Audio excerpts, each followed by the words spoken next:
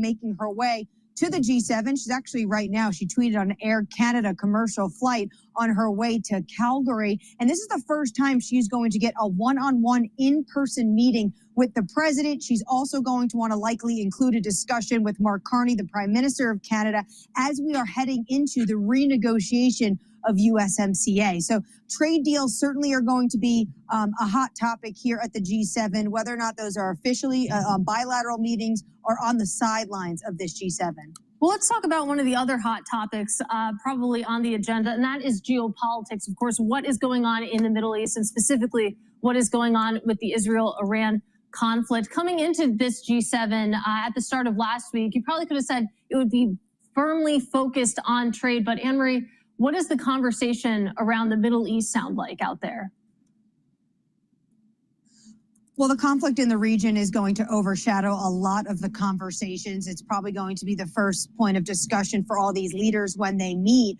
You have a number of leaders like Emmanuel Macron yesterday speaking before he headed to Canada, talking about the fact that he wants to see de-escalation. The president, though, has really left paths open. He talks about the fact that he wants a diplomatic route. He was sending his envoy, Steve Witkoff, to have these negotiations with the Iranians, but gave them a timeline. And then he didn't exactly tell the Israelis not to strike, but didn't say to do so. What he has said to ABC over the weekend was it was, quote, possible that the U.S. would get involved, but they're not involved right now. I saw you speaking earlier to one of our Middle East reporters, Dan, at the top of the program, and Dan is exactly right. The big question right now is whether or not the U.S. would get involved if it comes to one specific nuclear facility, and that's Fordo, that the nuclear site's buried deep into the mountains, and experts have long said that the Israelis just don't have those capabilities. The U.S. at the moment is helping Israel when it comes to defense, but a key question and likely to be discussed at the G7 is would they would ever take that step when it comes to an offensive front. All right, Anne-Marie, plenty of important conversations happening out in Canada. We'll be checking in with you throughout the G7. That is Bloomberg's Anne-Marie Hordern. Meanwhile, we're about 20 minutes away from the opening bell. Let's take a look at some of the big movers this morning, and a lot are coming from the health sector. You have Sage surging. That's after Supernus plans to acquire the neuro-focused drug maker. Shares up 35%. Totally different story for Sarepta this morning, downgraded after a second patient died during its gene therapy trial. That is worth a 40% drawdown in the pre-market, and the news breaking a little while ago that Sarepta will also suspend its 2025 revenue guidance after that patient death. On the good news front, let's end on an up note. You have Insight upgraded over at Stifel after strong trial data for its blood disorder treatment. Shares up about 5.5%, Matt Miller. All right, interesting look at the healthcare sector there. We'll continue to keep track of all the individual stocks on the move for you. Coming up, Mark Zuckerberg is doubling down on Meta's AI strategy. We'll look at why investors like the idea of spending more and more and more and more money on AI. This is Open Interest.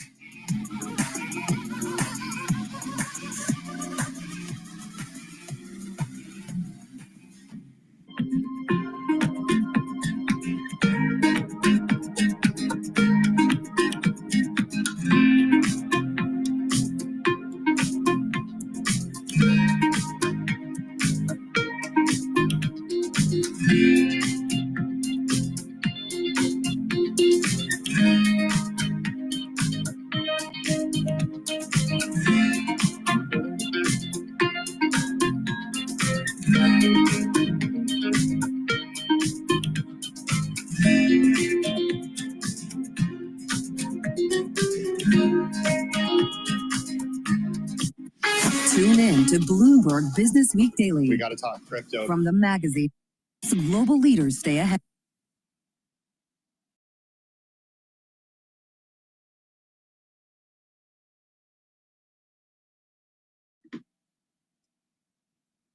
This is now from Abbas Aslani, who joins us live from inside Tehran. He's a journalist and also a senior research fellow at the Center for Middle East Strategic Studies. It is great to have you this morning. Thank you for joining us.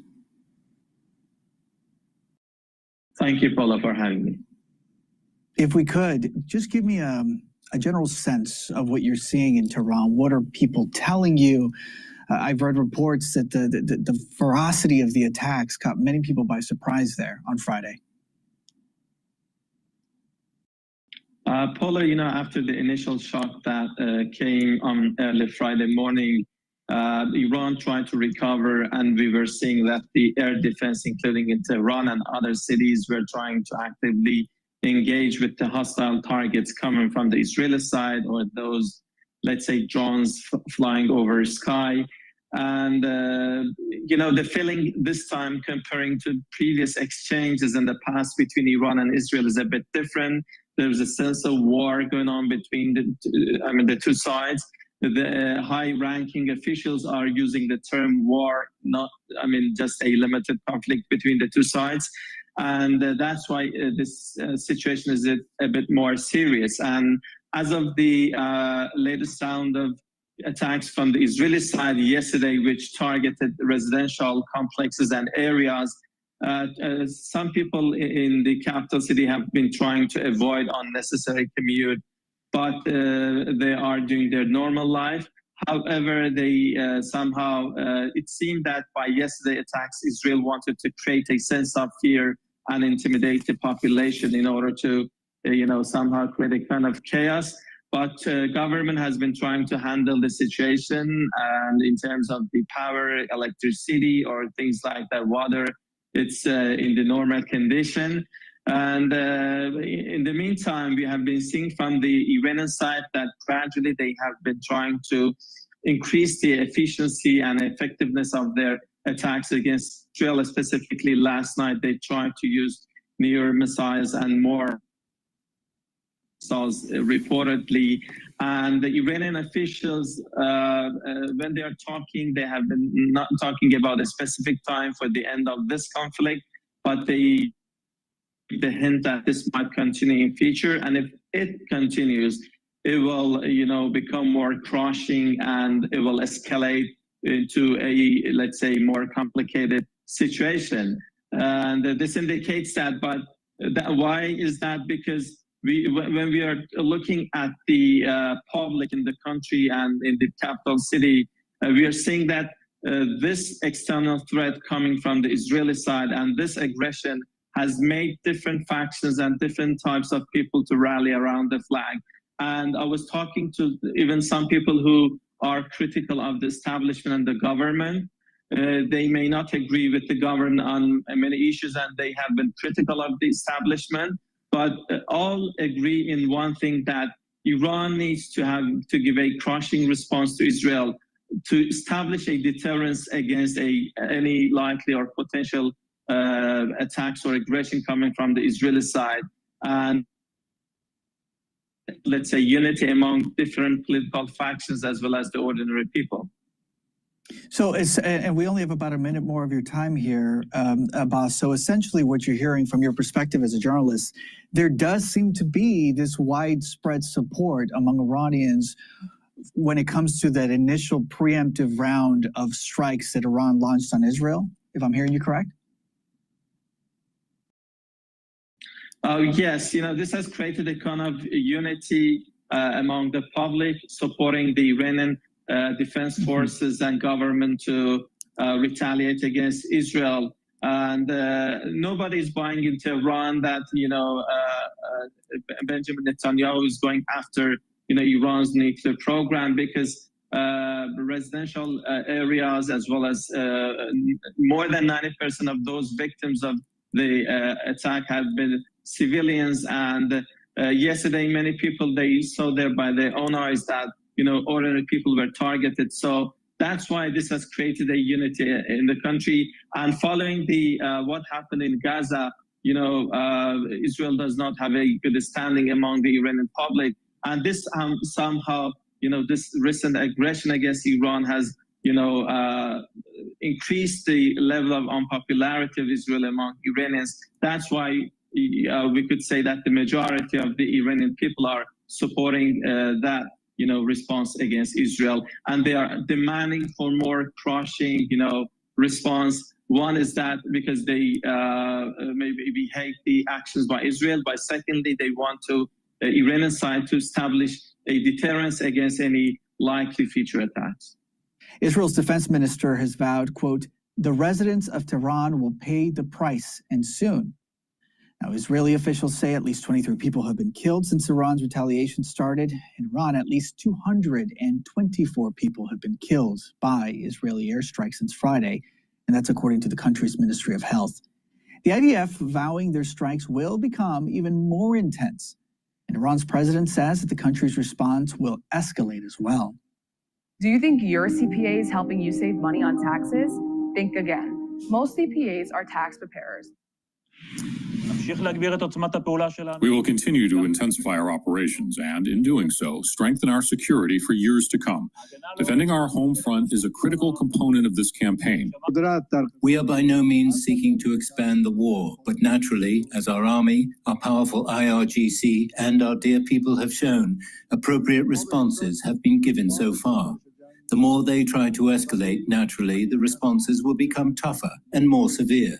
More innocent people may lose their lives.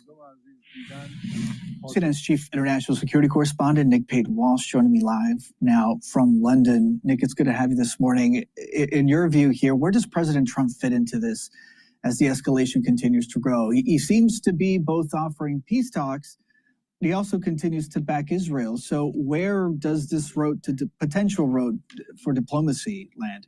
Yeah, I mean, it's been particularly opaque to work out exactly what the Trump administration wanted prior to this. And now it appears that they label these Israeli strikes as very successful, exactly what they think their future position may end up being here. But President Trump, over the past hours, has said that the Iranians are talking, suggested that perhaps there could be a deal here. And I think for the moment now, while it appears that, as far as we know publicly, the United States is not materially involved in these Israeli strikes, that they may be holding themselves out as a potential off-ramp for some kind of diplomatic de-escalation here. Now, clearly, there were suggestions overnight, too, that an Israeli thought to kill the Iranian Supreme Leader, Ayatollah Khamenei, may have been something that was vetoed by the United States. And so there are suggestions, potentially, that the Trump administration is maybe trying to have it both ways, suggest they have some sense of control or veto power over exactly what Israel does, while at the same time aren't necessarily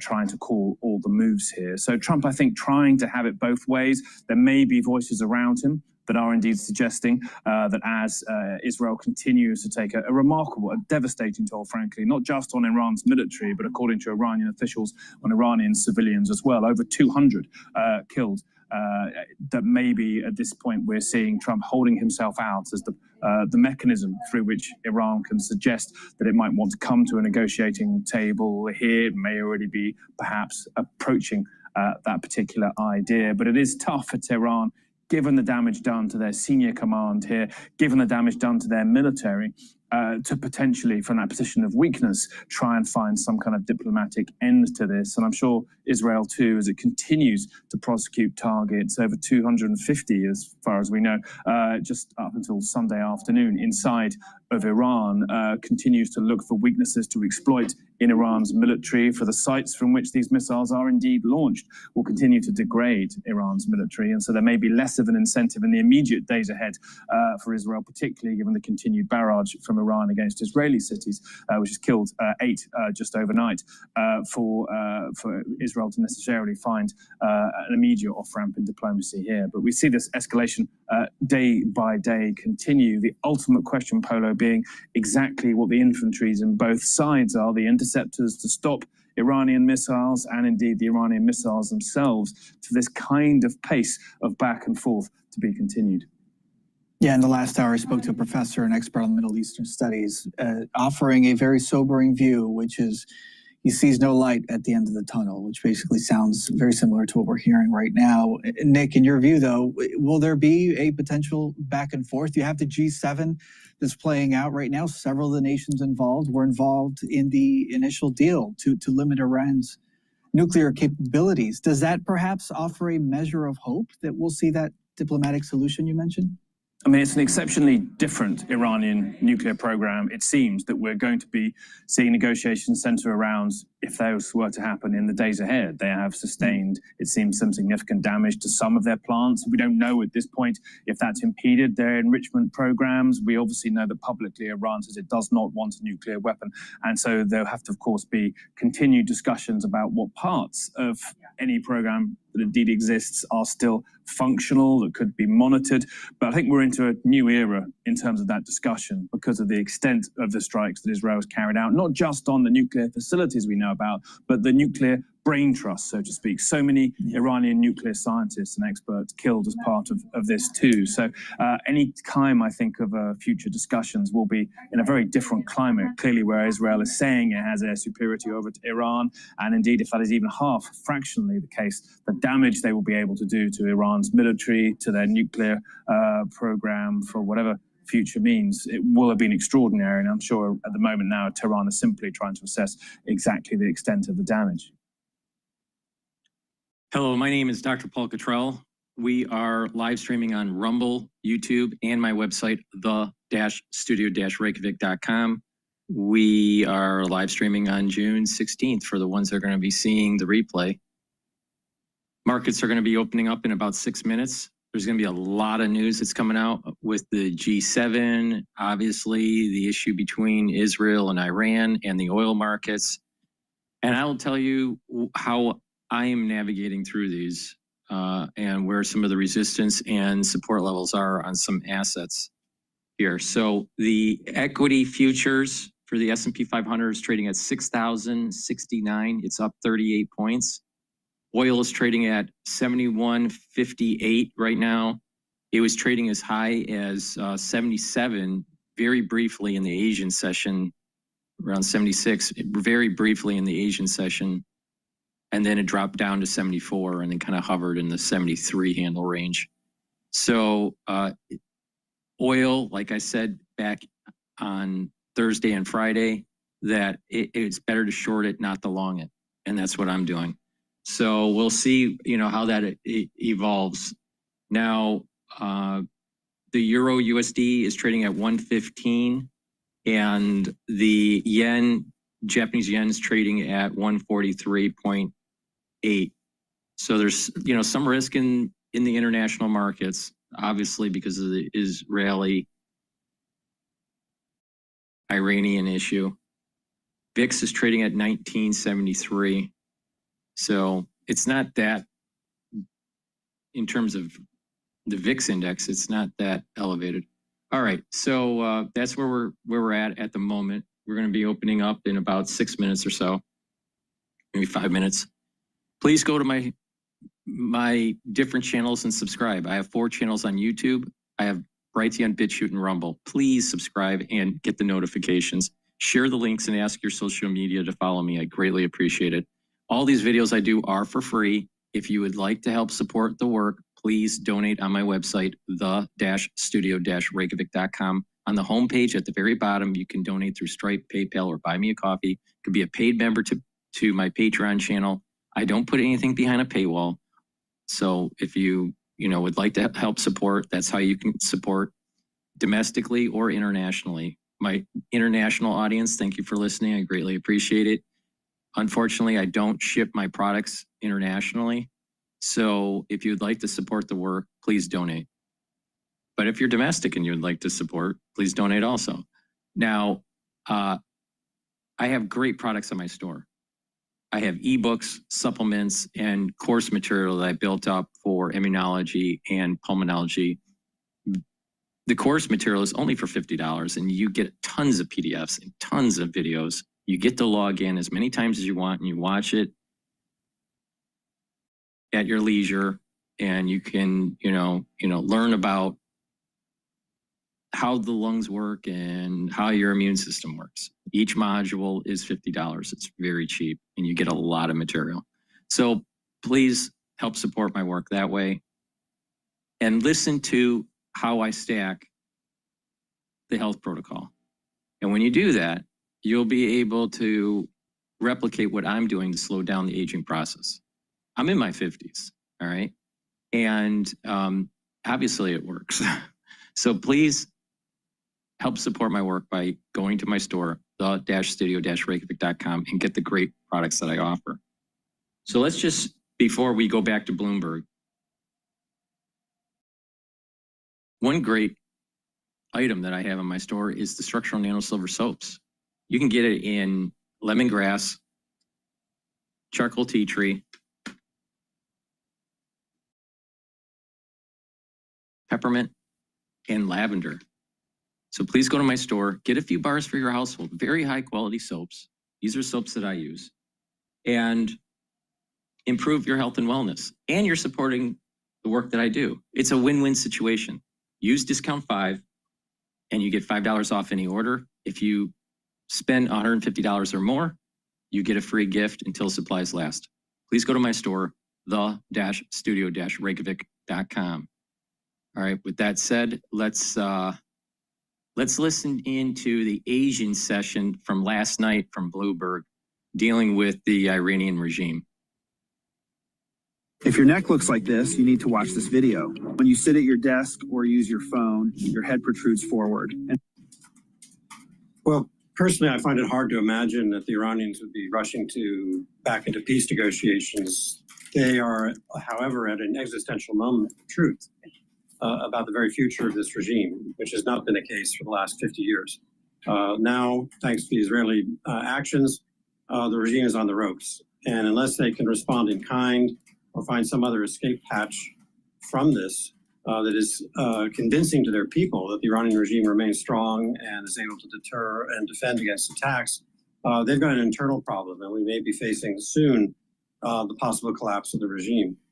And I think, frankly, were they to rush into talks under pressure like this to capitulate and be flexible in the ways they were before, would be an admission to their own people about their own vulnerabilities and weaknesses. So I doubt very much that will put off this moment of truth. If they can't respond in kind to the Israelis, and so far they've been unable to do that, to penetrate significantly Israeli air defenses, they have a real problem at home.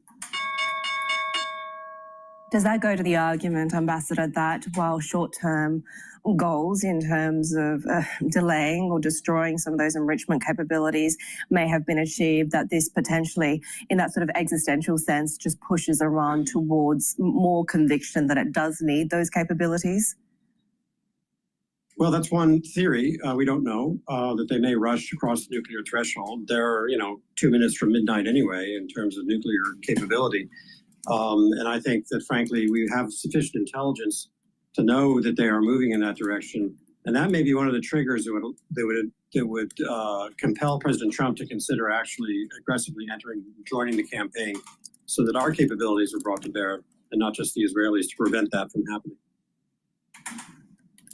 One of the arguments, of course, in terms of the timing is the perceived weakness of some of those Iranian proxies. And as a former ambassador, when it comes to Lebanon, what do you see as the state of those proxies at the moment in terms of the ability and willingness to respond?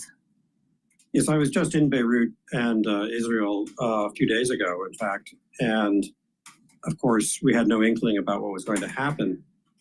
Hezbollah is definitely out of options. They really are unable at this point to exercise any meaningful influence within Lebanon, let alone pressure on Israel. The problem was in the Lebanese internal scene, that whenever the United States and Iran appear to be talking, it freezes our allies and Iran's allies. No one wants to compromise. No one wants to take risks without knowing where power is going to end up in the Middle East.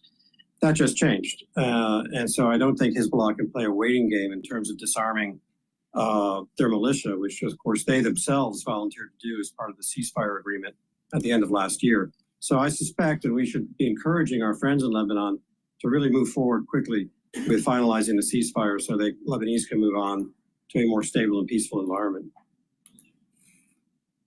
You mentioned, of course, the domestic issues that Iran could face from here. How much is it for the supreme leader, not just about keeping the nuclear progress for his country, but also just achieving his own survival at this point? I really do think that's the key question. And I think analysis, at least in the United States, hasn't really caught up with that reality. We're still sort of analyzing, what does the escalation mean for the region? And obviously, that's the key question. But if you look at the options he has, he can either respond in kind with attacks on Israel. That isn't working. He can try to attack American bases in the Middle East. That would draw the United States into the war, which is hardly in his interest. He can go after Saudi or Emirati oil installations, but I think that also would reinforce to his public that he can't deal with a real threat, which is not them, but rather Israel. Or he can rush back into negotiations, which also looks like weakness. So I think he's facing a real problem. And the regime was already sort of in the twilight period. No one quite knew what was going to happen after this aged man dies. Now the real pillars of the regime were the IRGC and the security establishment, and they are decimated. There's no longer any command and control, including, most importantly, the 3 million basijis, the thugs who are paid by the IRGC to really enforce the will of the regime against the populace. And if they're not paid and if they're not directed by the regime, they will melt away like an ice cube. Being an entrepreneur takes a toll on your family because you can't turn off your business brain when it's family time. Talking about domestic issues, of course, we know that President Trump faces his own. We have seen the protests around the immigration in that country, but now President Trump also wanting to impose more travel bans on other countries, including on partners such as African nations, not to mention Pacific Island nations, which we knew it was really a matter of influence between Washington and Beijing as well. When it comes to the Middle East, do you see any other spheres of influence growing other than the key players that have been in the game so far? The influence of China, for example, when it comes to Saudi Arabia, Iran as well.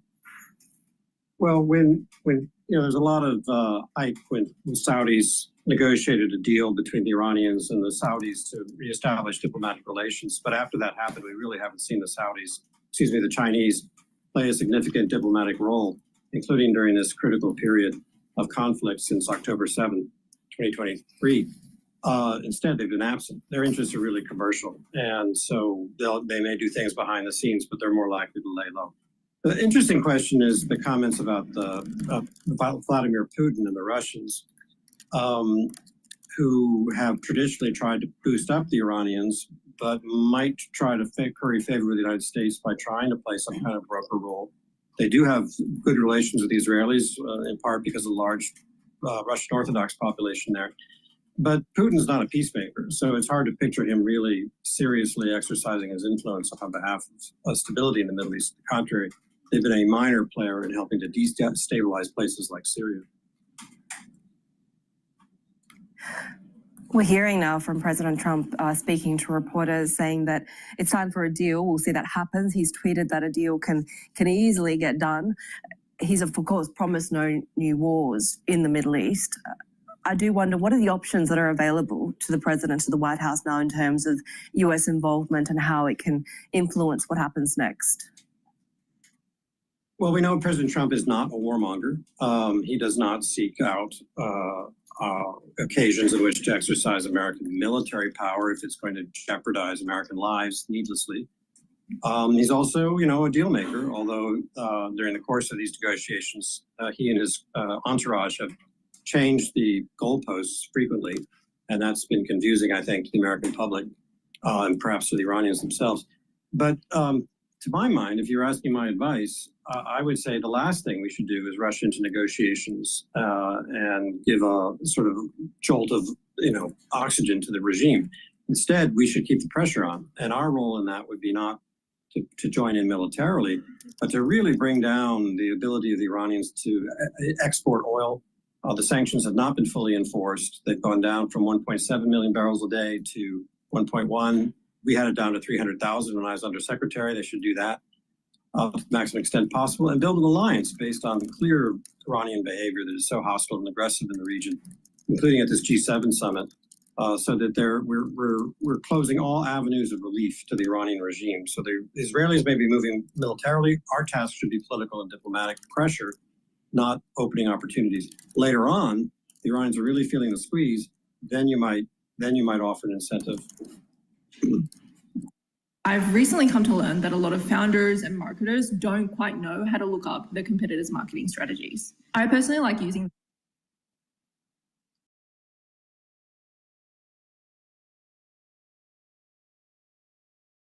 All right, so we're going to go back to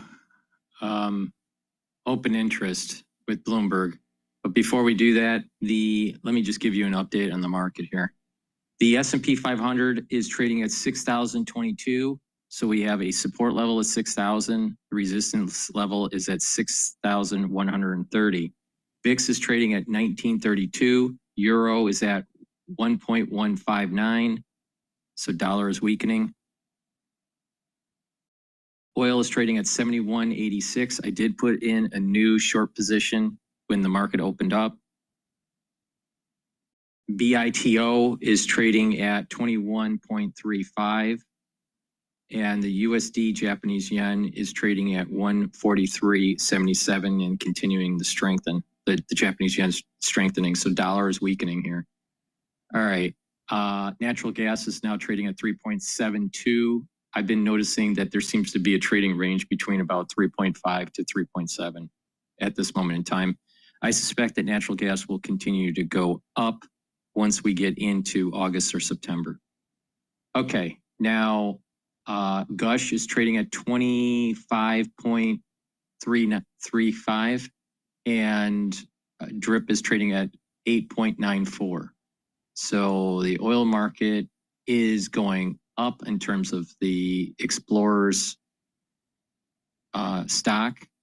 That's probably tied to an uptick in the broad index, and oil futures is going is cycling. It looks like it's cycling downward from last night, and it's trading at 71.91 right now.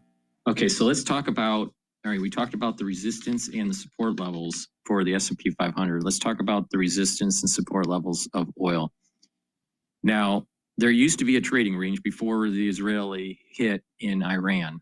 And that trading range used to be around 61 handle to about a 63, 64. Now, we are shifted upward because of this risk. Now, I think fair value is around 65 to about 68.5. But because of the event risk and the chances of the Strait of Hormuz potentially being blocked, oil could go up. All right. But I think that the chances of that happening are low, and that oil will slightly drift below the 68.50. But that's my take. So that's the reason why I'm shorting. Okay. If you don't, if you think the other way, then long it. It's up to you. All right, so we have a resistance level right now at 72.95 for oil. It's trading at 72.11. So resistance level at 72.95, support level at 68.50. All right, so chances are we're going to be bouncing around between 72.95 and 68.50. Now, if we hear, further escalation,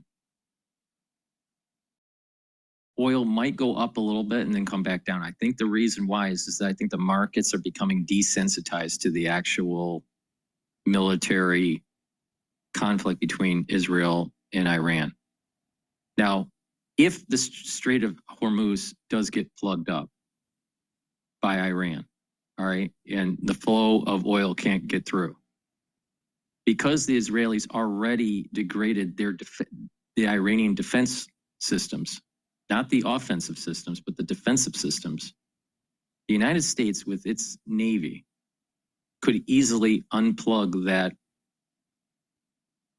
blockage at the Strait of Hormuz and further get into Iran with not worrying about our planes being shot down. So as Israel continues to degrade, not just the nuclear capability of Iran, but its defenses, it's the defense surface-to-air missiles, then it's just going to be easier for the United States to come in. So that's why I think that it's a losing game for Iran if they are going to block the Straits of Hormuz. So even if they did, oil might spike up maybe $5, but the United States would respond so quickly that it's going to come back down. So it's better to short. So if it does spike, I was kind of hoping that it would spike this morning, but it didn't. It just kind of drifted from the Asian session downward. But my take is it just seems like there's a momentum to go down, not to go up. So I think there's going to be a new trading range compared to the pre-excursion into Iran. And that new trading range is probably around 65 to about 68.50. Okay, so that's what I think is going on with oil. So please help support my work by going to my store, the-studio-reykjavik.com, and get the great products that I offer. These are products that I use. I stack them a certain way to target certain systems to slow down the aging process, to have more energy, to have a better immune system. So throughout this whole session, I'm going to be talking about how to stack them affordably so you can improve your health and wellness. So having a good foundational set of supplements is super important, and then you add to it, and that foundation is a multivitamin and probiotics. So let's talk about the multivitamin right now. This multivitamin on my store, the-studio-reykjavik.com, is easy to digest. So that's super important. This has vitamin A and the B vitamins and D3 and folate and manganese and selenium and zinc. So it has a lot, all right? So it's a great foundational multivitamin. And you want to build off of that and add to that protocol. The reason why you want a multivitamin is these vitamins are cofactors for enzymatic activity. And when you have the proper cofactors for enzymatic activity, your cellular metabolism is better. Your tissues perform better. And you can build off of that and slow down the aging process. So taking a multivitamin is super important. Now, people would say, well, I just eat a balanced diet. Not enough. Not enough. So please go to my store, the-studio-reykjavik.com, and get the multivitamin. Use discount 5 and you get $5 off any order. And if you spend $150 or more, you get a free gift until supplies last. Now, eating a balanced diet is important, but people don't realize what is the goal here. The goal here is to slow down the aging process and to boost up the immune system. You can't do that just by eating properly. You are helping your body. If you take two different patients, one that eats McDonald's all the time and one that eats a healthy diet, but doesn't take supplementation, the one that's eating a healthy diet, all right, vegetables, some meats, some, exercises, all right, would that patient be healthier? Most likely. But the thing is that we're not talking about just health. We're talking about slowing down the aging process. And you need to kick it in overdrive in terms of supplementation and a holistic approach. Now, part of the holistic approach is a proper diet and exercise. But it's also proper supplementation and spirituality or meditative practice, the 4 modalities of exercise, which are resistance training, cardio, balancing, and stretching exercises. Those are all really important. Learning new things. How do you help your brain if all you do is eat carrots and eat a vegetarian diet? You need to read a book too. And if someone says, well, they're just vegetarian or they're just eating healthy, well, do you really have good bone density if you're not doing resistance training? See the point that I'm making? The point here is it's a holistic approach, and part of that holistic approach is proper supplementation to target those systems. So if someone says you can be healthy and just eat a proper diet and that's all you need to do. You don't need to do supplementation. You could be healthy, but that doesn't mean that you're slowing down the aging process and boosting up your immune system. That's the point that I'm making. So if you look at these people that are anti-agers or you're slowing down the aging process, it's not just diet. It's a lot more than just diet. It's not just supplementation either. It's a lot more than just supplementation. So it's a holistic approach. So it's a change of lifestyle. So please just listen throughout the broadcast and you will learn on how to do this. I do this. It's obvious it's working. I'm in my 50s. So please go to my store, the-studio-reykjavik.com, and get the multivitamin. And again, if you use discount 5, all caps, discount 5, the number 5, discount 5, you get $5 off any order. Spend $150 or more, you get a free gift until supplies last. And oh, by the way, I tell you how to make money in the market. Guess what? I'm shorting oil. tariff regime are may have to raise prices at some point, and I think that would upset the market share table, especially if GM sticks to its guns, as Paul Jacobson, the CFO, told us last week, and as Royce told you over the weekend, and they don't raise prices, they could gain some market share here. David, what's your take as, I mean, you should be a skeptic as a journalist, right? And you are, but Cadillac had an amazing, really an historic lockout of the front row there. And does it change the way people perceive of the brand? You know, because typically I think this is like my grandfather's luxury car, right? But here they are in hypercar with 1,000 horsepower, just, doing warp speed around an iconic track. Is that really important for them? Yeah. I've always been skeptical of how much racing actually helps with marketing, especially open wheel racing. It depends on how hard General Motors wants to push Cadillac in Europe. I think that's where Le Mans and a lot in that racing circuit really helps more. I watched it. It was a great race. Absolute great race. So Porsche placed second, Ferrari placed first and third. Cadillac, I believe, placed fifth. And then Toyota, I think, placed sixth. And then there was another Ferrari car that placed fourth. Kind of second fiddle to the European luxury brands sold in the U.S. It takes a long time to rebuild that. And I think that's the road they're on. All right, David, great to speak with you. That is Bloomberg's David Welch with the latest on the auto industry. And coming up, Airbus making news at the Paris Air Show with a pair of orders from Saudi Arabia worth $17 billion. We head to Paris next. This is Open Interest. Yeah, I thought it was a great race. And what's interesting is over the radio, one of the drivers thought that they hit a rabbit at night. And then what's interesting is that the Formula One in Canada, one of the drivers hit a groundhog.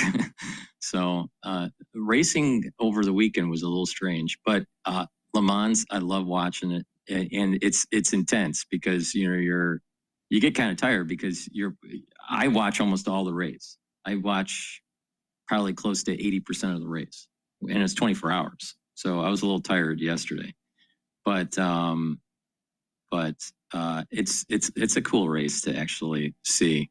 But watching these hypercars, so basically there's three classes. There's the hypercar class, then the P2 class, and then the GT3 class. And just watching it is really cool. I don't know, but I'm a car guy, so. But those hypercars are super amazing to watch, and they're going. I saw some of the drivers getting up to in the straightaway at about 325 or maybe even 330 kilometers per hour. So, but yeah, it's pretty cool. I believe Porsche won the GT3. Cadillac did pretty good in terms of hypercar. Placing fifth, I think it was. And GM was also Ford and GM was represented in the GT class, GT3 class, with the Corvette. I don't know how it placed, but it seemed to be competing with Ferrari in the GT3 class. The Mustang, that was the representation for Ford. I just think that the Mustang is a little tired. I think, with these GT, I think the Mustang, honestly, and people would say I'm crazy, but they might say that, this idea that I have for the Mustang is absolutely crazy, but I think the Mustang needs to become a mid-engine. Just like how Corvette decided to go mid-engine, and the Corvette design, the shape is radically different. I think that something similar has to take place with the Mustang, and it'll change the shape of the vehicle. It'll move more. It'll compete more with the Corvette. You know, back in the day, Mustang was important to compete with the Corvette, but then GM also created the Trans Am and the Camaro, and that was kind of like a competitor to Mustang also. But Mustang needs to kind of just up the game and move to mid-engine and radically change the body. Even though it deviates from its DNA, Corvette did it. You know, Corvette decided to move to mid-engine and it radically changed the body style. And it created a new era for Corvette. The same thing could happen with Mustang if Ford got their act together. But what Ford did was that they were pushing the GT40 as their mid-engine, and that would have been competing with the Corvette. But it's the price range for that is way too high. All right, so I think that they need to upscale the Mustang, make it a direct competitor to Corvette. Okay, enough car talk here. All right, so let's listen into Bloomberg here. A lot of the big CEOs, like Tim Clark from Emirates, is not here. A number of other large Middle East carriers are not here as well because they've got huge challenges as a result of what's happening between Iran and Israel right now in terms of managing airspace, making sure that their flight crews are safe, what they're doing, their passengers and everybody else are safe as well. So all of that's kind of putting a bit of a dampener on an already really stressed industry. Big move in oil right now. All right, oil is now dropping to 71.36.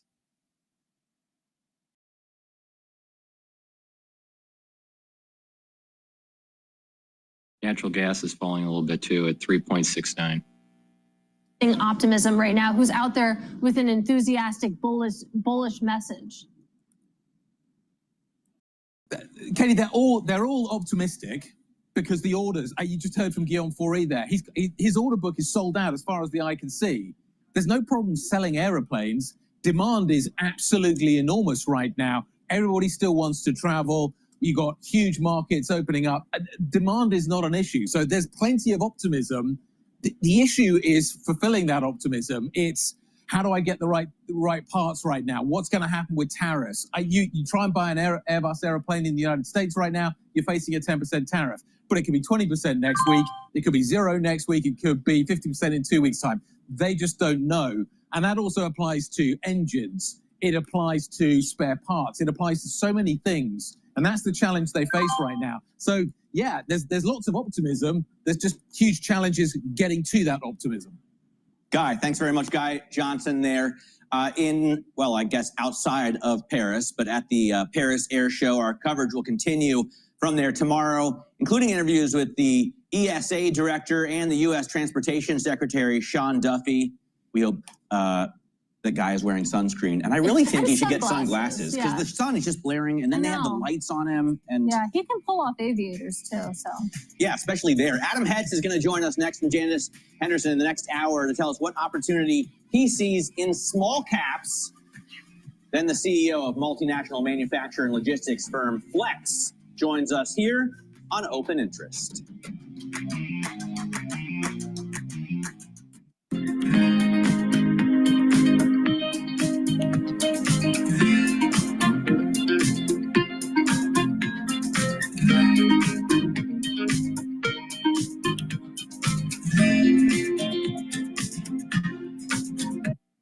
All right, so I'm watching oil really closely here. It's trading at 70.21. It's looking like it's bouncing off of the 70 handle. It's going to probably cycle back up. I closed one of my positions in short, and then I'm going to wait it out. Let's see if it mean reverts, and then I'm going to short it again.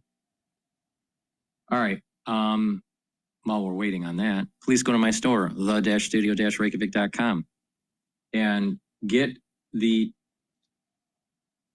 probiotics. Now, probiotics are also a foundational piece for the health protocol. I have it in powdered form, which is the way I take it, and also the veggie cap form. Either one you should be taking every day. It's very high quality. And what happens is that by taking a good probiotic, you're producing a good gut biome. It'll bring down inflammation, help with the gut's immune system, increase the mucosal barrier. Your IgAs are going to increase. You're going to be able to absorb your nutrients better. Your metabolism will be better. You'll have less inflammation. Your skin, your hair, your nails will improve, and you'll sleep better. In addition, your mental acuity will increase.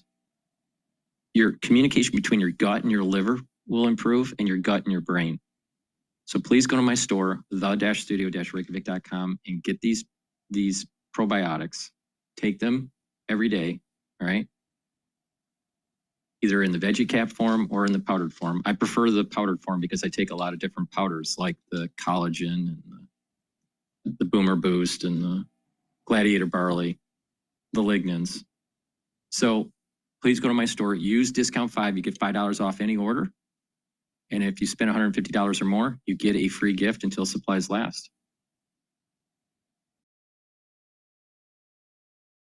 Like we need to cut costs because we're growing our revenue so much. We want to grow our revenue into our existing cost structure. And there's no need to reduce the cost as long as we're being efficient with what we allow our cost growth to look like.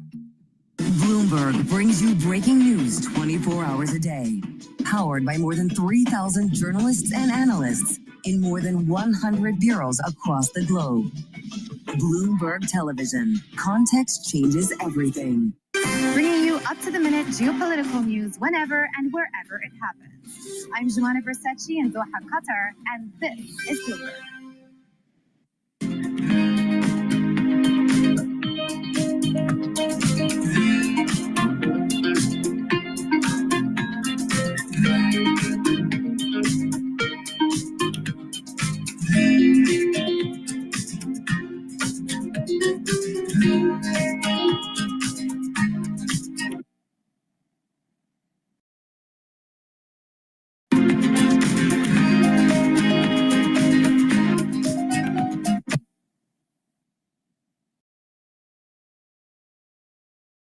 Hour, sponsored by Progressive Insurance. I'm Deborah Rodriguez. The hunt is over for the man accused of killing a Minnesota lawmaker and her senator and his wife. CBS News spoke with the suspect's friend and roommate. He was a very giving person. No one would think he's capable of this. And he lived his life like that. And he was a Christian and he went to church every Sunday. Whatever this was, he kept it well hidden from his wife and all that. I'm Peter King. Law enforcement officers flushed Vance Belcher out of the woods near his home in Grand Isle, Minnesota, about 60 miles from the crime scene. Minnesota State Patrol Lieutenant Jeremy Geiger. The suspect crawled to law enforcement teams and was placed under arrest at that point in time. Belcher's first court appearance is scheduled for this afternoon. He faces 2 counts of second-degree murder and 2 counts of second-degree attempted murder. Walls. We will put every ounce of effort that the state of Minnesota has to make sure that justice is served and the individual responsible for this serves the time for the unspeakable act. Israel's military has just warned CNBC. They're talking about the Strait of Hormuz as a potential for large disruptions. Let's just listen. It's short. It's only 4 minutes long.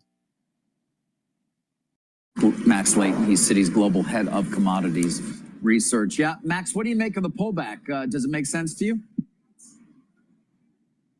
I had thought we would be a bit stronger today. I mean, over the weekend, some of the betting markets were showing a rising possibility of the Strait of Hormuz being affected. And yeah, I would have thought it would have been a bit stronger this morning, but clearly there was a lot of short covering, a lot of call buying on Friday, and no follow through with actual long positions today. Is the Strait of Hormuz sort of the key here in terms of monitoring whether the conflict has extended beyond what is the current back and forth? And would that have a significant impact on the oil market? It is a key. We don't think, we think it's highly unlikely that Cargo Island will be brought into this, and therefore Strait of Hormuz is the really the potentially large oil supply disruption if it does happen.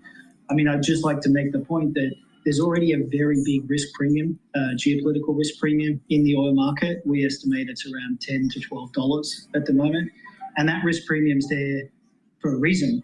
There's been no real oil export or oil production disruption in Iran, and yet the market's trading $10 to $12 higher, and that obviously reflects the potential for there to be a significant, if not, if temporary, disruption to the Strait of Hormuz supply. What about Iran's own oil production, which doesn't appear to be targeted by Israel at this point, but what is the thinking right now in the market about whether that oil will continue to flow and whether there's enough or the political will, for instance, from Saudi to make it up? Yeah, I think the broader backdrop that OPEC Plus is moving to return its barrels is really important to help to explain why there hasn't been any follow through in terms of fresh long positions in the market today. Often people, investors, when they're thinking about putting on a trade, they need not just the short term to be bullish, and there's obviously catalysts for higher prices potentially in the very near term. But they also need the medium to long run outlook to be bullish. And I think just winding back the clock a couple of weeks, many analysts were calling for $50, $40.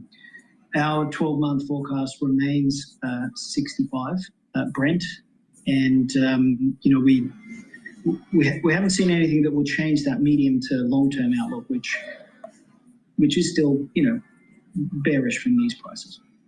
Max, the other thing we keep looking at, and we did this in 19, we did this in 24, the long-term degradation of oil intensity on the economy and as a share of household disposable income. I mean, isn't the bar getting higher and higher over time for oil to truly disrupt markets in general? Yeah, that it is. I wouldn't want to play it down too much. This does have the potential to get a lot worse in the very near term, and that's why the risk premium is so big, around 15 to 20% of the total crude oil price. And yes, it's certainly fallen as a share of GDP, oil consumption, and the value of oil consumption, and certainly in the US, which has shifted to a more, dramatically more service economy over the last couple of decades. Having said that, the US directly consumes about $650 billion worth of oil last year, and a 10% move is $60 billion.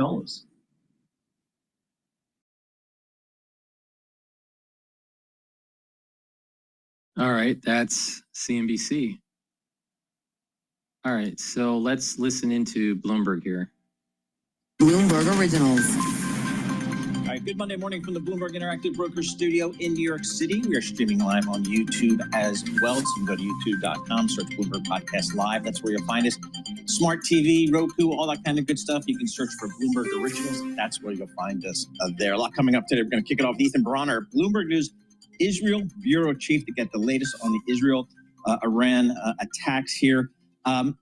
Headline crossing the Bloomberg terminal. According to the Wall Street Journal, a battered Iran signals it wants to de-escalate hostilities with Israel and negotiate. Again, according to the Wall Street Journal, we'll have more reporting from Ethan Bronner coming up on that. David Gura, correspondent for Bloomberg and host of the Big Take podcast. He's in Canada. He's at the G7. We'll get the latest reporting there. Phil Orlando, Chief Equity Market Strategist at Federated Hermes, will get his market call. And Ellen Wald, President of Transversal Consulting. She is one of our go-to voices on the global energy markets. I will get her thoughts right here, given some of the geopolitical issues in the Mideast. So a lot coming out in the next couple hours. We'll keep you posted on these markets, which are running. The S&P's up over 1%. We'll get John Tucker, a Bloomberg Business Flash. John. All right, guys, and this Bloomberg Business Flash being brought to you by Commonwealth. Join over 2,000 independent financial advisors who are taking control of their growth with advisor-centric support and future-ready technologies. Grow on your own terms with a partner dedicated to your success. Go to commonwealth.com. There's definitely bigger moves in the currency market right now. Dollar is weakening, but the 10-year Treasury price is going up right now, which is a lot. 3.67 for natural gas, and oil is trading at 70.48 right now. I'm waiting for it to mean revert back to about 71.84 before I'd probably short again. We'll see what happens. Markets, they can push higher. Look, I don't think it's a straight shut up from here, and I certainly don't think we're going to have a third year in a row where the S&P is going to do 20%. But can the market end the year higher? Yes, it can. And I think one of the main reasons is the odds of recession. It's definitely going to be higher. It's going to be higher. It's going to be at an all-time high in July, unless the world goes to hell. All right, let's look at BITO. BITO is the ETF for Bitcoin. Now, Bitcoin has been having problems to, getting back up to the 110 mark and above. Again, you can make money on Bitcoin, but it's not a store of value. If someone says it's a store of value, you don't know what you're talking about because it's too volatile. All right, so 107 right now it's trading at. So BITO is the ETF to long Bitcoin. To short Bitcoin, you would use the ETF BITO. So that's what I've been doing, all right? So right now for BITO, we have so it's trading at 21.45. The resistance level is 21.48. So it's right at that resistance level. Now the question is, will it break it? If it breaks it, then you're going to see a BIT. You're going to be seeing Bitcoin going, maybe to 108 or so. All right. So we have a resistance level of 21.48, and then if that breaks, the next resistance level will be 22.50. Support level, if this fails, is 20. All right. So right now it's testing that resistance level right at this moment in time, BITO. Now, typically when the equities go up, Bitcoin goes up. So BITO should be moving upward here.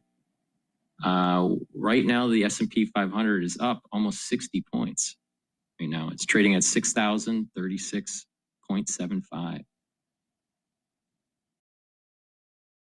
That will rely on wireless networks and hardware that is, quote, made in America. And so you can imagine this is probably going to pose a lot of competition for the traditional carriers that we have in the market at the moment. But, we do have Bloomberg Intelligence analysts saying that, separately, T-Mobile specifically, its sales probably going to rise at a compound annual growth rate of 4.5% over the next 3 years from this year because of its lead in 5G, which is yielding greater market share. So if there is going to be a competitor in the form of a Trump-branded mobile provider or network provider, T-Mobile looks particularly insulated from that. Interesting. I want to see how that Trump phone thing works. I don't know about that. I don't know how that actually works. All right, MGM. MGM, yeah. So we have those shares up today, more than 4%. So ticker MGM, that is because it's BetMGM joint venture with Entain in the UK raised its net revenue and EBITDA guidance for the fiscal year in the current year. And that's after they already had a strong second quarter trading showing. So, this is their joint venture with Entain in the UK that operates a number of sports betting brands over there, including Ladbrokes and Party Poker. So both companies benefiting from that optimistic guidance. All right, Insight, what's going on there?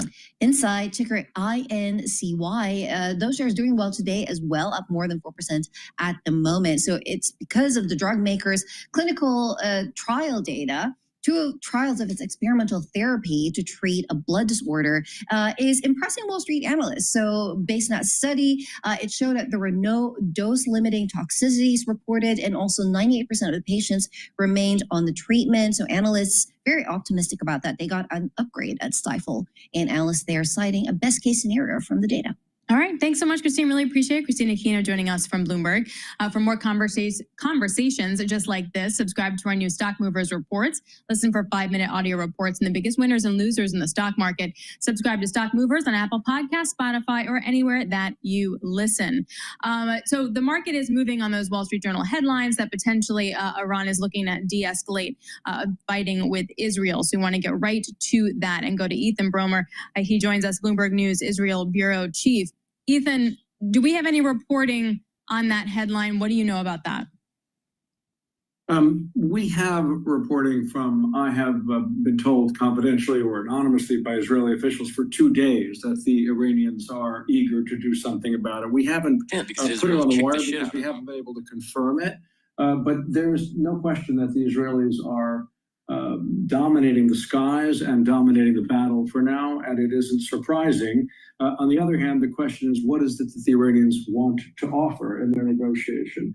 They've never agreed to end enrichment of uranium on their land, and that is the sort of bottom line for both the United States and Israel. So a return to negotiation may mean nothing. We'll have to see what it means. Ethan, what is the, I guess that kind of goes to the bigger question. I've heard some reporting over the weekend that maybe there's even a small chance of regime change there in Iran. That seems far-fetched. But have they been so embarrassed, the leadership of Iran, and dealt serious military setbacks that is even on the table? Well, it's not officially on the table, right? It's in theory, it's kind of the grand dream of the Israelis that there would be a change of regime, because it's really not so much the ability of Iran to make a nuclear weapon that you can't remove. That knowledge exists, and a lot of the equipment is there. It's who's behind it, who's got the equipment, and the Israelis are desperate to have a regime, a government in office in Iran that is not dedicated to Israel's destruction. So absolutely, it is an unstated but clear goal of this government. Well, that's actually quite significant, because if you read many of the research reports, they all point to, if the end goal is regime change, then things could get really ugly. So if it's an unspoken goal, does that lead us then toward that scenario? And I mean really ugly in that, for example, Iran's not going to care anymore about sending oil to China. They're going to be doing something very different with their satellite individuals, as well as their oil and gas infrastructure. Look, I think you're right. I mean, we don't know where this is going, right? There's no question that if Israel really pushes the military side of it, it's possible that the Iranians would leave the non-proliferation treaty, that they would, go all out to make a bomb, go all out to be a rogue power. We don't know. The claim of the Israeli military and government right now is that this kind of military pressure could lead the regime to crack, and for those who want a different kind of government to rise up in the way that it happened in Syria. But, we have no idea if this is legitimate or correct. Within Israel, Ethan, are folks surprised at all about the success that the Israeli military has had in such a short period of time? It seems to have really gone in there prepared on all fronts. Look, you're right. I think people as Israelis are very proud and a little shocked. I think the whole world is shocked that Israel did this on Friday, when it seemed almost certain that it wouldn't possibly do it before the Sunday negotiation round that was due in Oman. It was a huge surprise. They'd been preparing it with enormous care. The penetration that Israel has in Iran is unbelievable, right? Their ability to sort of bring in all this equipment that took down particular launchers and also to kill particular people. It's been amazing. There's no question about it. Now, there's always this question of, is Israel getting cocky and too confident? And we shall see. But the music today is that this is really going well militarily. At the same time, 3, 4, 5, 6 people dying every day in this country from Iranian missiles has been pretty painful. Do we know what the global support for Israel looks like outwardly and also on the background? It's a good question. I mean, I think that it's a little unclear, because Israel was in the middle of this Gaza war that was angering the hell out of all kinds of allies. And so it was kind of in a bad mood about Israel. When this thing happened on Friday, I think it took everybody by surprise. And generally, the allies have said, and there was a statement, I think just today, by the chief foreign political officer of the EU, that Israel, that the Iranian nuclear program is a menace to society, to the world, and Israel does have a right. But let's please wrap this up, has kind of been the message. So far, it hasn't been, end it, but it is, let's move toward a diplomatic solution. And in theory, a diplomatic solution would be fine if the Iranians would agree not to enrich uranium on their soil. So far, they haven't agreed to. All right, Ethan, thank you so much. We really appreciate your reporting. Ethan Bronner, Israel Bureau Chief, Bloomberg News, joining us from Tel Aviv via Zoom. Again, the Wall Street Journal reporting that Iran may be open to de-escalation of tensions with Israel and maybe some negotiations, again, according to the Wall Street Journal. Coming up, we're going to check in with David Gurr. He's with President Trump in Canada, the G7 meeting. We'll get the latest reporting there. Phil Orlando, Chief Equity Market Strategist for Federated Hermes. He's going to join us as well. Is he buying this rally here? S&P up 1.1% here today. This is Bloomberg. Like I said, the S&P 500 is going to be at an all-time high, definitely this year and most likely in July. It's trading at 6,044 and the VIX is at 1874. Oil is trading at 70.34. I'm watching it very closely here. It seems to be mean reverting a little bit. It's a little bit of selling pressure here, a little bit. But I'll most likely put it in another short today for oil. I have multiple positions, but I closed out one this morning, and then I'm going to probably re-enter here. Okay, so BITO is trading at 21.47. It's battling that resistance level at 21.48. We'll see what happens with that. And natural gas is trading at 3.68. Let's go to a CNBC clip here. It's about 7 minutes long. And they are interviewing Harvard's Megan O'Sullivan on what the Israel-Iran conflict means for the U.S. Before we do that, please go to my store, the-studio-reykjavik.com, and get the vitamin C and magnesium. Vitamin C and magnesium is a dual purpose supplement. Vitamin C is going to help with your skin, but also vitamin C and magnesium helps with your immune system. And magnesium helps with your brain function, and it increases the efficacy of vitamin D3. So you should be taking vitamin C and magnesium right now. All right? Like right now. So please go to my store and get it. Super important. And also get the magnesium and zinc. Again, magnesium helps with brain function, helps the efficacy of D3, and magnesium and zinc will help your immune system. Stack them together for max benefit. So please go to my store, the-studio-reykjavik.com. Boost up that immune system, help with your brain function. Now, I've been saying for quite a while that in the next 5 to 10 years, you're going to see a lot of people having problems with their neurons, cognitive function, problems with gait, problems with kinematics, concentration. It's really important to start doing what you can in a holistic way and through supplementation and proper diet and exercise to improve your brain function. Super important. You better start paying attention to what I'm saying here.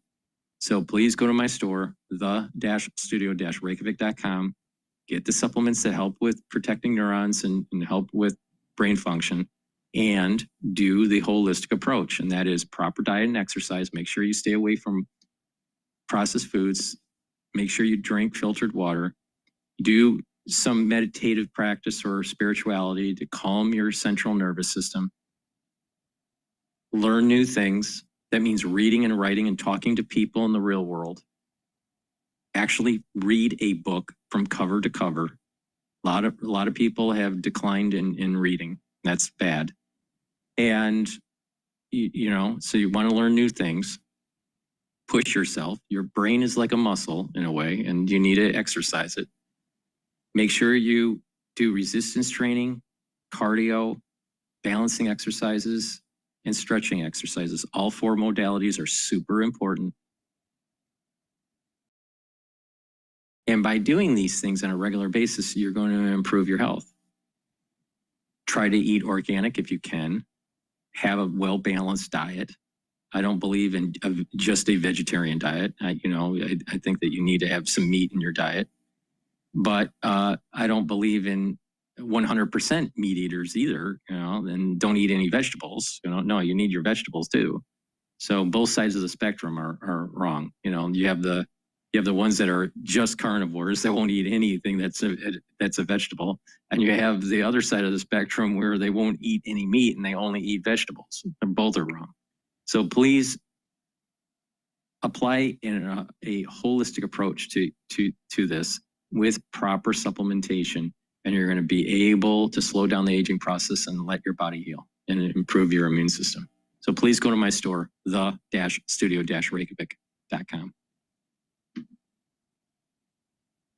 Holding a stake of more than 1% in the lingerie retailer.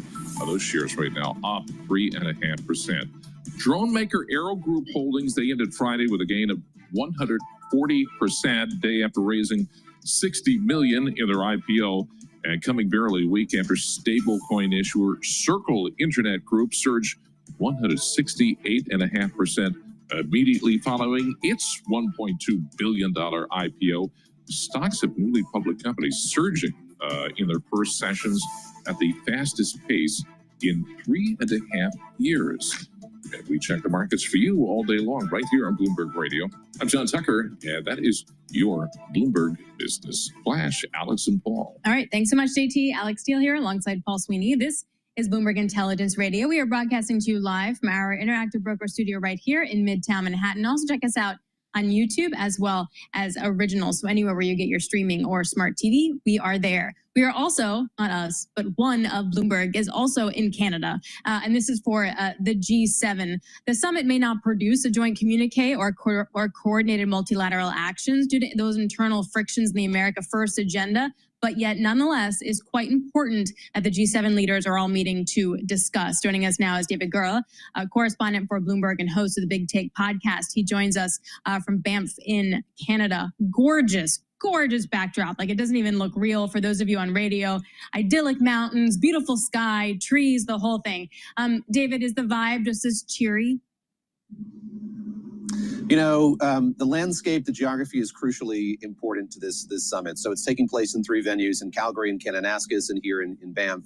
Kananaskis is where the world leaders are meeting, and it's a very small village effectively. So they're kind of penned in, they're there. The hope is from Prime Minister Mark Carney of Canada, that intimate setting is going to give them an opportunity to kind of work together, talk informally, come to some sort of agreement, maybe not come to agreement on a communique like you just mentioned, but find some areas of agreement and kind of joint declarations that they can make while they're here. I should say it's a new group of world leaders than the last time the G7 was here in Canada. Emmanuel Macron of France is kind of the only person who was there last time in 2018, along with President Donald Trump. So it's a chance for these world leaders to get to know each other at a time when there is so much going on in terms of geopolitics and geoeconomics as well, and certainly what's happening in the Middle East is looming large. If not on the official agenda, Alex, it's certainly what's being talked about on the sidelines here. And again, Mark Carney, the Prime Minister, is really trying to have bilateral meetings with each of the members of the G7 and other world leaders he's invited here as well. David, President Trump, obviously not a fan of globalization. I think it's fair to say America first types of policies. Why is he even attending, do you think? And what do you think his agenda is? I think he recognizes the power that he has here on that side of geoeconomics especially. So, of course, the world has been shaken. The kind of geographical, geoeconomic firmament has been changed radically by his trade policies. He recognizes that and knew coming into this event that there was going to be kind of a keenness from each of these world leaders to meet with him one-on-one, to talk trade policy, talk about the tariffs that are currently paused as we get closer to the end of the pause that the president has put in place. So it's a recognition of his own power. But you're absolutely right to point out, Paul, this is an event. Events like these are ones that President Trump historically dislikes. He doesn't like all of the meetings and plenaries and seminar style meetings that they have to have over the course of these 2 or 3 days. That remains the case. But I think that he recognizes the fact that he and that America First ethos, that brand that he's projecting, is something that's very much in focus and that all of these leaders cares about. So they'll be trying to kind of get him on the sidelines of these meetings as well, to talk about trade, to talk about other matters of policy, and maybe to try to pull him into some sort of wider agreement when it comes to the message they hope to send to Israel and Iran to kind of diffuse the conflict that's taking place there. Well, speaking of, does Israel-Iran change any of the conversations? Does it heighten or change the topics of some of these conversations? We heard from a lot of world leaders as they made their way here. They issued statements about the conflict, and they talked about the need to de-escalate that conflict. We heard from Ursula von der Leyen, the president of the European Commission, last night. It's something that she brought up, the need for there to be a de-escalation in that conflict. So each of these world leaders is talking about it and is certainly concerned about how it might widen and the effect that it might have. I should say there's also an economic implication to it as well. Fundamentally here, there was talk going into this summit of lowering that price cap on Russian oil. That's something that's now not as kind of widely shared as a good idea by a lot of these world leaders. Seeing the prospects that oil prices could go up, they're kind of pausing that effort. So that certainly changed something that was in fact on the official agenda going into this. Again, that effort to lower that cap. And David, just as you know, recently, just in the last several minutes, the Wall Street Journal reporting that Iran may be open to de-escalating the tensions in that part of the world. And so we've seen stocks trade up, and then oil trade down by about more than 4% here, suggesting that there may be some peace maybe sooner rather than later. Is that made its way to your part of the world in the discussions there? Oh, we're going to listen closely when President Trump meets with Prime Minister Mark Carney here in just a few minutes. They're going to have a bilateral meeting, and they'll open that up to press at the beginning. So we'll see if there's some remarks on the path forward there. But what we heard from President Trump as he left Washington yesterday before he got on Air Force One was, again, this call for diplomacy is a solution to that conflict. He also said, maybe there has to be a bit of fighting to bring these two parties to the table once again. But you'll remember. Oil is trading at 69.96 and BITO is trading at 21.49. So it's trying to get above that 21.48 barrier. They hear what President Trump's saying about diplomacy, but how do you get it in this kind of crucible of conflict? That's the really key question. All right, David, really appreciate it. Thank you very much. David Gura, correspondent for Bloomberg and host of the Big Take podcast. Let's get to the markets here with the S&P up over 1%. Phil Orlando, chief equity market strategist and head of client portfolio management at Federated Hermes, joins us. So, Phil, I was out Friday. If I pretended Friday didn't happen, the equity market's in the exact same place it was when it closed on Thursday. What do I make of that when there is actual severe geopolitical risk out there? Well, as your previous guest just talked about, I guess there's an assumption that as dissettling as the Israeli attack of Iran was, maybe Iran, this is going to force them to the bargaining table. Point number one. Point number two, look at what transpired in the energy market. That in the first 4 or 5 months of the year, crude oil went from $80 a barrel down to $55. Then we spiked up to $77 on Friday, and now we're back down to $72. And if you think about what's gone on behind the scenes, we were talking about this at our morning meeting today. Over the last couple of months, the Saudis spurred OPEC to sort of oversupply the market with a lot of crude oil in each of the last 2 or 3 months. In the United States, very quietly, we have increased the size of our strategic petroleum reserve from 350 million barrels at the beginning of the year. We're now a little over 400 million barrels, I think on our way back to peak capacity at about 720 million barrels. So you wonder whether or not the United States and the Saudis anticipated what transpired on Friday, or maybe had advance notice that something might happen, and it might not be a bad idea to, make sure that there's some crude on hand in case there is some problems with the Straits of Hormuz, or the Iranians take their oil off the market, or whatever. And it looks like things are reasonably stable, and so as a result, the market's sort of bouncing back today. With the benefit of having had the weekend to think through, last Friday's developments. Phil, it's been, if you look at the chart of the S&P 500 year to date, talk about a V bottom and recovery here, like we should talk about for the economy. I don't know. I was kind of surprised that we went down as much, and now I'm equally surprised that we came back as much and how quickly it all happened. You're an old pro. What do you make of what we've seen year to date? Markets tend to overshoot on both sides. And we were disappointed with the market's response to the Liberation Day chaos. But look, frankly, the Trump administration did a poor job in orchestrating the implementation of that tariff announcement. So the market, in the absence of any knowledge, responded appropriately, down 15% in the space of a week. And then once we had a better sense of how that was going to work, along with how is the economy doing, the market rebounded back to what, we felt were more reasonable levels of valuation. Remember, Paul, we talked about this down in Washington a couple of weeks ago. Yep. Our full year forecast for the S&P this year is still 6,500. We're sitting now a little bit over 6,000. So we've still got, 500 points, maybe 8 or 9% of potential appreciation over the course of the back half of the year. So there's more room for the market to continue to grind higher if the fundamentals continue to fall into place. What's the safety right now? Are bonds portraying the safe haven bid, or does it have to be gold? Well, gold's been the safe haven play for a while, and given any concerns about geopolitical risk or inflation, gold is the play. And so having a little bit of gold in your portfolio, I don't have any problem with a client taking that position. But certainly, if you think that there's going to be slower economic growth, certainly bonds should rally. Treasuries historically are a great safety play. We think that Treasury yields, benchmark 10s, are probably going to grind down towards 4% over the balance of the year. So I don't have a problem with investors holding both Treasuries and gold as sort of safe havens, given, the complete uncertainty and volatility of what, we've watched.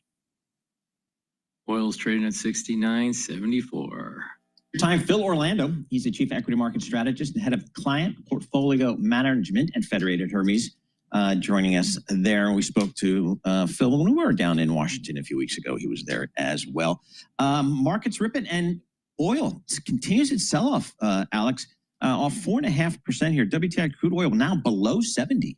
I mean, you have to wonder, though, off of 4.5%, if you're baking in like 10% geopolitical risk premium, like, do you really need to unwind all of that yet? Yep.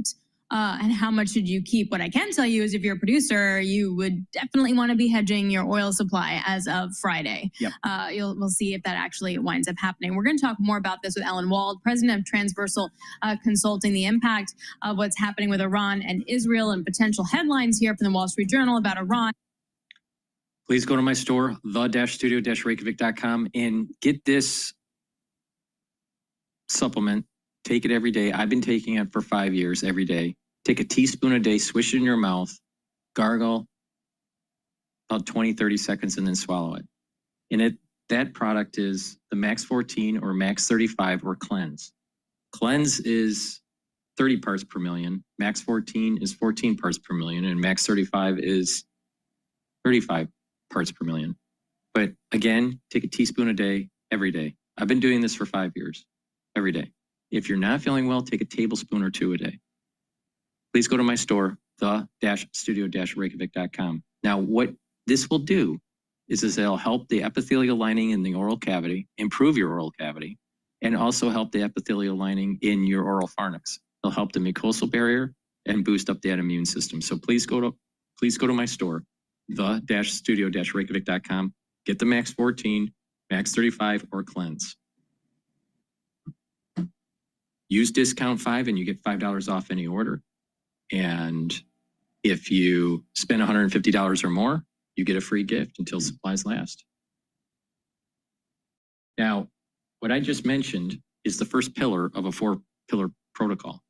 And that is Max 35, Max 14, or Cleanse for the first pillar to boost up that immune system. C60 is a strong antioxidant to soak up free radicals. The third pillar is the turmeric, the ashwagandha, and the lignans to boost up the immune system and help with the cardiovascular system.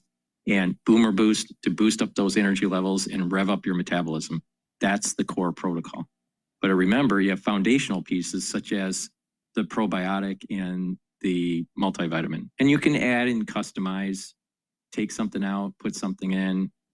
This is very you can customize this and target certain systems. But I take a lot of supplements, all right? Now, I know a lot of people can't afford all that. So I'm trying to tell you how to kind of stack these based on your affordability and target certain systems that are really important for your health. But again, it's not just the supplementation. It's also a holistic approach. Proper diet, proper exercise, drink filtered water, stay away from processed foods, mindfulness or spirituality is important to calm your central nervous system. Learn new things, really protect those neurons, and do the 4 modalities of exercise: resistance training, cardio, stretching, and balancing exercises. All of them are important. If you only do one of them, you're doing it wrong. Just like I was saying before, if you only eat vegetables, you're doing it wrong. If you're only eating meat, you're doing it wrong. If you're only doing cardio, you're doing it wrong. So please go to my store, the-studio-reykjavik.com.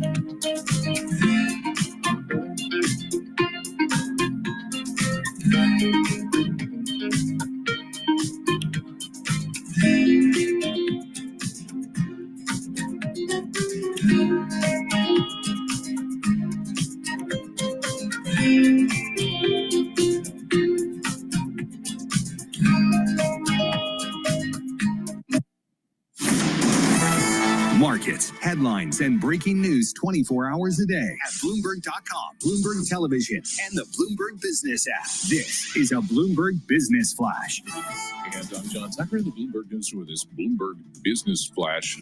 Oil prices giving back some of their initial surge, and we have stocks pushing higher right now. It comes on this journal report that Iran wants to cool things off in the back and forth attacks with Israel. 10 of the 11 major industry groups in the S&P 500, they are higher right now. But then it's energy, the lone decliner as those oil prices fall. We have Brent, the international benchmark for oil. That is down right now, 4.1% down, $3.13 at $71.13 a barrel. American Express planning updates to its travel-focused Platinum credit cards, calling it the largest investment ever in a card refresh. And the Federal Reserve concludes its two-day meeting tomorrow, Wednesday. It's expected to hold rates steady, though there could be some change in tone about possible future cuts at Jerome Powell's press conference that follows that meeting on Wednesday. Robert Dishner is with Neuberger Berman. We're still of the belief the Fed's going to cut twice this year. The forecast may move down to one cut this year, but does then the Fed give the market something for next year? Do they increase that to 3 cuts next year? Right now, the S&P 500, 68 points higher. That's up 1.1%, 6,045 on the index. The Dow Jones Industrial Average up 454 points, and the NASDAQ 100 is 313 points higher. Meta Platform is going to be showing ads inside of its WhatsApp messaging service. The ads are going to appear. Yeah, exactly. The ads will. BITO, which is tied to Bitcoin, has broken the barrier 2148, and now it's trading at 2159. Intraday high is 2161. So hopefully we start to see it marching up to about 2250. 2250 is the next resistance level if this support level holds.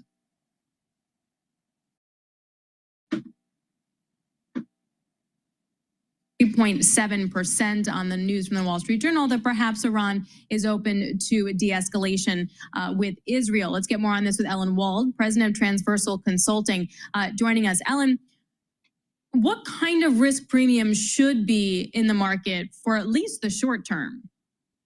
Yeah, I think I wouldn't be surprised between like $2 and $4, kind of vacillating a bit. I mean, we're definitely in a situation of much higher risk than we were last month, but we have seen similar-ish situations before, and that's kind of the risk premium we saw. I do think that it does depend a lot on what happens in the Persian Gulf, other countries' reactions to it, and also, but it does seem that Iran continues to have the ability to export oil, and that's really what. None of them are talking about the phone call to MBS saying, help with the price in the Brent market and bring it down. Don't you think that Trump can tell MBS and come to some sort of agreement to actually try to increase the production and drive down the price? Of, maybe $3, $4. The Straits of Hormuz, it's going down. That's never been closed down in the past. Is the market, as far as you can tell, when you talk to people in the industry, are they believe that is still going to be the case? That's still going to be, you're able to get your oil in and out of that strait? Yeah, I think what's going on is people are very jittery. Well, wait a minute. Let's think about this for a sec. Prices are going up, and the bat phone goes on in the White House. Trump calls MBS, hey, increase that supply for OPEC 3 or OPEC plus, all right? And they go, okay, MBS goes, okay. And so the price starts to go down slowly, all right? Which is what's going to, but let's just say that Iran has the balls, which they don't, but let's say that they have the hubris to stop the flow in the Straits of Hormuz.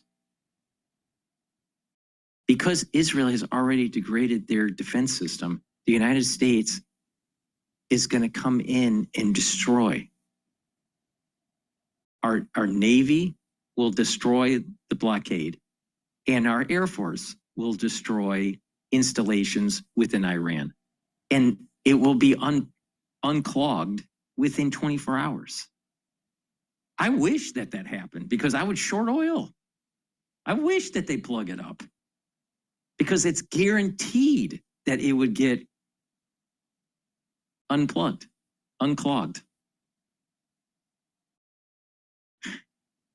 These people are idiots. They just don't even use common sense anymore. All these analysts don't use any common sense. Waters there, and you can actually reroute ships into waters, into Emirati and Omani waters. It would take some time, and they're not going to reroute it. The United States and the Navy is going to unplug it within 24 to 48 hours. And Israel has already destroyed the defense systems of Iran. Come wake up.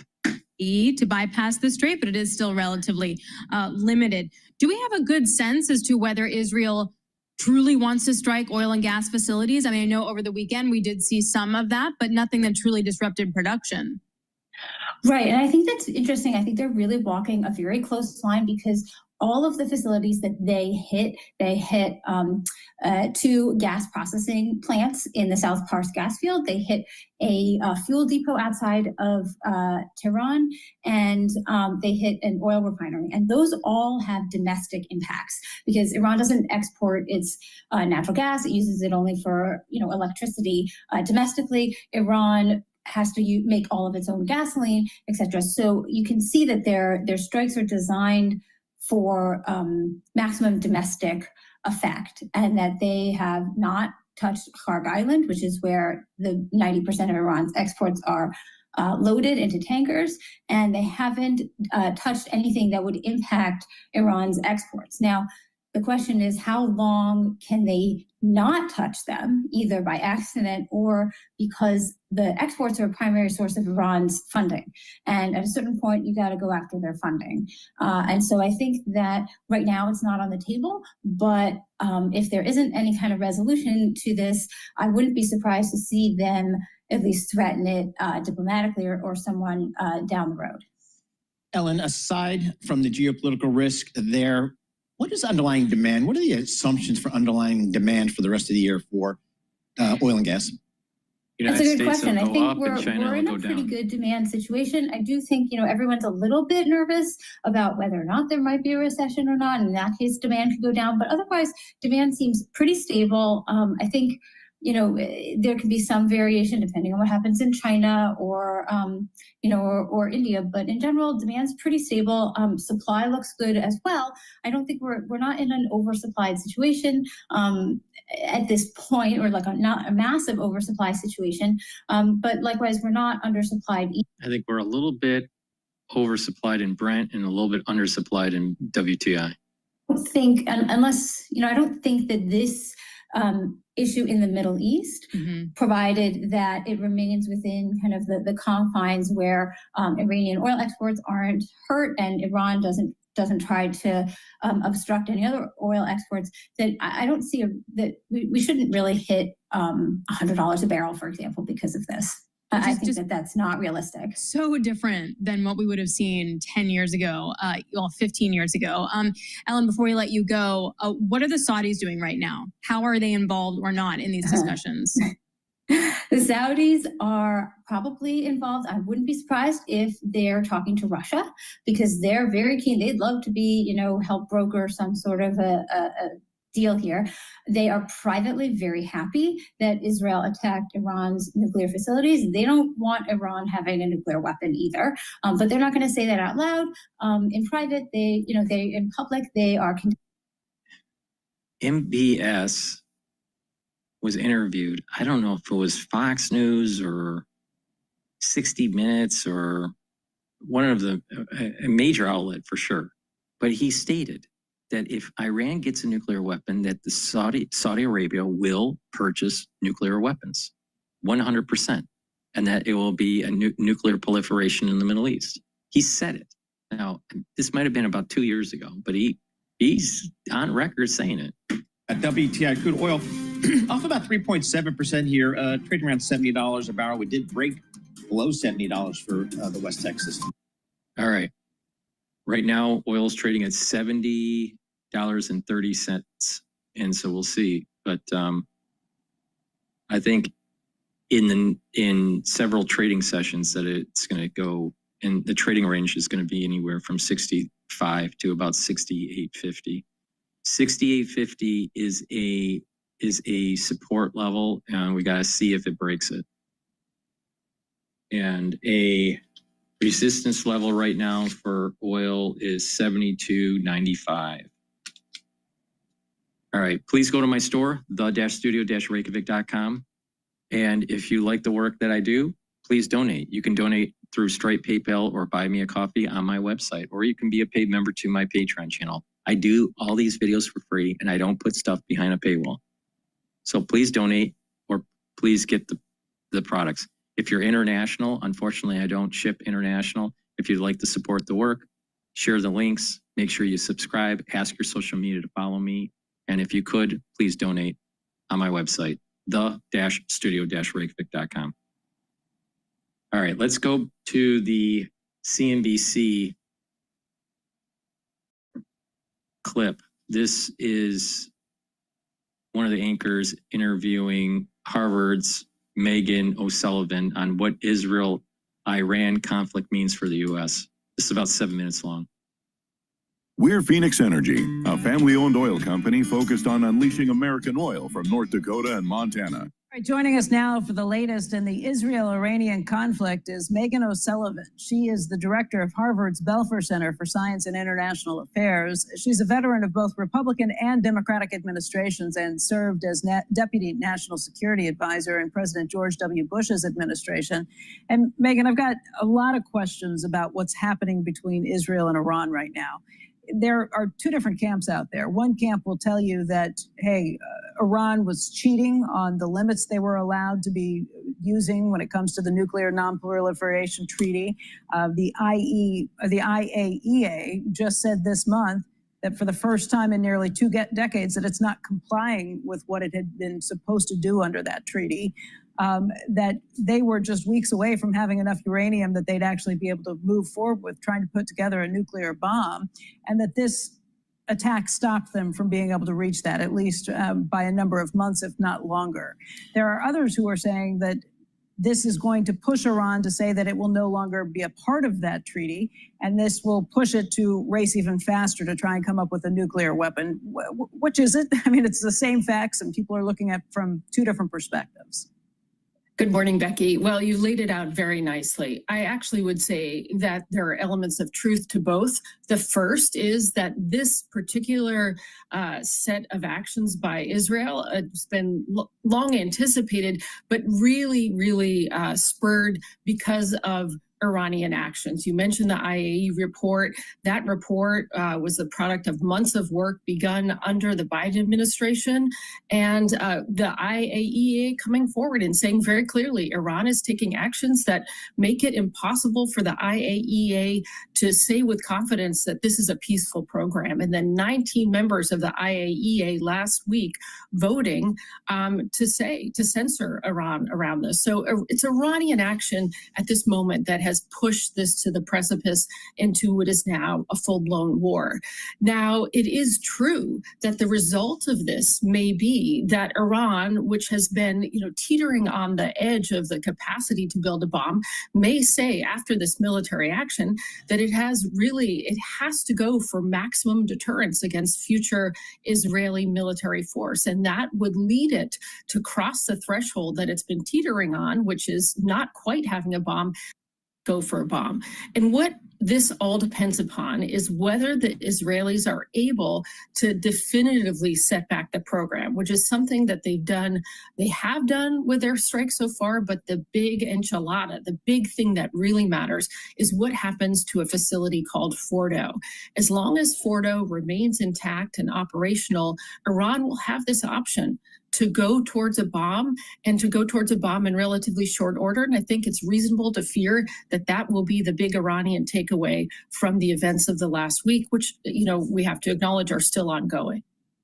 So you were the deputy NSA, National Security Advisor. Do you think that Israel could take out Fordo without U.S. assistance? Well, I would say that in order to deliver a crippling strike on the facilities, I think it's commonly believed that this would require U.S. military direct assistance. However, there are other ways that Fordo might be crippled, and the Israelis certainly are very creative and entrepreneurial when it comes to this. There's some speculation that maybe they could collapse the entrance of Fordo, or they could basically disintermediate it from power sources. They could seal it in some way. So I think in order to really penetrate the mountain that Fordo is in would likely require U.S. military capability. But I wouldn't say that's the only way that maybe Fordo could be rendered unoperational. This, again, is really the big question that we should all be looking at in the coming days. I guess my question is, if the U.S. allowed Israel to take these steps and to put Iran in the position where you say Tehran now may actually be pushing to run even faster towards a nuclear bomb, do you think the United States should assist Israel in trying to take out Fordo? Because we are where we are. It doesn't matter where we were 5 days ago. We are where we are today. Right. I think that if the Israelis have the capability to take it out, they will, and the U.S. will want them to do it. As you point out, the U.S. administration is going to be at a very difficult situation, a very difficult decision, deciding whether it wants to become directly involved to actually take out Fordo.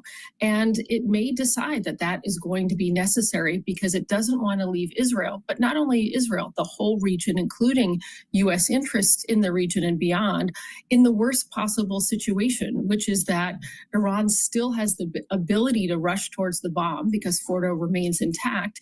And it now has the impetus to really do this. So I think that this will be something that the Trump administration is likely seriously contemplating because it does not want Iran to be in the position where it currently is. And it's probably, hoping that Israel is able to deliver some kind of crippling blow. But if it doesn't, that is perhaps the most likely way, barring U.S. Personnel or civilians being killed somehow in the crossfire, that America comes in directly into this conflict. And the repercussions of that, both in the Middle East region and for the United States, would be what? Well, I think we have to assume that Iran would throw everything that it had in retaliation. And so right now, although we really are clearly in a full-scale war between Israel and Iran, there are a number of things that have not happened yet, and that the things that involve the region. The Houthis haven't gotten involved yet. The Iranians haven't targeted any American personnel or U.S. bases in the region. The Iranians haven't targeted. If you knock out Iran, the Houthis are going to fall quickly. The nexus, the hub for all the different smaller spokes is Iran. Iran is the hub. You knock it out, everything else is going to fall. Any Gulf infrastructure, particularly oil infrastructure. The Iranians haven't tried to close the Strait of Hormuz. All of those things, I think, would be on the table if the... Right, and the Iranian defense systems are degraded, if not totally eliminated. So the United States is going to be able to unclog that blockade very quickly, very quickly. So the time to act, the time to destroy the regime is now. And not only that, you have a secular part of the Iranian society that wants the theocratic regime to be overthrown, to be toppled. They want the regime to be changed. They need help. And we probably will see. I would not be surprised if Iran fell as quickly as Syria did. The conflict escalates and the U.S. becomes directly involved beyond helping Israel defend itself. And the question there is, how much capacity do the Iranians still have? Israel is working daily.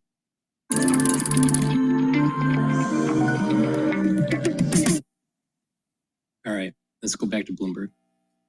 Paul Sweeney. The real outperformance has been in U.S. corporate high yield. Are the companies lean enough? Have they trimmed all the fat? One person's chaos is another person's animal spirits. Breaking market headlines and corporate news.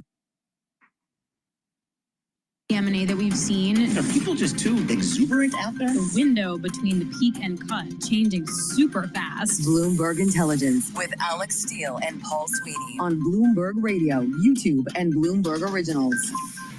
All right, happy Monday, everybody. Alex Steele here alongside Paul Sweeney. This is Bloomberg Intelligence Radio. We got an hour lined up for you. President Trump is participating in a bilateral meeting with the Prime Minister of Canada at the G7 meeting in Canada. We're going to monitor that and take any important comments for you as they cross. We'll also get the update from on the ground with David Gurl. Also, Michael McKee will be joining us from D.C. He's already there in preparation of the Fed meeting announcement coming out on Wednesday. We're going to check in with him. Plus, Ned Lazarus is Associate Professor of International Affairs at George Washington University for his latest thoughts about what's happening between Iran and Israel in the Middle East. And Sid Phillip, Deputy Team Leader for Global Aviation, is in Paris for the Paris plane show.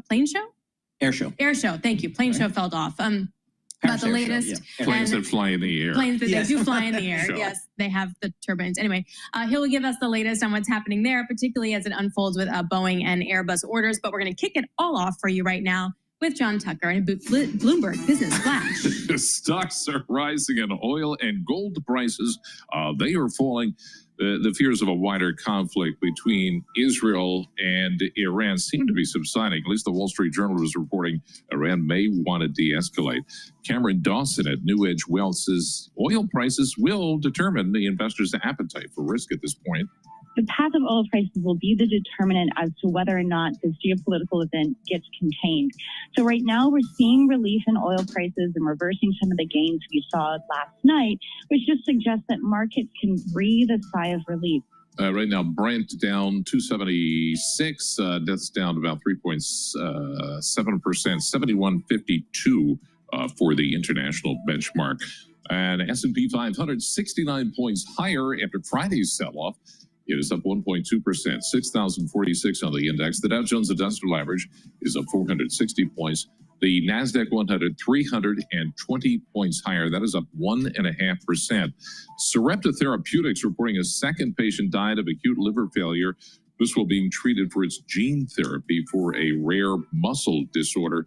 And Sarepta shares, this is one of the standouts on the downside, 47% lower right now. Are you safe with two-factor authentication when you log into your accounts or various sites? No, I bet you're not. When companies generate messages with one of these so-called two-factor authentication codes, they almost never send them directly. Instead, they outsource the job. And so the codes pass through a thicket of intermediaries before they arrive at their destinations, and those intermediaries can see what it is that you're sending. Oh. Fascinating story on the Bloomberg today. So, you know. I just get so frustrated when they don't have the face thing, like going to one of my apps and I have to enter stuff. Like, doesn't everybody have the face recognition technology? Yeah, but the problem is if you're like me and you did your face recognition with your makeup on, when you take it off, they don't know who you are. Oh, that's so, it doesn't really necessarily pay to take care of your face, does it? You have to invest in your face. Wow, John Tucker. It's all the makeup. That's the problem. Okay. Yeah. That's your market update. I'm John Tucker. Back to Alex and Paul. All right, JT, thank you so much. We appreciate that. Let's take a look at some of the stocks on the move today. I'm Paul Sweeney alongside Alex Steele, and we're joined by Bloomberg's Christina Aquino. Christine, what are you looking at? Looking at ConocoPhillips this morning, Paul. Yeah, energy, a big decliner today. As John Tucker mentioned, oil is down. WTI crude down more than 3% at the moment. And so ConocoPhillips, ticker COP, leading the declines in energy. Shares are down more than 2%. And that is its first decline in 7 sessions, by the way. And so the latest on that front, of course, is developments over the Iran-Israel conflict. So earlier we got the Wall Street Journal reporting that Iran has signaled it wanted to de-escalate hostilities with Israel. And so just before I came in here, Reuters was reporting as well, Iran is seeking for President Trump to press Israel for an immediate ceasefire and is offering flexibility in nuclear talks. So big developments there potentially. Very interesting. Yeah, you definitely have some of the pure plays. And I say pure plays, but Conoco does have a huge gas business. They've been pivoting, et cetera, but that's a good barometer for what's happening in the oil price. All right, let's go to AMD. AMD, yeah. So the flip side, that's leading gains in semiconductors today. So ticker AMD shares are up more than 8%, 9% now at the moment. So just really accelerating those increases. And so, you know, we have Piper Sandler raising their price target for that company to $140 from $125 currently. And so that implies a 21% increase from current prices. And that's because analysts are saying that some of the products they unveiled last week were positive and they expect a snapback for the graphics processing unit business in the fourth quarter. And wrapping it up with Meta. Meta, ticker META, that's also having a nice gain at the moment. Shares are up more than 3%. And that's because we just got news that its WhatsApp product will now start showing ads. No, I don't like this. In its updates tab. I know, as I'm also a WhatsApp user, not particularly happy about this, but they are monetizing that platform. So in addition to ads, by the way, they're also going to let channel operators sell subscriptions. So basically, they can create special messages, they can create channels, create special messages, and then charge for content that they will deploy just for people who subscribe to their channels. Now, the plan is for Meta to not take a cut of the subscriptions sold through the app at launch, but they will eventually take 10% of the sales. Well, when they bought this thing, I think it was like 8 years ago. Oh my God, no, it was more. I was just thinking the same thing. It was more than that. More than 8? So it was at least 10 plus years ago. Remember, it was like 7 people worked there? Yeah, exactly. They got like $2 billion for it. And we kept saying, when are you guys going to monetize this thing? And they kept saying, we will. Just let us get bigger and bigger and bigger. 10 years later, here we are starting to monetize it after spending that kind of money. So good stuff there. For more conversations like this, Christina Aquino, thank you so much. We appreciate that. For more conversations like this, subscribe to our Stock Movers Report. Listen for 5-minute audio reports on the biggest winners and losers in the stock market. Subscribe to Stock Movers on Apple Podcasts, Spotify, or anywhere you listen. So we were doing the ConocoPhillips story. So I wasn't paying attention when I was just going down this ConocoPhillips rabbit hole. And I realized Hess is still a standalone publicly traded company. Oh, yes. I thought they were acquired by someone. Okay. Okay, so here's the deal. So Chevron, I'll explain y'all. Chevron made a bid for Hess. Hess agreed. It looked like it's all going to be awesome. They're going to merge, etc. But then Exxon now is, the case is in arbitration. Exxon says, no, Chevron, you can't buy Hess because Hess and Exxon have a part of the Guyana oil fields that they share. And they say by right of first refusal, Exxon should actually be, has to be wooed over in these talks. Chevron's like, what are you talking about? You didn't want to buy the company. We're not buying just the asset. We're buying the entire company. Therefore, you have no rights. And that's an arbitration. It should be decided relatively soon. But it's already been over a year. Interesting. Because, when I saw the Hess public trade, I was like, wait a minute, there was a deal there somewhere. Okay, that explains it. Did that help? That very helpful. Very helpful. Could have been clear. All right, let's go out to Alberta, Canada, where we find David Gurr. He's with the G7 conference out there. David Gurr, correspondent for Bloomberg and host of the Big Take podcast.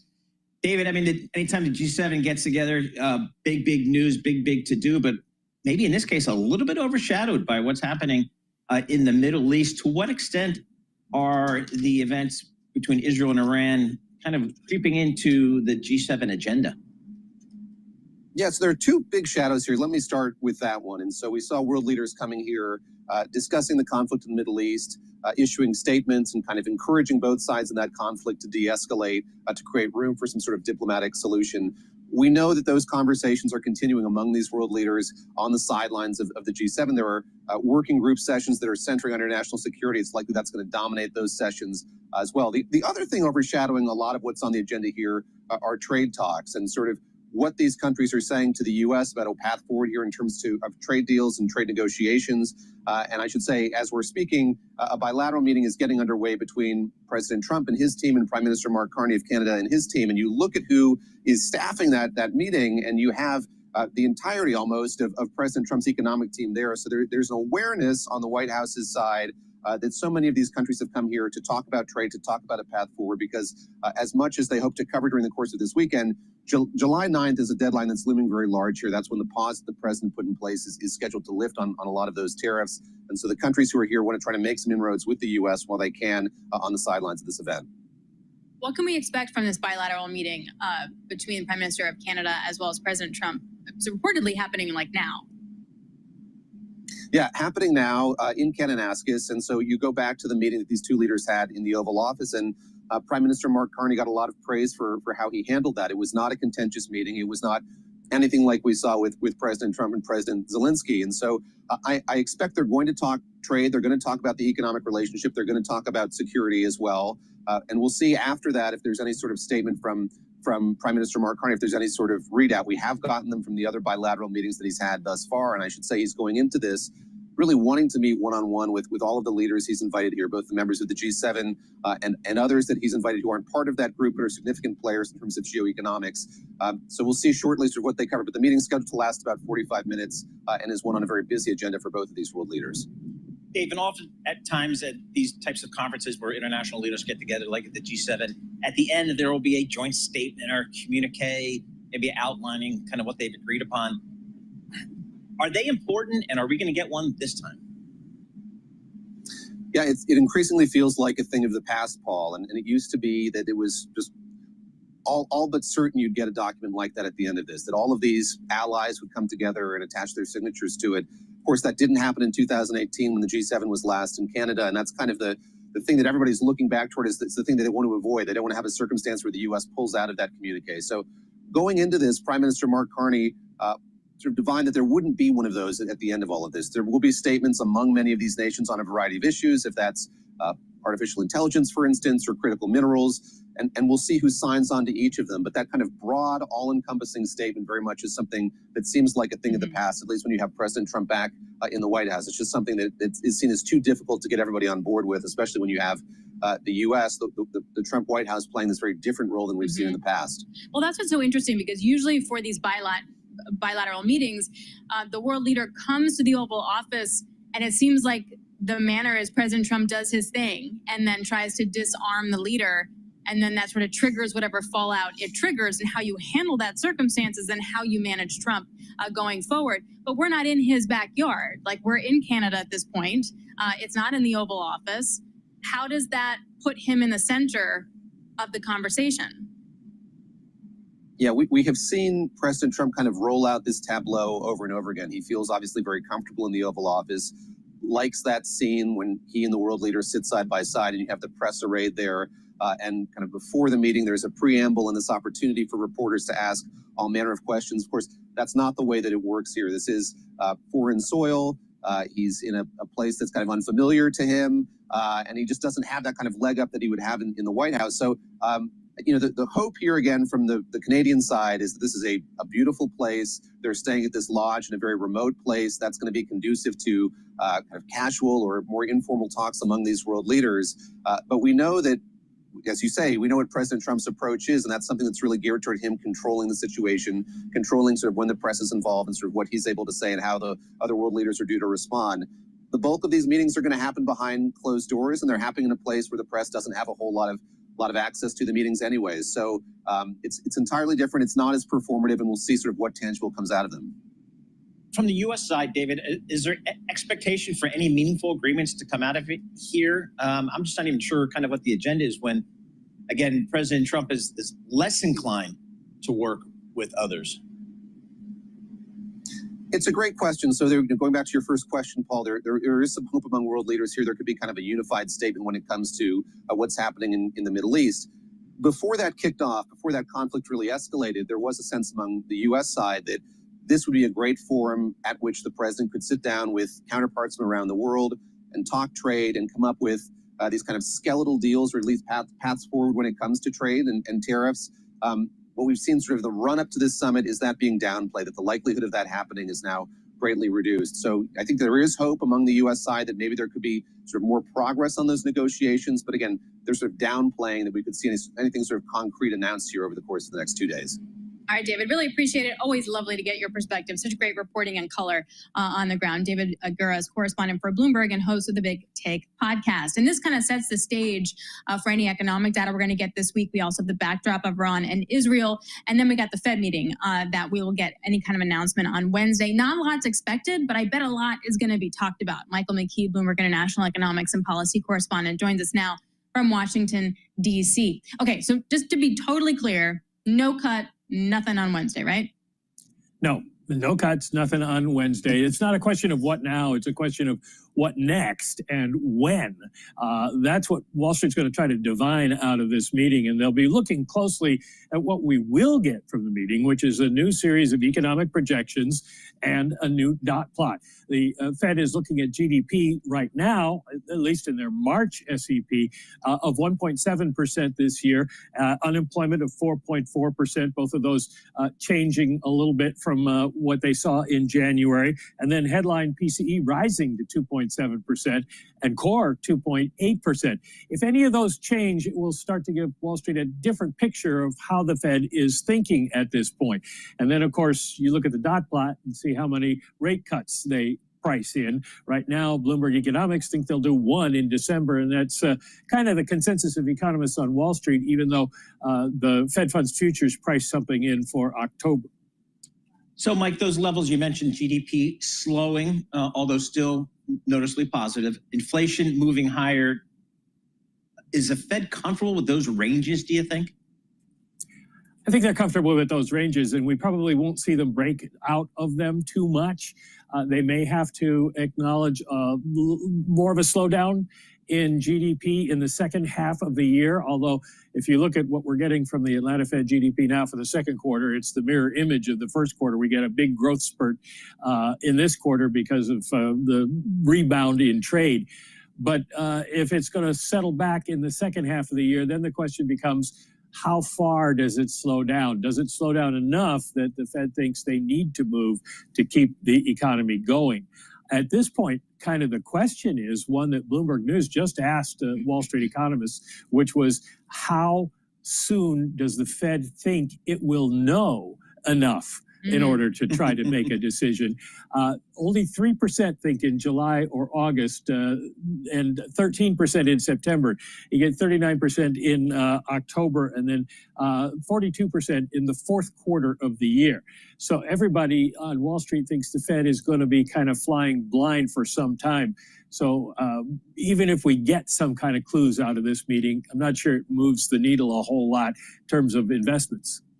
One thing that has really changed in the last few days is what we saw with Iran and Israel, a spike in oil. Of course, a lot of that has retreated. It just adds another wrench. And I know you're going to say that the Fed looks through that stuff as temporary, and they look at the PCE, oil and gas and food, and I totally get that.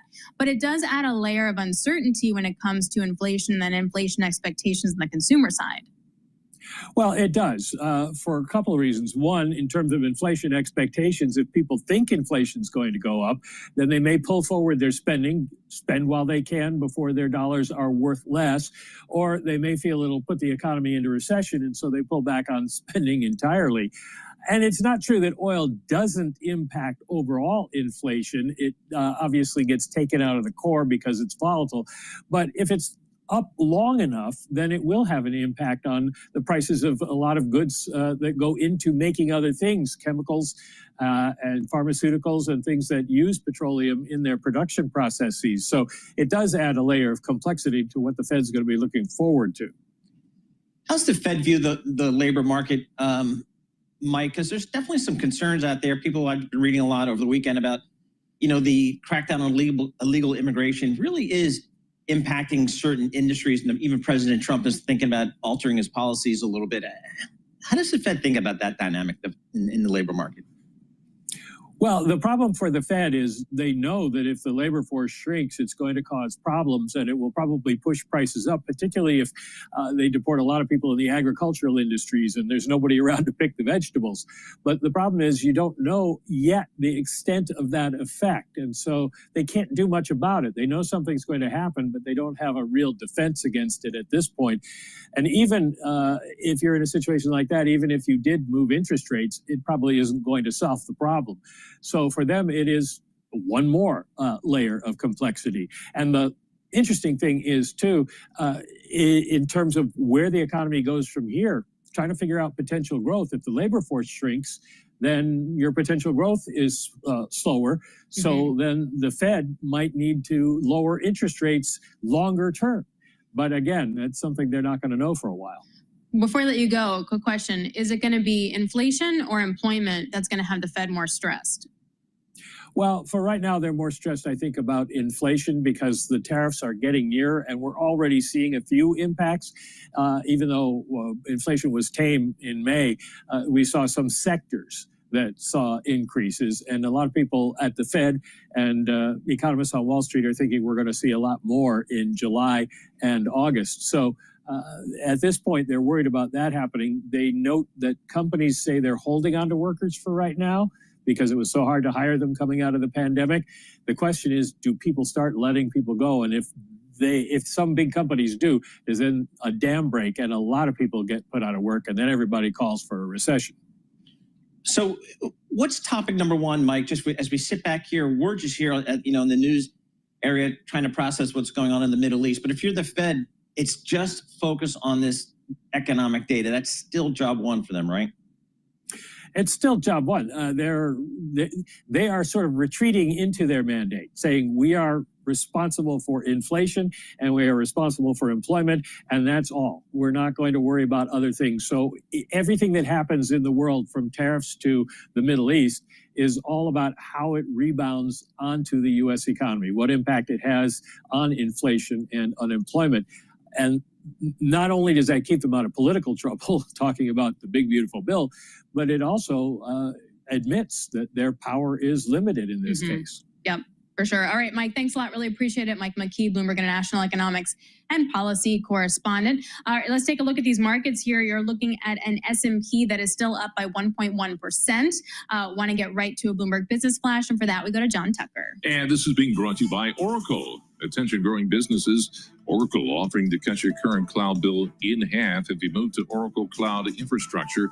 For new U.S. customers with minimum financial commitments, see if your company qualifies at oracle.com/Bloomberg. Well, Tehran signaling it wants to de-escalate hostilities with Israel. All right, please go to my store, the-studio-reykjavik.com, and get the great dual-purpose deodorants that I have. I partnered up with Rainbow Herbals, and we've developed these deodorants. They're made from essential oils from the Himalayas, has no aluminum and no baking soda. All natural ingredients from the Himalayas. Please go to my store and get the peppermint, lavender, and tea tree deodorant or the citrus deodorant. Now, these are for males or females. You use it every day as a deodorant, but it'll also help to detoxify your body. So please go to my store, use discount 5, and you get $5 off any order. If you spend $150 or more on an order, you get a free gift until supplies last. Please go to my store, the-studio-reykjavik.com. Get the deodorants. They're dual purpose. And also, get the structural nano silver toothpaste that I have. Structural nano silver toothpaste will whiten your teeth, freshen your breath, reduce the inflammation at the gum line, and help with gum health.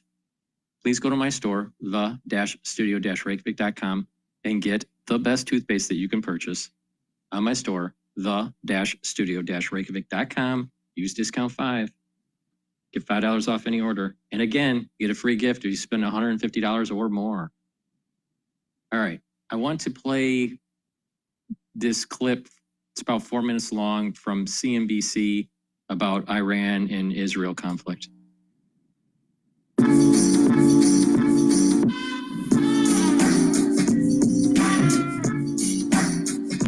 Well, Israel has struck Iranian oil storage facilities and parts of Iran's biggest natural gas field as well this weekend. But that's not having an impact on the price of oil, perhaps something of a surprise. Let's get to Brian Sullivan, of course, who covers all of these markets and so much more for us. Brian, what's your take in terms of the moves here we've seen in the commodity itself, given all the news? The take, guys, is that, and by the way, let's hope that what Megan was talking about, some kind of negotiated peace, let's all hope that occurs. And I think the market is reflecting the optimism right now that that indeed happens. I think the big part of this story is not that oil moved last week. It's that oil is not moving right now. So here are kind of the quick headlines as we know them. Oil is down. Natural gas is up. OPEC not yet responding with more oil. And by the way, they may not. Side note, Iran is actually the rotating president of OPEC this year. And the critical aspect, David and Carl and Sarah, the Strait of Hormuz is still busy. That is critical to watch. And of course, U.S. production is at a record high, right under 13.5 million barrels a day. Let's quickly dig into more. All right, so as we know over the weekend, Israel hitting 4 energy targets in Iran, but here's the key. Those targets were almost entirely focused on domestic energy production. It's basically meant to drive up gasoline prices in Iran. One strike was on Iran's South Pars gas field. That's critical to watch. Biggest natural gas field in the world, largely offshore and actually shared on the other side of the Persian Gulf by Qatar. Israel, for its part, shutting down 2 natural gas production areas. Little risky in the long term. Israel needs natural gas to make electricity. 70% of its electricity comes from natural gas power. So Israel wants to get those turned back on as soon as it can. But by shutting them off, it's setting the price of natural gas a little bit higher. So why is oil down? Well, as I noted, oil is down because there is no disruption to the Strait of Hormuz, at least not yet. This is the critical aspect to watch. Cannot express that enough. If we start to see mines laid down or missiles flying or ship traffic impacted at all in the Straits, then oil is likely going to pop by a lot, but it will not until that happens, and let's hope it doesn't. So what about OPEC? Will OPEC respond, guys, with more oil? Keep in mind, 8 countries in OPEC already previously agreeing to add 411,000 more barrels per day to the market. Something else to watch, and this is interesting, seems to be a very different feeling about the current situation between OPEC and the International Energy Agency, the IEA. Look at this note OPEC put out over the weekend. They said, quote, OPEC confirms no developments in supply or demand that warrant unnecessary changes. In other words, guys, OPEC doesn't see a reason to add more oil to the market right now. But the head of the IEA gave a slightly different message to the market, writing this, quote, the IEA is actively monitoring the impact on oil markets from the Iran-Israel situation. Markets are well supplied today, but we are ready to act if needed. The IEA security system, kind of their strategic petroleum reserve, has over 1.2 billion barrels of emergency stocks and have proved vital to safeguarding the world economy. OPEC guys didn't like that tweet and added this to their communique saying, quote, today's statement by the IEA executive director regarding current market conditions and the potential use of emergency stocks raises false alarms and projects a sense of fear through talking about using emergency stocks. So a little more back and forth between the two organizations.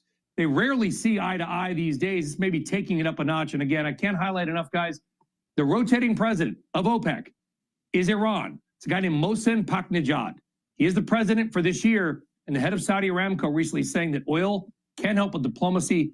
Maybe we're going to find out. Very rare, once every 5-year OPEC seminar happening 3 weeks from now in Austria.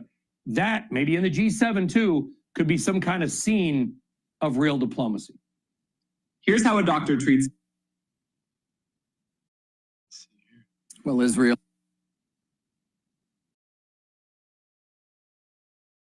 All right, let's see if there's another video here that I want to play.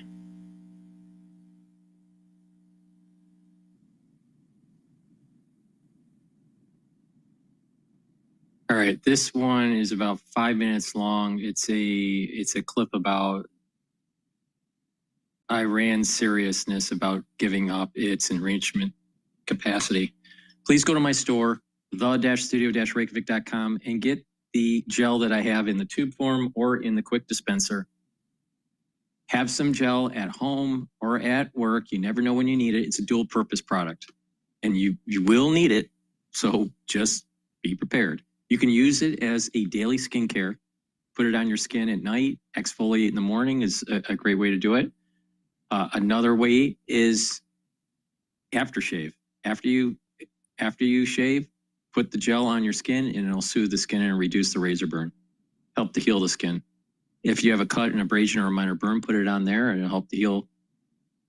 And if you're not feeling well or someone around you is not feeling well, put it on your hands, around your mouth, around your eyes, around your ears, around your nose. Lightly coat your nostrils. It stays active for 5.5 hours. Get the gel. You never know when you need it. It's better to be prepared than not prepared. If you spend $150 or more on an order, you will get a free gift until supplies last. Use discount 5 and you get $5 off any order. All right, let's listen to this. Joining us now is Wendy Sherman, former Deputy Secretary of State. Wendy also led the U.S. negotiating team from 2011 to 2015 on an agreement that limited Iran's nuclear activity. Wendy, it's great to have you on the show. First of all, I mean, how much credence do you put in this reporting? Does it sound realistic that Iran would be U.S. to come to the table at this point?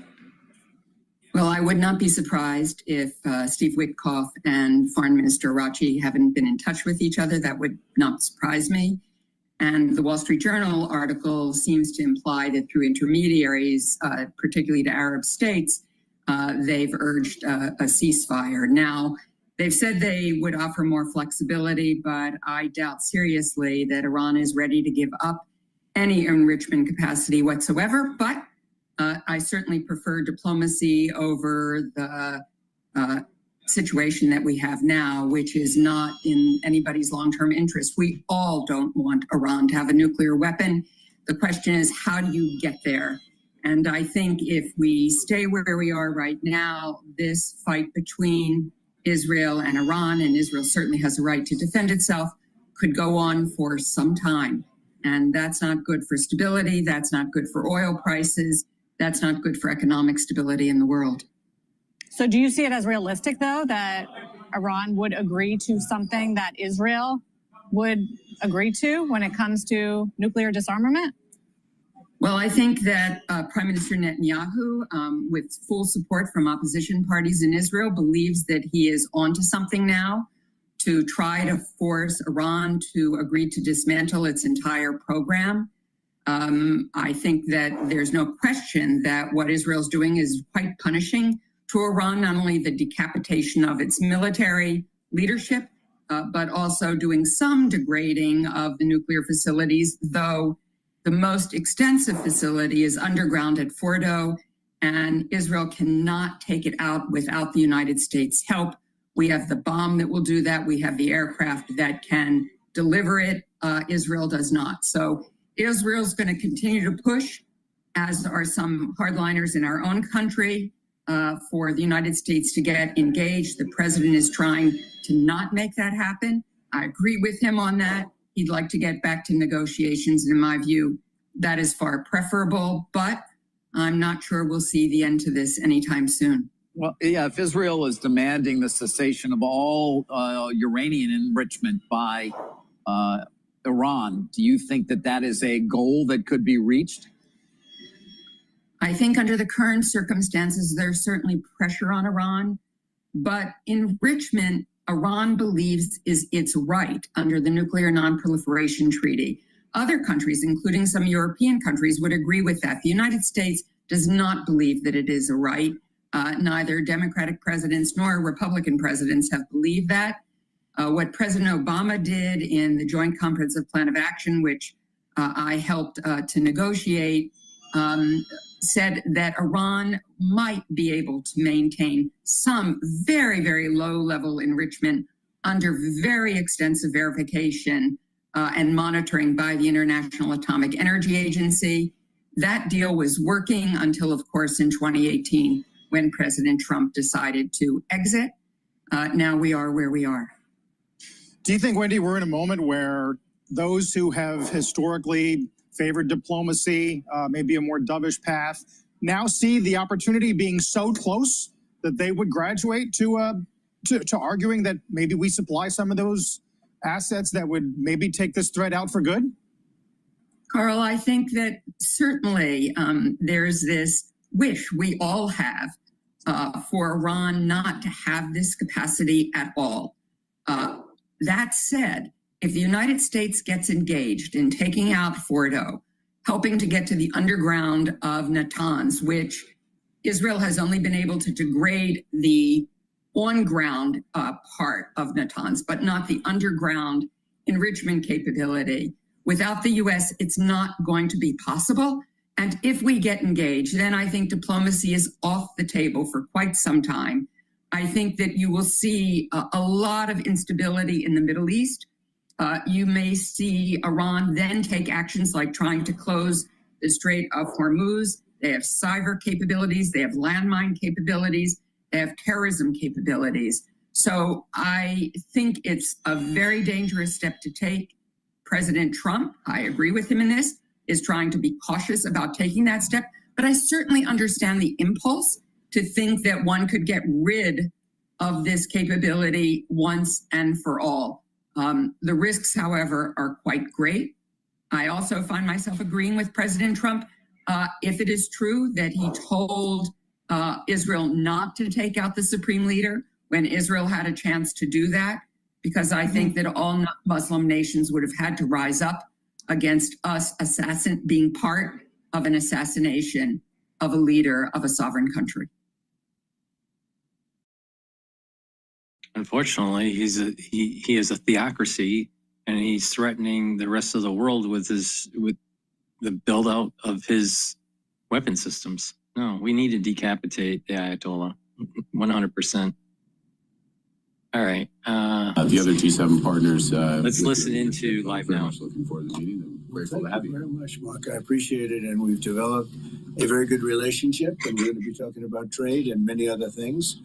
And we have a whole group of people, some traders and some other people. I see my top economy people. But we have a very talented group of people, and you do too, and I know they work together very well. I look forward to that. The G7 used to be the G8. Barack Obama and a person named Trudeau didn't want to have Russia in. And I would say that was a mistake, because I think you wouldn't have a war right now if you had Russia in. And you wouldn't have a war right now if Trump were president 4 years ago. But it didn't work out that way. But it used to be the G8, and now it's, I guess, what's that, 8 years ago, it switched over. They threw Russia out, which I claimed was a very big mistake, even though I wasn't in politics then. I was very loud about it. It was a mistake in that you spend so much time talking about Russia, and he's no longer at the table. So it makes life more complicated. But you wouldn't have had the war. Other than that, I think we're going to accomplish a lot.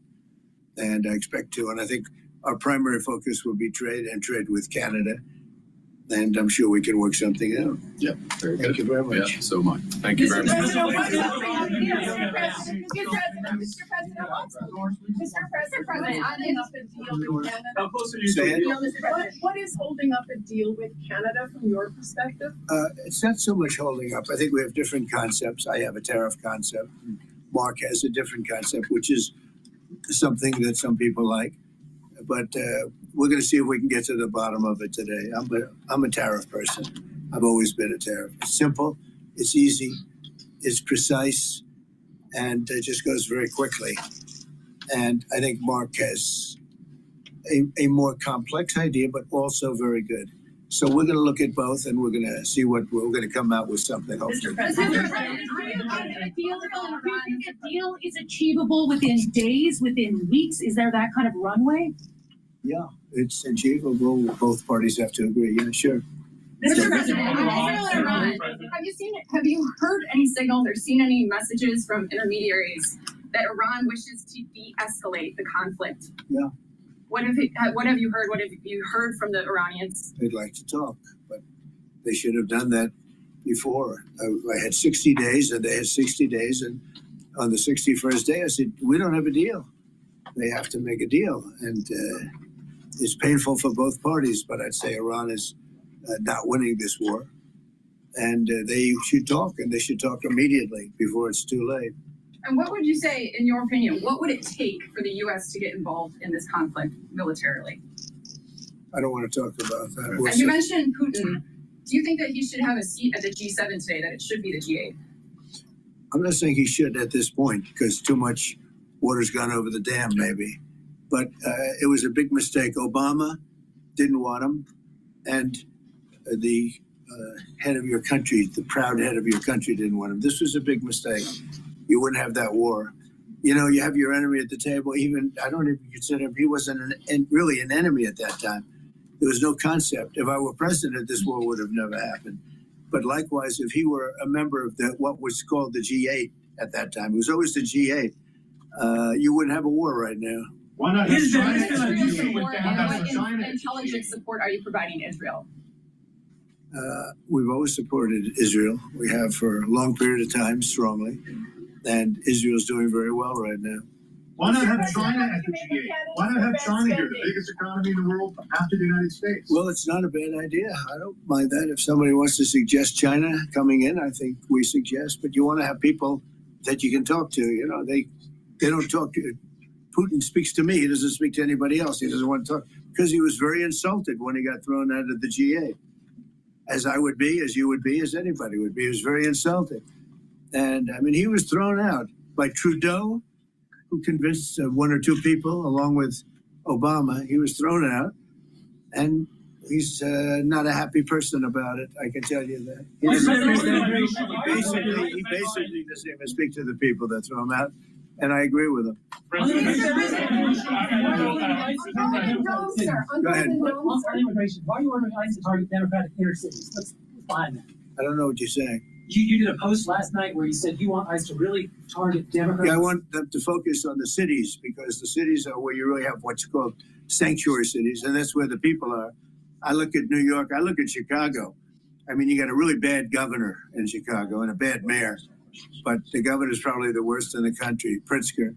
But I look at how that city has been overrun by criminals. And, you know, New York and L.A., look at L.A. L.A., those people weren't from L.A. They weren't from California, most of those people, many of those people. And, yeah, that's the focus. Biden allowed 21 million people to come into our country. Of that vast numbers of those people were murderers, killers, people from gangs, people from jails. They emptied their jails out into the U.S. Most of those people are in the cities, all blue cities, all Democrat-run cities, and they think they're going to use them to vote. It's not going to happen.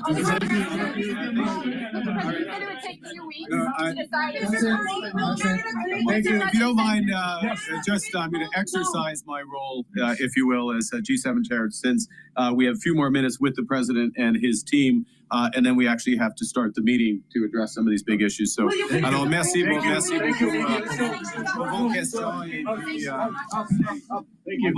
That's it. That's it. Thank you very much. Out. So, guys. With Monday.com's intuitive work management platform, you have the power, not IT, not admin. Fellow at the Stimson Center in Washington. Most likely we'll go out. Let's see if we could hear anything. All right, we might go to Al Jazeera. Let's go. We might go to Al Jazeera here, but please go to my store, the-studio-reykjavik.com. And if you'd like to help support the work, please go to my website, purchase the products. If you are a domestic audience or a foreign audience and you'd like to donate, you could donate through Stripe, PayPal, or buy me a coffee on my website. But I have great products for the domestic audience. I ship in the United States, and these supplements are supplements that I take. I'm going to tell you how to stack them, but these are supplements that will slow down the aging process. If you follow this health protocol that I have, you will notice a slowing down of the aging process and an improvement of different organ systems. So let's talk about the skin, the hair, the nails, your joints, your musculature, and your bones, your cartilage.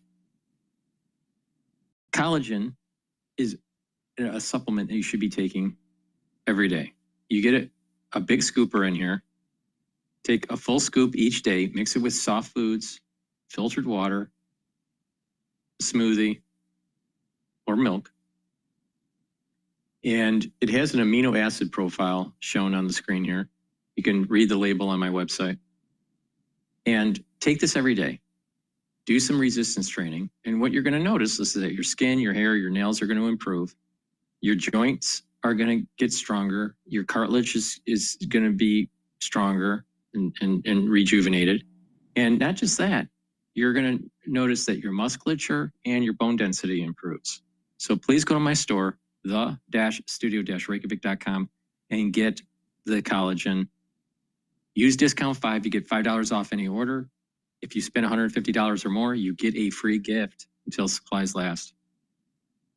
And also, I have a dual purpose product, and that dual purpose product is the olive leaf extract. This will help with your immune system and your cardiovascular health.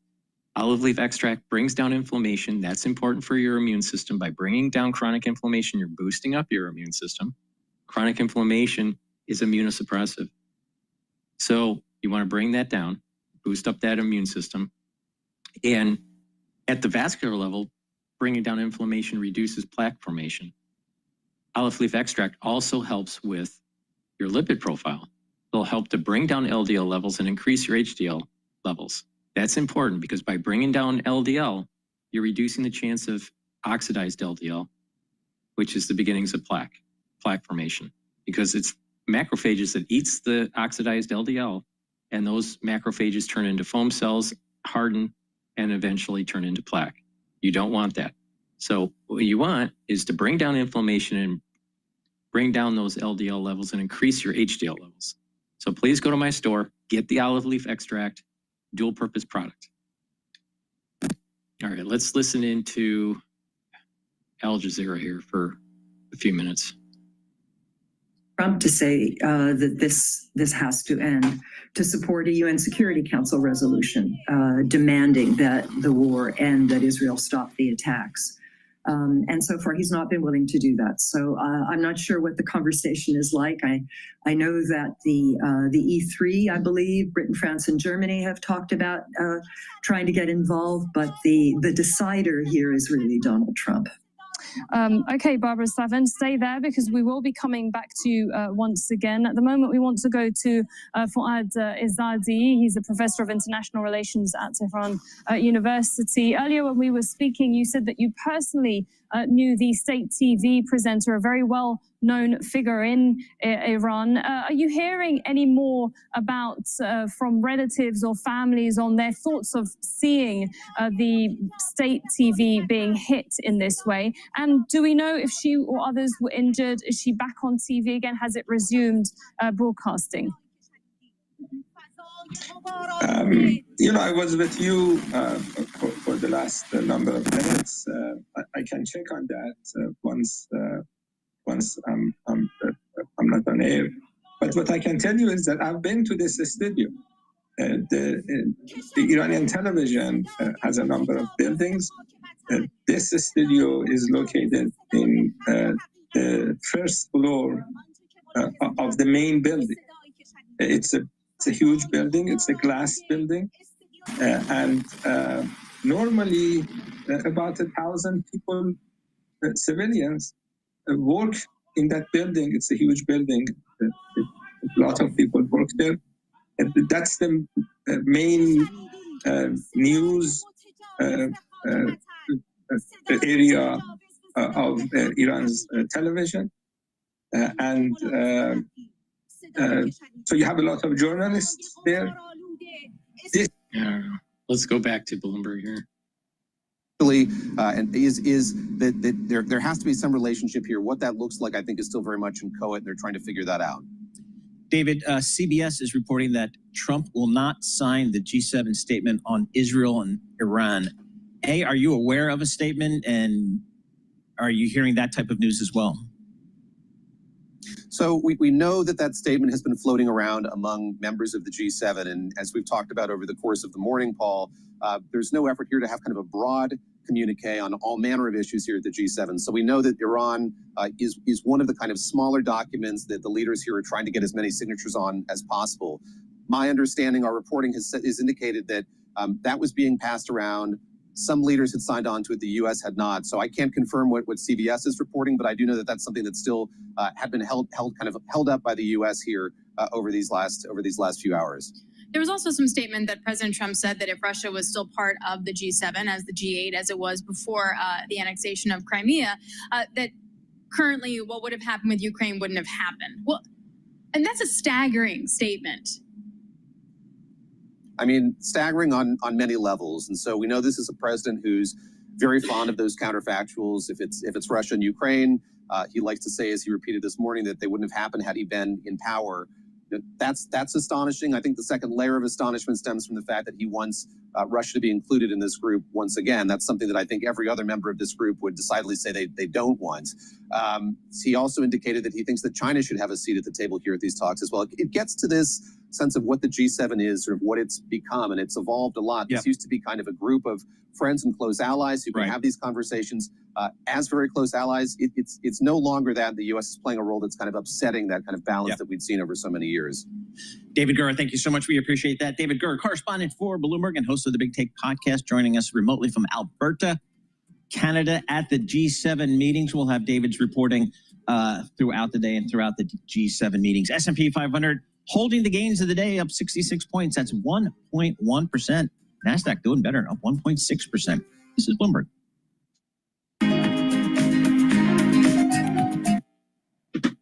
All right, so let's take a look at.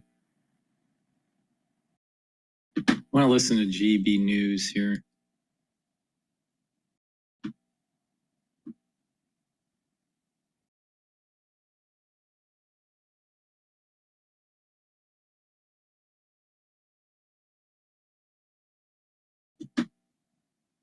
حزب صدای حق و حقیقت است.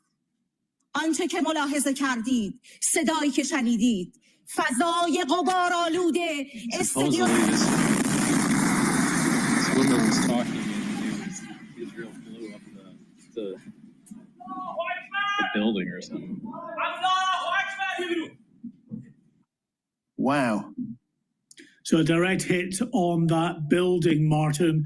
And there are other images we're seeing now that shows that headquarters building ablaze. We're told that other state TV affiliated buildings within Tehran have also been targeted and severely damaged as well. So Israel, it seems, going after what they see as the state propaganda arm of the Islamic Revolutionary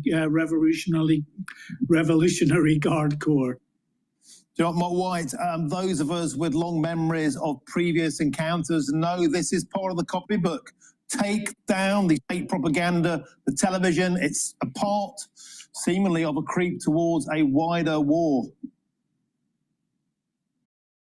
Yes, and one wonders what that might do in terms of perhaps rallying those within the population who are anti-regime. We had a video statement from Benjamin Netanyahu just a couple of days ago, and although the Israeli government is saying that the aim of their mission is not regime change, it was clear that Benjamin Netanyahu was urging members of the public to rise up and overthrow the mullahs. So although it's not the stated aim, they are going after Iran's ability to build a nuclear weapon, it is one byproduct of this operation that they would welcome. Thank you, Mark White. Sensational images there, really is that dramatic of TV studio being bombed in real time. Thank you, Mark White. Get back to the studio now for some reaction. I'm still joined by Nora Lee Knotson. Nora Lee, part of the issue of Iran, it has no free media whatsoever. In fact, Elon Musk was saying that Starlink is now in operation for the first time. The internet is banned in Iran. There is no challenging media. The state media is pure propaganda. Taking it out is a clear sign that they want to destabilize the regime in other ways other than just militarily. I think that's a very good point you make, and it does underline the fact that this conflict is going to escalate. The fact that Trump doesn't want to sign the agreement with G7 to de-escalate, and clearly he says Israel has the right to defend itself. Other countries have come out and also said Iran has the right to defend itself. But the American people who voted for Donald Trump voted for him on the basis no new wars, peace in the Middle East with Israel and Gaza, peace between Russia and Ukraine, and we've just seen all of this blow up in our faces. Quite literally. On state TV there. Adam and Cherry, quick 30 seconds. It seems like things are ratcheting upwards now. Yeah, Nora, I mean, we were just talking about this briefly in the break.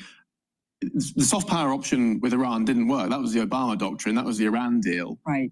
So I'm not. You're asking me, Martin, but it's just interesting. Surely hard power is the only option here. They can't be negotiated with. I would disagree with you because one, they're part of the non-proliferation treaty. We had people there to inspect. Now we have nobody there to inspect, and they have no nuclear weapons. We have to leave it there, guys. All eyes on that conflict. Now, please stay with us. I'm about to speak to a grooming gang survivor about the latest findings in the case report. You will not want to miss out. They're really the only people who matter in this. All right, let's listen to BBC News here.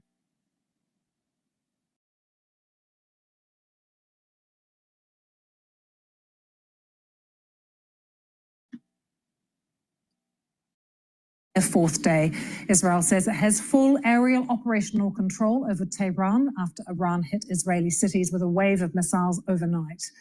Our correspondent Anna Foster is in Jerusalem covering all of the latest developments for us.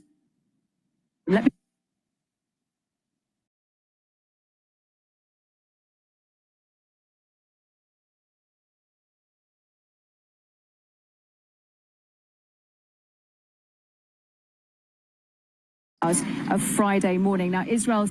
I'm sorry, let's just replay that. Now, we start in the Middle East, where strikes between Israel and Iran are now on their fourth day. Israel says it has full aerial operational control over Tehran after Iran hit Israeli cities with a wave of missiles overnight. Our correspondent Anna Foster is in Jerusalem covering all of the latest developments for us. Let me bring you right up to date with the latest on the conflict between Israel and Iran and hostilities here in the Middle East, which continue to increase as 4 days now have passed since those attacks that Israel launched on Iran in the very early hours of Friday morning. Now, Israel's defense minister, Israel Katz, has warned that the residents of Tehran would, as he put it, pay the price for Iranian attacks on his country's citizens. But he has since qualified that statement that he put on social media. He said that there was no intention to physically harm the city's residents. Now, Israel says the number of people who've been killed by Iranian missiles has risen to 24 since Friday, with 8 of those deaths coming overnight from Sunday into Monday. There were missile attacks against Haifa and Tel Aviv. Now, Iran's health ministry says that more than 220 people have been killed in Israeli attacks since Friday. It's called on European nations to stop what it describes as an Israeli aggression. And the Israeli military says that it killed 4 senior Iranian intelligence officials with a targeted airstrike, and says it now has full aerial operational control over the Iranian capital, Tehran. So it is a fast-moving conflict, as you know, things developing and changing all of the time. We've also been seeing pictures from Tehran of people desperately trying to leave that city. Long queues of cars, traffic jams, as people try to leave. Of course, as these Israeli attacks continue, people there trying to protect themselves and their families, and they feel that the best way to do it is to try and get out of the Iranian capital, Tehran, at the moment. Now, Israel has been also experiencing, seeing and hearing and feeling these barrages of Iranian missiles that have been coming towards Haifa, towards Tel Aviv as well. I just want to show you these pictures filmed by our BBC cameraman, Robbie Wright. This is what it looked like early this morning in Tel Aviv.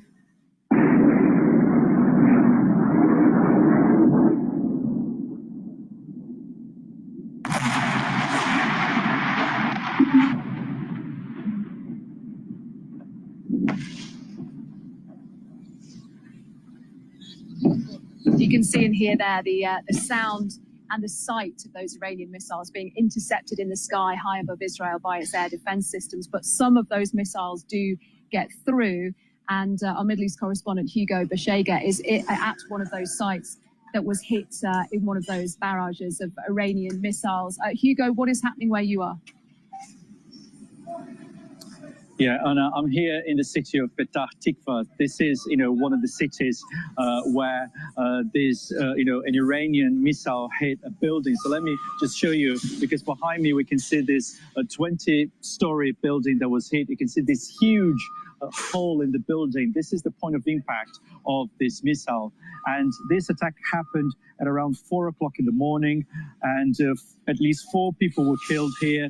And 2 of the victims had been inside bomb shelters at the time of the attack, and the missile struck a wall between the shelters, and the walls of the shelter didn't, collapsed as a result of this direct impact here. Now, there's a lot of work here. All morning, residents have been coming to the buildings. This is a residential complex with 4 buildings. All of them have been damaged. They've been coming here, visiting their flats, if possible, collecting some objects. They don't know when they're going to be able to return to their homes, but there is a lot of work to repair the damage already happening. And I think the feeling that I got from talking to people here, and also yesterday in a different city that had been attacked, is that people are in shock with the scenes that they're seeing here, and I think there's also the feeling that they felt they were protected by the country's air defense systems. Obviously, Israel has a very sophisticated layer of protection, and now they're saying that this system is not perfect. I mean, I think the strategy here, the Iranian strategy, is to fire dozens, if not hundreds, of missiles and drones at the same time, trying to overwhelm the country's air defense system. So it's almost inevitable that some missiles are going to penetrate this layer of defense. And the authorities have been telling the population here in Israel that this is a robust, strong system, but it is not perfect. So they've been telling the public to follow the instructions. There's a state of emergency here, to seek shelter when these attacks happen. And the indications from the Israeli authorities are that these attacks against Iran are going to continue. Perhaps this is a prolonged campaign, not days, but weeks. And they're saying that they expect attacks like this to continue. Business owners have to lead by example, work every day without excuses, with unending energy. Hugo Beshega in Petah Tikva, thank you for joining us. Well, BBC Verify has been looking at what satellite imagery can tell us about the damage that's been inflicted by Israel on Iran's military infrastructure and nuclear facilities. Let's hear more from BBC Verify's Melon Thomas. As Iran and Israel continue launching strikes, satellite imagery can give us an insight into what's happening on the ground. And it's particularly useful when looking at Iran, where it's incredibly difficult for BBC journalists to operate. Now, let's take a closer look. We've been examining satellite images of Israeli strikes on military infrastructure and nuclear facilities across Iran. These are some of the areas in Iran that we've been analyzing. Now, this is an image from the 15th of June of a missile base in Bitchute, which has been hit. And you can see really clear damage from space in the roof of this building. And elsewhere, we can see several areas of damage at the international airport in Tabriz, which is near a reported military base. Now, we've compared images taken on the 13th and the 14th of June, and you can see this blackened area in the center of the main runway here, and you can see signs of damage to a taxiway at one end, 2 points here where it meets the main runway. And have a look at this. This is Natanz. That's a nuclear site, where you can see damage here in an image on the 14th of June. Now, according to analysis from the Institute for Space and International Security, this electrical substation here was damaged alongside the pilot fuel enrichment plant as well.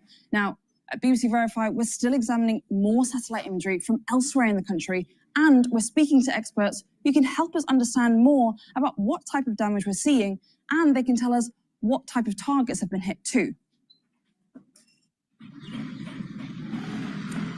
Well, the head of the nuclear watchdog, the IAEA, has been talking about damage to Iran's nuclear sites. Now, he says there has been no further damage since Israel's attack was launched on Friday. Rafael Grossi has been addressing what has been called as an extraordinary session of the International Atomic Energy Agency's Board of Governors to discuss those strikes. He said there had been no more damage at the Natanz site in central Iran. There has been no indication of a physical attack on the underground cascade hall containing part of the pilot fuel enrichment plant and the main fuel enrichment plant. However, the loss of power to the cascade hall may have damaged the centrifuges located there.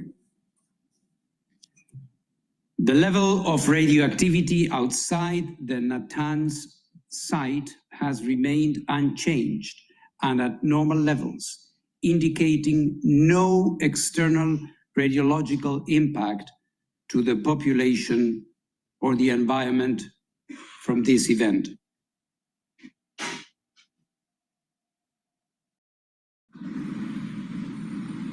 Well, Mr. Grossi also said that there was no change to radioactivity levels at the Isfahan nuclear site, another key site in Iran. It was also damaged on Friday, but he did have this warning about the ongoing conflict. Military escalation threatens lives, increases the chance of a radiological release with serious consequences for people and the environment, and delays indispensable work towards a diplomatic solution for the long-term assurance that Iran does not acquire nuclear weapons. Consistent with the objective of the IAEA and its statute, I call on all parties to exercise maximum restraint to avoid further escalation. Well, that was what Rafael Grossi, the head of the IAEA, had to say at that extraordinary meeting. You can see the level of concern that's been caused by those attacks on Iran's nuclear infrastructure, generally on what it could mean for the civilian population there, and more widely afield as well. Well, let's speak to our correspondent, Gia Gol, from BBC Persian. They, of course, are constantly in touch with people inside Iran. Gia, what do you think that Israel is trying to achieve here? Because the official message is it's about trying to defend Israel, it's about trying to stop Iran from developing a nuclear bomb, but more and more people are talking about an ambition from Israel of regime change in Iran. Exactly. And if you look what Prime Minister Netanyahu has said in the past few days, he is very clear. He wants regime change in Iran. He has called on Iranian people to rise up against the Islamic Republic of Iran. And if you look what they have done in the past few days, yesterday They wiped out the entire leadership of Iranian Revolutionary Guards intelligence unit. When we talk about military intelligence, we normally deal with military issues, but Revolutionary Guards intelligence unit, they have been very pivotal in suppressing dissidents inside Iran and outside the country. In fact, 2022, there was a mass uprising across the country.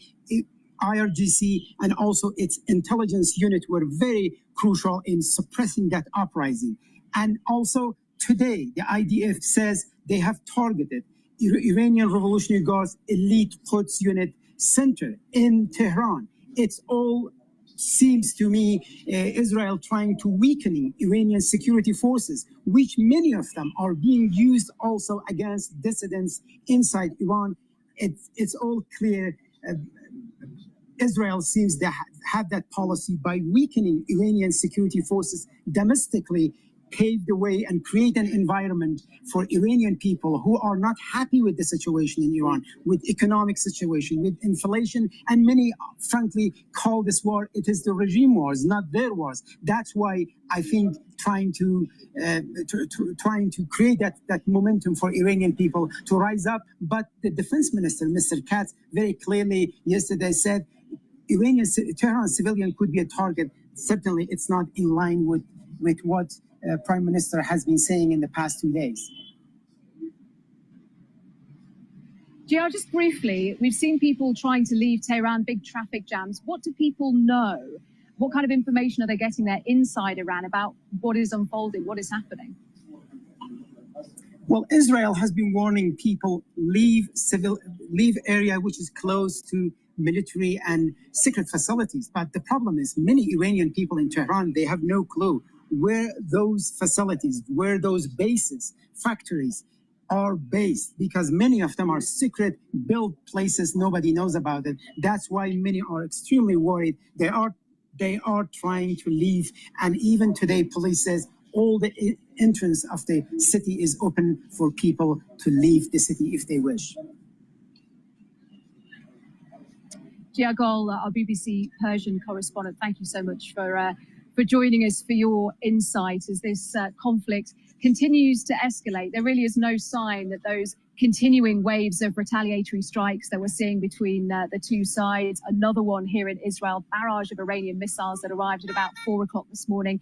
And again, those pictures that we're seeing from Iran, with Israel saying that some of its most senior intelligence leaders have been killed in the last 24 hours.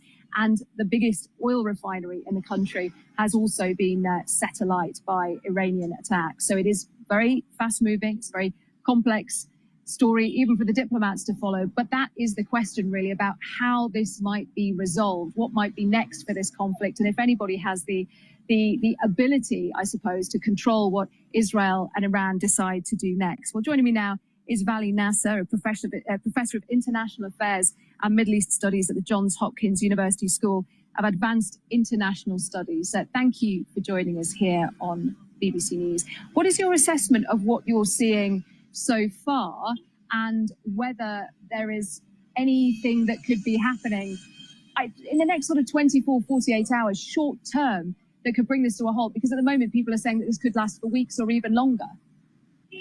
I do not see a stop to this conflict in the short term, because this is now a full-fledged war. Israel has started this war with the aim of destroying Iran's nuclear program, and it's not close to having achieved that. And it wanted also to downgrade and destabilize the Iranian state. It has assassinated a number of leaders. It has hit a lot of targets, but it hasn't achieved that either. And if in the face of Iranian missiles, Israel was to stop now, it would look like it has failed in its mission. Similarly, Iran does not want to be seen that it has caved to Israeli military attack, and it wants to push Israel to recalibrate and recalculate the cost that it's incurring by waging this war. I think the two sides are going to bloody one another for a while longer before there might be an opening for any kind of a ceasefire conversation.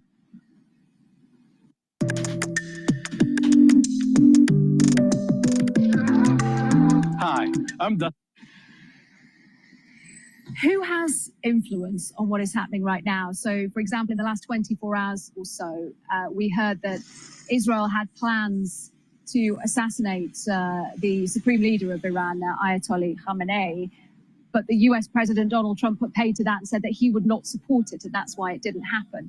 Equally, a suggestion that Russia's Vladimir Putin might start to become some sort of peacemaker, which would be a departure for him to get involved and arrange some sort of ceasefire.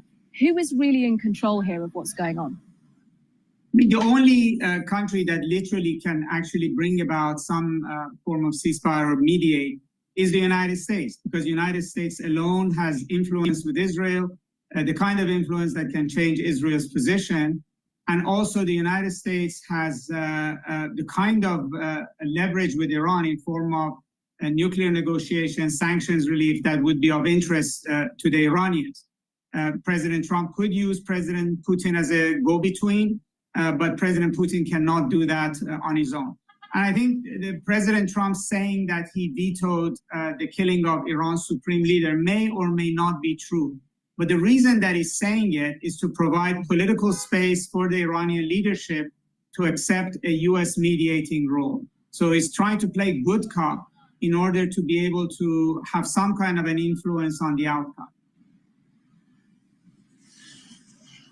Bali Nasser, thank you for joining us, for sharing your analysis with us. Really appreciate it. And that is really key right now, is who actually has the power to try and affect what's happening here in the Middle East. And certainly all eyes are on the US, particularly as the US President Donald Trump over the weekend has really oscillated between several different positions, at times seeming to support what was happening. And that was after the US Secretary of State Marco Rubio put out a statement very early on distancing the US from what was happening. There were real concerns for both US, UK, French and other assets here in the region. So I think, Lucy, one thing that we're going to be talking about a lot more in these next few days, and which I know you're about to talk more about now, is diplomacy. When world leaders are getting together, the conversations that they are having, they will really be trying to work out how they can perhaps navigate a path through this between two sides, neither of whom at the moment wants to back down.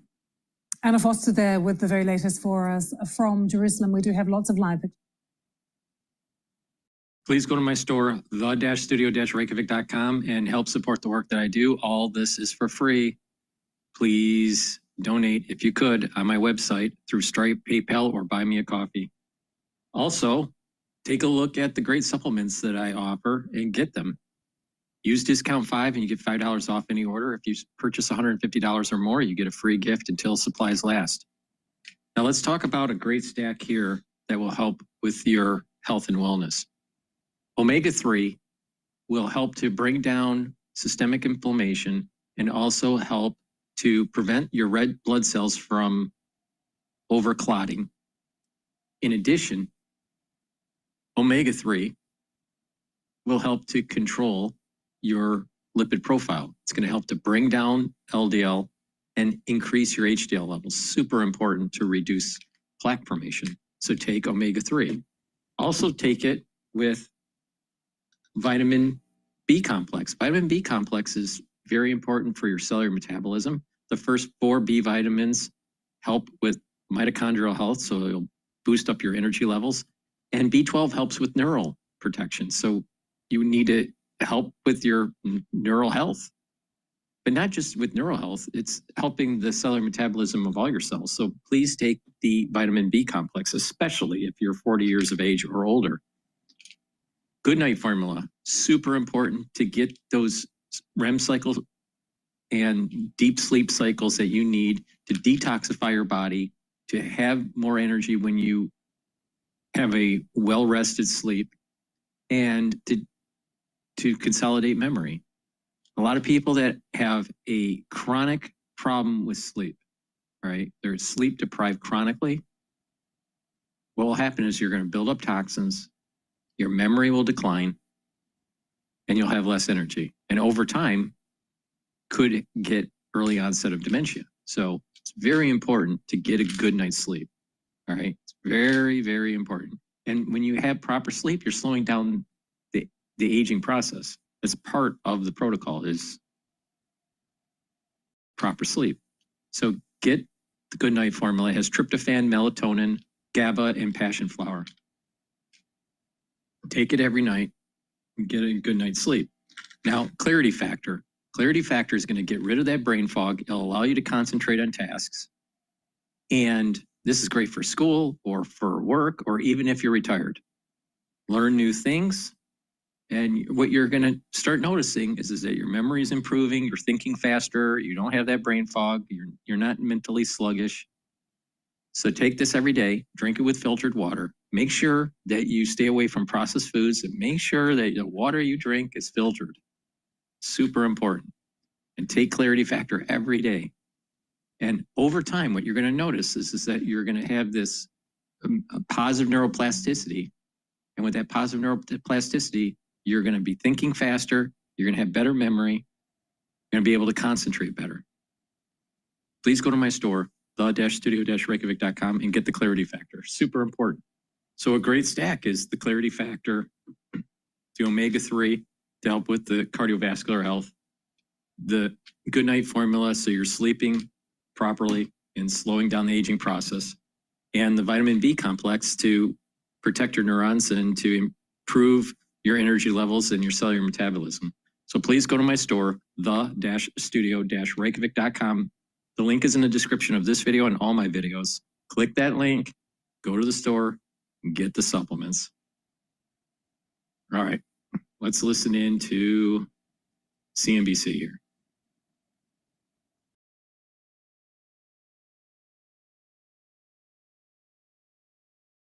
With Israel and Iran pressing forward with attacks. NBC News chief foreign correspondent Richard Engels with us this morning. He's on the ground in Tel Aviv. Richard, it's good to see you.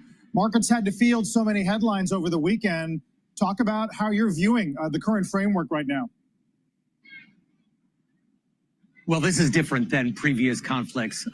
This is different than previous exchanges of fire between Israel and Iran. This is much more like an open war between Israel and Iran. It feels like there's nothing almost off limits. The two sides are attacking each other's cities.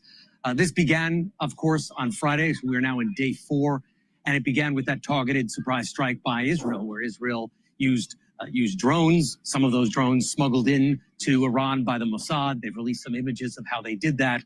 Some carried out by air attacks on nuclear facilities. But it expanded over the weekend, and now the Iranian government is under attack. Government buildings, the police headquarters, the Quds Force, which is part of their security force, has also been hit. And generally, the Israeli missile defense has been strong. Most of the incoming fire of the ballistic missiles that Iran has been firing and some drones have been shot down. But that system is being challenged, and a growing number of those missiles are getting through, and the death toll in this country is rising. It is now more than 20 Israelis who've been killed. I just came from a satellite city called Petah Tikva, which is about a 20-minute drive outside of Tel Aviv, where I am now, and an apartment building there took a direct hit, and several people were killed in their safe room. Now, safe rooms are ubiquitous in this country. People either have bunkers underneath their buildings or new homes are generally built with reinforced rooms in them. In this case, the ballistic missile slammed right into a safe room. So even though the air raid signals went off, people had forewarning. They did what they were supposed to do. They went to their safe room. Several people were killed nonetheless in Petah Tikva. So this is a different kind of conflict that Israel's faced before. It's not facing a militia group embedded within the state. It is fighting a state itself. And Iran has declared that it will keep fighting, although Iran does say it is open to negotiations, but it has canceled this current round of talks that was supposed to have taken place this weekend. Is there any talk from the Israelis about how successful they have been at this point in their objectives? The Israelis say that they have freedom of movement, freedom to operate over the skies in Iran, but they talk about this as an open-ended campaign.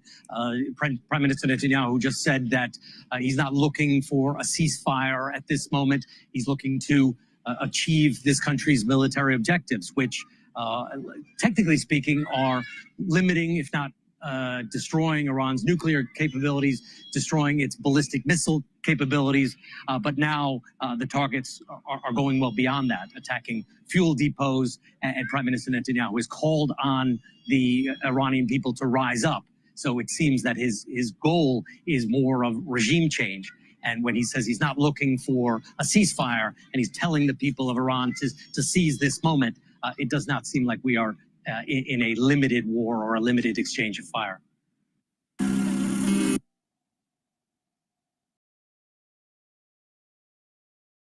Let's bring in senior research scholar at Columbia University, Richard Nephew. Richard's also served as deputy special envoy for Iran during the Biden administration and was on the National Security Council during the Obama administration. Richard, from your estimation, where do you think this goes?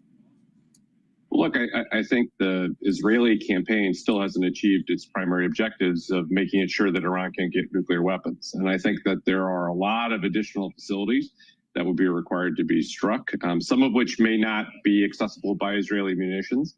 And I think their strategy right now is to try and sap the will of the Iranian government to fight on, see whether or not they can get to some kind of prejudicial deal, and failing that, to bring the United States in so they can attack the facilities that Israel can't reach. Why isn't the United States and the rest of the world, for that matter, more willing to help Israel achieve that target, which would be better for world peace? Well, look, I think it comes down to what the scope of the conflict is. I think for a number of years, people have understood two things. One, that an attack on Iran wouldn't be simple, it wouldn't be easy, and it would take a lot of time. It also may not be able to achieve its objectives because of the significant advancements the Iranians have made in the nuclear program, how close they are to weapons, and the risk of potentially setting them off down that path. Iran was 5 to 6 days away from having enough material for its first nuclear weapons before this started. We're on day 4. That gives you a sense of what the clock might be potentially looking like. That doesn't mean that Israel is precipitating an Iranian weapons decision. The Iranians still have decisions to make, but it's a very clear risk.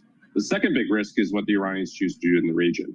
Iran has not yet targeted U.S. bases. They haven't targeted regional energy infrastructure. Those are all things that are part of the target set if the Iranians believe they're about to be defeated, or if they think they have to escalate to de-escalate and to convince the Israelis to back off, or other people to put pressure on the Israelis to get them to back off. So you do think that it's more likely that if they face some sort of existential moment, that they'll act out rather than rush to the table, as this journal article, for example, suggests? Look, I think the Iranians have demonstrated over time they're prepared to use a bunch of different tools all at once. So I think they would absolutely be prepared to seek negotiations and a ceasefire. I don't think that's because they would intend to surrender the nuclear program. Candidly, I think if they were to get additional time, that probably means it's more likely that they will try and push forward to at least get a lot closer to nuclear weapons to be able to increase the severity of their threat, in part to ensure negotiations are successful. But second, if negotiations buy them any time to catch their breath, that would also be an opportunity for them to continue to exert pressure through military means on the region. So the Iranians aren't done yet. I think that there's some talk about them being close to regime collapse and so forth. I think history suggests not. I think that the Iranian control of the state, their ability to exert internal force, also suggests not. It's always possible that something significant changes in Iran, but right now I think we should be expecting this conflict to last for a good long while.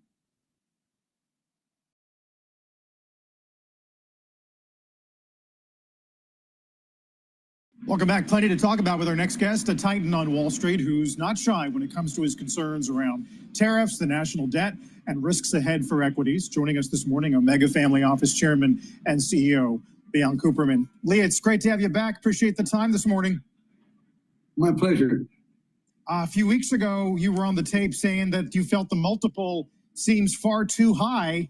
I have a feeling that probably hasn't changed. No, it's only a couple of weeks have gone by and the market is largely unchanged. I think the S&P is telling around 23 times earnings, 97th percentile of historical valuations. And when I look at the world that I see out there, it seems too confident. P's are a function of growth rates, inflation, and confidence. And I think confidence is too high relative to the environment. We have the Middle East uncertainty. We have the China-Taiwan uncertainty. We have the Russia-Ukraine uncertainty. We have tariffs, which I think are a poor idea. we have a policy of guns and butter, and I think that's going to lead to crowding out. So the stock market already is expensive relative to interest rates. I think interest rates are going to move up, which will create a bigger problem for the stock market. So, I'm not a big bear, but I'm not a big bull either. I hearken back to my previous experience. I got my MBA from Columbia Business School on January 31st of 1967.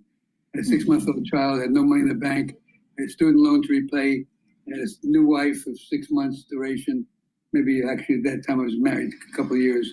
And I could not afford a vacation, so I went to work the next day at Goldman Sachs.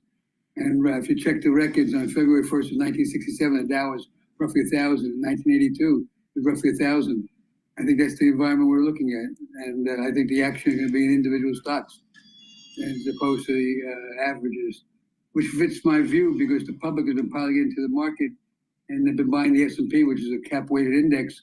I think the unweighted indices and individual stock picking is going to maybe do better. Right. I think are any of your picks, Lee, and you can feel free to mention them, is there a theme running through them or not? It's very much bottom up. I mean, my favorite idea, for example, take symbolic of what I'm looking for. Fidelis Insurance, FIHL is a symbol. Stock's around 16 and a fraction. I think that the book value is around 31 and change.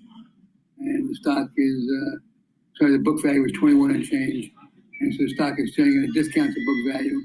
It's an insurance company, and I believe the insurance company should earn in this environment close to 20% in equity, which would imply something like $4 in earnings. And the stock is about 4 times earnings, and they're buying back stock. It sells at a big discount to book value. But other names we like, Apollo in the private equity area, Alice Energy Solutions and Energy, Mr. Cooper, which has been a great stock for us. We have a very large position there. It's been a great stock for us, but it's up a lot. And we still like it. We think they're doing a world-class merger. They're number one in mortgage servicing rights. And they're merging with Rocket Mortgage, number one in mortgage origination. So they got both ends of the market covered. Energy Transfer, well-run company, yielding about 8%, growing 10% earnings. KBR, I guess the conglomerate you say, Sunoco in the MLP area, Verizon, Vertiv. We find plenty of things to do, but I think the averages are going nowhere. Lee, it's Sarah. You mentioned a few energy stocks there, and I know that you have a long history of investing in the energy complex. I'm curious what you make of the fact that now, oil prices are heading south despite the escalation between Israel and Iran, and just the sort of increasing numbness toward these geopolitical events in the Middle East. Does it make sense to you? No, I think that, look, like I said, there's a high level of confidence in the system right now. So oil prices are down today, but they've been up over the last couple of weeks. And we own energy stocks that have a low cost of production and are paying us to be patient and wait. Tourmaline is the number one natural gas producer in Canada. And I think the outlook for natural gas is very positive. Let's say one example, Energy Transfer yields about 8%. Major pipeline company in America, in the world. You see big insider ownership and accumulation by Kelsey Warren, etc. So, we like energy, but we're very diversified, and we're just looking for value. And we find plenty of examples of value. My favorite idea in the non-equity area is Legato, but it's a very complex story. And I think the government should be ashamed of themselves the way they treated this company. They have close to 40 megahertz of 5G spectrum. They've been trying to get a license for a decade, and the government has falsely alleged spectrum interference argument. It's not the case. So, so you can buy their bonds at 30 cents in a dollar. I think they're worth par. So you get a triple in capital appreciation, plus you're going to get a coupon. It's currently 17.5% when they come out of bankruptcy. It'll drop to 8.4%. It's PIK, so you don't get cash interest. With the help of zero accounting software, I've got the right information at my fingertips. All right, we're going to go to Bloomberg here. They're talking about the G7. But before we do, please get this stack to help with your cardiovascular health and to boost up that immune system. Turmeric will bring down inflammation. It's an antioxidant. It's going to soak up free radicals. And by bringing down inflammation, you're going to help with your immune system, and bringing down inflammation at the vascular level will help to prevent plaque buildup. Lignans, it's a powder. You mix it with soft foods or filtered water. And you get a small scooper here. Take 1 scoop a day. It's very important to take every day. And this is going to help to boost up that immune system and help with your endocrine system. It'll also soak up free radicals. And by bringing down that inflammation, you're also helping your cardiovascular health by reducing plaque buildup. And ashwagandha root helps to control cortisol levels. By bringing down cortisol levels, if cortisol levels are elevated chronically, it's immunosuppressive. So you want to bring those down, and that will help to boost up that immune system. So ashwagandha root is going to help with the immune system. Ashwagandha root also helps to control blood glucose levels. Super important, because in the United States, too many people have high glucose count. So please go to my store, get the ashwagandha root, bring down that inflammation at the vascular level, and your overall systemic inflammation. Bring that down. That's going to help with your immune system. Take it with the lignans and also with the turmeric. This is a great combo to bring down that inflammation, help with that cardiovascular health, and boost up that immune system. Use discount 5, you get $5 off any order. If you purchase $150 or more, you get a free gift until supplies last. Specific tariffs weren't supposed to be in those original negotiations on so-called Liberation Day. No, indeed. And I think that is, given the court pushbacks on some of these tariffs that are based on the president's international emergency authorities that courts are deciding to rule against, the much stronger leg that the president and the administration has to rest on are these sectoral tariffs, whether it's on steel, whether it's on pharmaceuticals, or the automotive sector. And I think those are the kinds of things that are potentially much more disruptive to the global economy, because it's not just a single bilateral relationship that they're impacting, but pharmaceuticals, autos, steel. And I think that's the kind of thing that we're going to have to keep our eye on. No communique is expected to come from this G7. That's how little we're getting along. I think they've learned their lesson. Yeah, that didn't go great in 2018, I guess. It didn't go great in 2018. Communiques, I think, are important when you do have agreement, because it does help frame things. But they also tend to highlight the disagreement. So is this the tree that fell on the woods G7? Well, it's a complicated G7, right? Because we were expecting to have some clarity on trade. If nothing else, there's still talk that there might be a bilateral deal with India or Japan announced, because the president will be meeting with both of those leaders. Yeah. But I think generally it is being tremendously overshadowed by the news of the day, by what's going on the ground in Iran, in Israel, the potential for talking about Russia, talking about China in this context. So I think it's going to be hard to write that single headline coming out of the G7 that we might all prefer to be able to do. This is the world that we're in. Tyler, we've got an image of President Trump with the Chancellor of Germany. The meeting did happen. Chancellor Merz and the president. He's got a big smile. Looks like the meeting went pretty well. We'll see if anything comes of it, and if the market wants to care about that today. Great pleasure to have Christopher Smart with us in studio, our growth group. Great to be with you. Toast to Boston and everyone in my former town when you get back home. Great to have you here in the nation's capital. Bloomberg's Tyler Kendall. All right, let's play one of the White House. Thank you.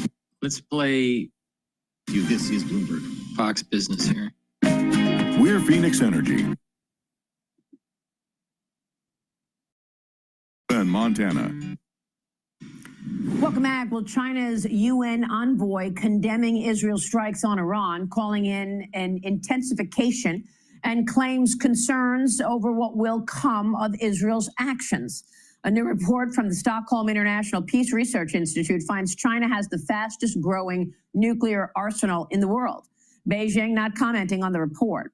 Meanwhile, Minnesota Governor Tim Walz has thoughts over the conflict and which country is best suited to facilitate negotiations. Watch this. Who is the voice in the world that can negotiate some type of agreement in this? Who holds the moral authority? Who holds the ability to do that? Because we are not seen as a neutral actor, and we maybe never were. Now I ask who that is. And I mean, consistently over and over again, we're going to have to face the reality. It might be the Chinese. And that goes against everything they say they're trying to do in terms of the balance of powers. China has the moral authority to fix this conflict, according to Tim Walz. Joining me now is Gatestone Institute Senior Fellow Gordon Chang. Gordon, good to see you. Your reaction to this? Well, you know, if you don't want to be called a communist, and Tim Walz says he's not one, then he shouldn't sound like a communist, because only a communist or a communist sympathizer would say that China has the moral authority. And by the way, China is not the neutral party, as Tim Walz said, because we know that China has been all in on Iran's side in this war. It's been providing everything but troops at the front. So Tim Walz is wrong about that. And if people want to wonder why he sounds like a communist, because he very well could be one. Yeah, I mean, he spent so much time in China, and I wondered if, in fact, what happened overnight was evidence that we do see China and potentially Russia supporting Iran in this Israeli conflict. Is that what you believe? Oh, well, certainly. Since October 7th, we have seen China's elevated commodity purchases of Iranian crude oil. China takes more than 90% of Iran's exports of that commodity. But we've also seen Chinese weapons go to Iran and to all three of Iran's main terrorist proxies, Hamas, Hezbollah, and the Houthi militia. And also Iran's own weapons have Chinese components in them. There is diplomatic and propaganda support. So China has been fully behind Iran. And so when Tim Walz says that they might be seen as a neutral party, I mean, that's just wrong. I mean, he's entitled to his opinions, of course, but as Donald Rumsfeld told everyone, he's not entitled to his own facts. Yeah, well, I mean, obviously it's propaganda. And you just wonder if, in fact, he actually believes that, or if he's being told that by his Chinese overlords. Or, I mean, what about how this relates to economic issue? The U.S. and China had a handshake agreement on trade last week. A new Reuters report finds that talks on key rare earth minerals exports are largely unresolved. Beijing has yet to commit to grant export clearance for some specialized minerals. And we reported last week that the Financial Times was reporting that China was basically, dominating corporate players, saying, we want to know exactly how these rare earth minerals will be used. They wanted information, surveillance. And now the Wall Street Journal is writing this morning that global trade with China is becoming a one-way street as Beijing becomes less interested in other countries' goods, beefing up its own domestic industries. China churning out less steel in May compared to the previous year as the industry responds to Beijing's demand to curb steel output, Gordon. How do you see the trade situation unfolding?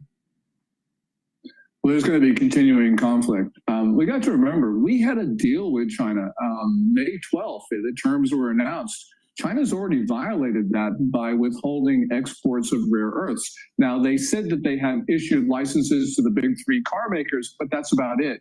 And as you point out, these licenses are conditioned on the provision of an enormous amount of information. So, for instance, customer lists, operational data, workforce reports, all sorts of things which would not be considered appropriate for an export license. So China clearly is not complying. And at some point, President Trump is going to have to impose severe costs on Beijing for its failure to comply with the May 12th deal. That's right. And, Liz Peek, jump in here, because I've been asking the question, how is it possible that the U.S. can focus on economic issues and do a handshake of a trade deal with communist China in the middle of this, Chinese nationals charged with conspiracy and smuggling in a dangerous biological pathogen to America, the consistent intellectual property theft, And then the USS Nimitz leaving the South China Sea this morning, heading west toward the Middle East. China's military holding joint air and sea patrols in the South China Sea, raising even more security concerns in the region, according to the Philippines. Liz. Gordon, good morning. We have to make China have some pain in this trade negotiation. It's pretty clear that they're not going to abide by any kind of agreement. And so my question to you, we've talked a lot over the last couple of months about China's economic frailty, but where is it? I mean, there's a big piece in the Financial Times today about their auto industry, growth without profit, how they're eating each other alive. Is that happening in other sectors of the economy? I mean, can we actually expect this trade standstill eventually to actually undermine some of these industries in China? Yes, well, you look at the car industry that you point out, BYD, which is the dominant EV maker, has problems paying its bills, and we are seeing about 100 other EV makers with severe problems. China in May suffered a 32nd month of the drop in the producer price index and the 4th straight month in the drop in the consumer price index, which means that China is now gripped by deflation. And deflation, as we all know, is an economy killer. And these reports, this price data is inconsistent with China's reports of robust GDP growth, 5.4% in Q1. These numbers are just not consistent. And they show us that the Chinese economy is fragile. And I believe it is now contracting. And it's going to get worse, especially if President Trump does what he has to do, which is to raise the tariffs on China to impose those costs for China failing to adhere to its May 12th promises. Well, I mean, he might as well do it now while the economy there is weak, but it doesn't appear that the Communist Party is backing down. I mean, just the fact that the Financial Times last week reported that, China is demanding sensitive information for rare earth exports right days after they were supposed to agree with the United States to actually send those rare earths. You mentioned that a moment ago, Gordon, but what about this activity in the South China Sea? Is China now trying to involve itself or get more belligerent in the face of this Israeli-Iran upset?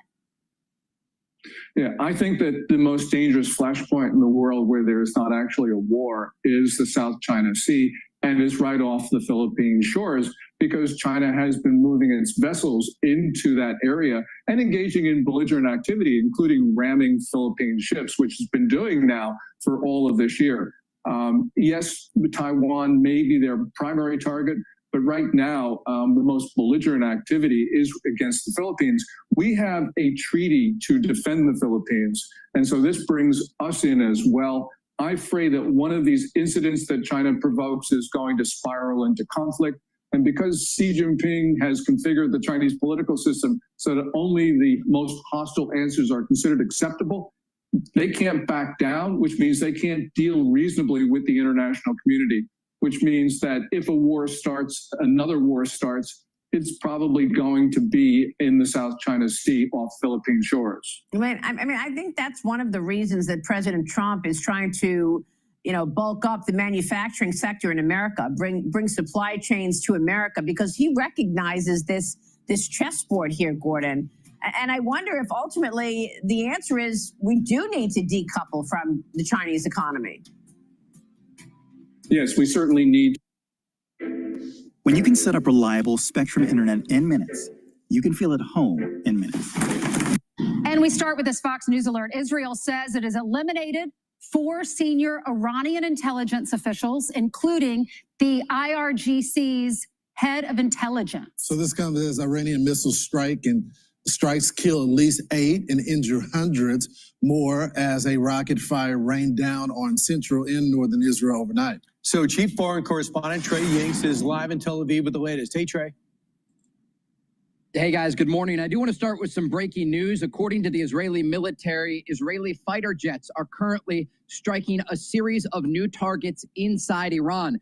This follows ballistic missile fire launched by the regime overnight at both central and northern Israel, 8 people were killed in those strikes, 5 impact areas, and significant damage caused to residential blocks. We were at one scene in the heart of Tel Aviv, speaking with a survivor from the attack. Take a listen. When the missiles arrived, we were in the staircase in the building, and the shock was like so huge. I never saw even a piece of a rocket, and to see an explosion right in front of my face and my other face, crazy. A ballistic missile has just slammed into a building in the center of Tel Aviv. Right now, first responders are trying to put out the flames in the distance. You can see right now there are a variety of paramedics on the scene, police officers and soldiers. And if you come over here, you'll see part of a collapsed building. They don't know if anyone is currently inside, but they are checking right now. 65 total missiles were fired at Israel overnight. The Israelis striking back, killing the head of Iran's intelligence agency and his deputy. The Israelis also say they've taken out 1/3 of the ballistic missile launchers. With that said, this country is bracing for intense days ahead, understanding that the Iranians still can launch large barrages into major population centers. Guys, back to you. So what were the targets that they're looking for in Iran right now? I think it's kind of interesting that they go for oil and gas. They're going for that. What are they got the Quds Force. They killed a lot of higher ups, including the lead terrorist. So what are the other targets they're looking for now? Yeah, in that opening barrage that the Israelis struck into Iran, they killed Hussein Salami, the top commander of the IRGC. This is the top general in all of Iran. He was killed. Nearly their entire Air Force array was killed in a single strike that targeted a meeting point outside the Iranian capital of Tehran. The Israelis have taken out nearly all of Iran's top nuclear scientists. They have killed intelligence heads, police chiefs. They are going after everyone they can in the Iranian capital of Tehran and also on the outskirts of the city.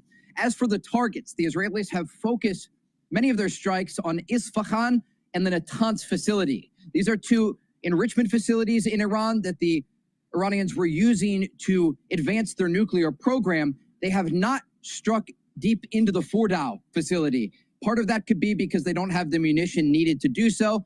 The other part could be that they are not trying to ratchet up the final rung on an escalation ladder that could involve not only targeting Fordow, but also targeting the political leadership in Tehran. Hey, so they still have many options on the table, and Israeli officials say they are going to continue using those options. Trey, Fordow, I have read that is a lot of the nuclear instruments are under the ground, deep under the ground. So they would need our bunker busters. They would need our B-2 bombers.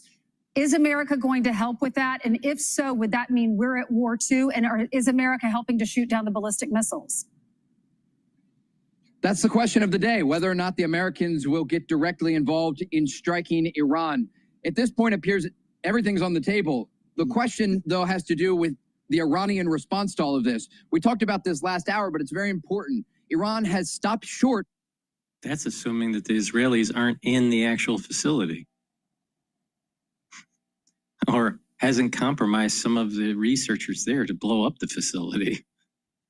I mean, why do we automatically assume that there is no covert operation infiltration already in the nuclear facilities by the Israelis? Of firing on American embassies or bases in the region. That would be a nightmare scenario for the Iranians, having the American Air Force over the skies of Iran, because the munition that the United States has is much more powerful, and it also has the ability to penetrate deep underground to hit some of those enrichment facilities and also the facilities that are used for Iran's advanced nuclear program.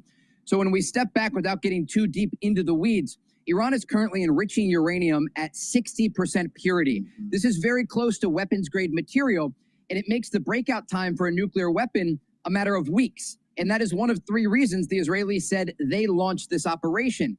Overnight, we saw a lot of American assets headed toward the Middle East, and it's an indication that President Trump wants to have the option on the table if he decides to launch strikes directly into Iran. At this point, we don't have any reporting that indicates the Americans will do so. The Iranians, again, have not targeted key U.S. interests in the region. But last night, as you saw that ballistic missile attack here in the heart of Tel Aviv, just blocks away, we're talking about a 5-minute walk, is the U.S. Embassy branch. And according to the U.S. ambassador to Israel, Mike Huckabee, that branch was slightly damaged in the attack. So, Trey, maybe you can weigh in on this breaking news. This is from the Times of Israel, trying to get this footage for our network so we can air this. This is coming from Israel. They have footage of this latest strike that they just released. It's the trucks in Tehran ferrying weapons. And then this is what they're saying. The Israeli Air Force identified several trucks carrying surface-to-air missile launchers and other weapons moving from West Iran to Tehran in an attempt to escape the IDF strike. The military is saying that. What do you know about these trucks that were carrying these weapons? Israel launched Operation Rising Lion, a targeted military operation to roll back the Iranian threat to Israel's. It's not surprising at all, and I've seen a lot of this video overnight talking with Israeli military sources who sent it to Fox News, and you can actually see the drones overhead that are being used to spot for the aircraft. Most of the videos, it comes out in black and white, but you see the strikes. They're not only going after the air defense systems around the capital of Tehran and other cities, and over the weekend we reported at least 40 of them have been taken out. That information came directly to Fox from a senior Israeli intelligence official. But they're also targeting the ballistic missile launchers. The IDF says they've taken out 1/3 of these launchers. So it doesn't completely mitigate the threat, but it is one step forward in trying to stop some of this incoming ballistic missile fire toward major population centers here. Right. I guess the whole thing would be now, what does Iran do next? They've lost their brain trust, their military minds, their terroristic leader, their special operation lists. They've lost at least 10 leading scientists. The Grand Ayatollah is only alive because the Supreme Leader, because Trump told Netanyahu not to kill him. So you have to wonder what Tehran would be thinking right now. If they desperate enough to hit us? Are they desperate enough to try to shut down the Strait of Hormuz? Do they have the firepower left to do that? It's hard to get into the minds of these leaders, and I've thought about this a lot over the past 2 years. From the October 7th attack on a fall day in 2023, we saw Iranian proxies in the region directly involved in the fight. There were incoming missiles coming from Hezbollah in southern Lebanon. The Houthis in Yemen were firing ballistic missiles at cities like Tel Aviv. Hamas and Islamic Jihad inside Gaza were launching rockets, and of course that invasion on the 7th.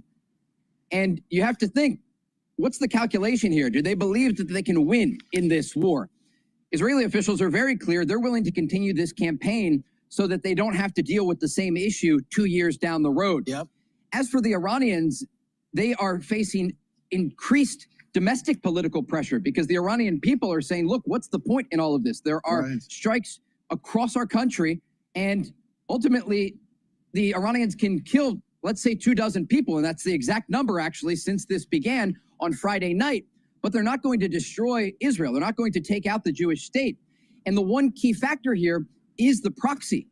The proxies of Iran no longer exist at the capacity that they did on October 6th. The Israelis have taken out Hassan Nasrallah, the leader of Hezbollah in the Lebanese capital of Beirut in the Dakhia neighborhood. They have decimated the Houthis in Yemen, striking their key port.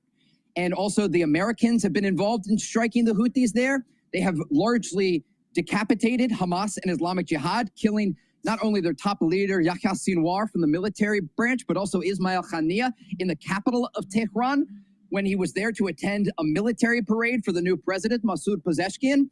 So the Iranians no longer have the capability to tell their proxies, fire on Israel. The only two pieces of leverage that they have are their ballistic missile program that we know the Israelis are taking out in real time, and their nuclear program that Israel continues to target. And if they threaten to advance toward a nuclear weapon that ultimately could be used against Israel with what's left of their program, it's almost certain, according to officials here, that U.S.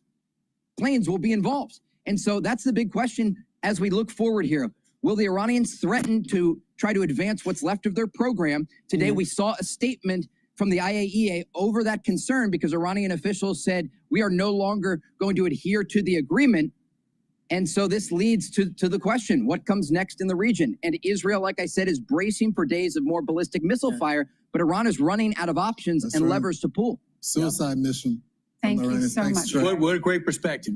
Please go to my store, the-studio-reykjavik.com, and get the vitamin D3. Vitamin D3 is a cofactor for gene expression, so very important for your cells. Vitamin D3 also helps to absorb calcium. D3 helps to get cells to go into apoptosis. So it's something that you should be taking every day.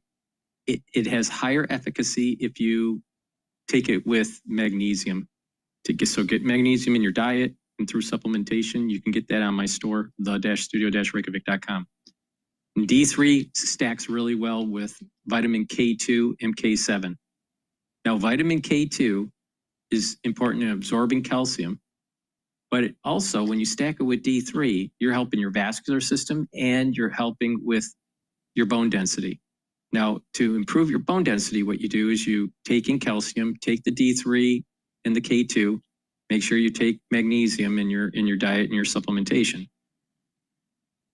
and do resistance training. And when you're doing the resistance training, you're actually creating a microenvironment to signal to deposit bone matrix. And over time, you're going to have denser bone. Super important as part of an anti-aging protocol. Many people that get into their geriatric years have brittle bones. And the reason why is because they didn't do resistance training in their 40s, their 50s, and their 60s. So super important to improve your bone density. In addition, vitamin D3 and K2 taken together will help to pull some of that calcium depositing around plaque formation and also prevent further calcium depositing taking place. So it's really important for taking it as a cardiovascular stack. I have a longevity cardiovascular stack box. So take a look at that to supercharge your vascular health. So please go to my store, the-studio-reykjavik.com. Make sure that you use discount 5, you get $5 off any order. And if you spend $150 or more, you get a free gift until supplies last. Please go to my store, the-studio-reykjavik.com. The link is in the description of this video and all my videos. Now, if you're age 40 or older, you need to start taking care of your neural health. Now, ubiquinol is the most bioavailable form of CoQ10 that you can purchase. Ubiquinol is going to soak up free radicals, help the health of your mitochondria, so you're going to have more energy, more ATP, and ubiquinol protects neurons. In addition, NAD+ is a supplement that will boost up your NAD+ levels, help to repair DNA damage, and NAD+ helps to protect neurons. So stack them together and protect your neurons. Now, you can stack this also with C60, resveratrol, clarity factor. Those are great stacks to help with your neural health. Now, it's very important to also approach this in a holistic way, and that is proper diet and proper exercise. Make sure you filter your water, detoxify your body, stay away from processed foods, do the 4 modalities of exercise, resistance training, balancing, stretching, cardio, and learn new things. Exercise that brain. Very important. So please go to my store, the-studio-reykjavik.com. Another thing that's super important is make sure you get proper sleep every night.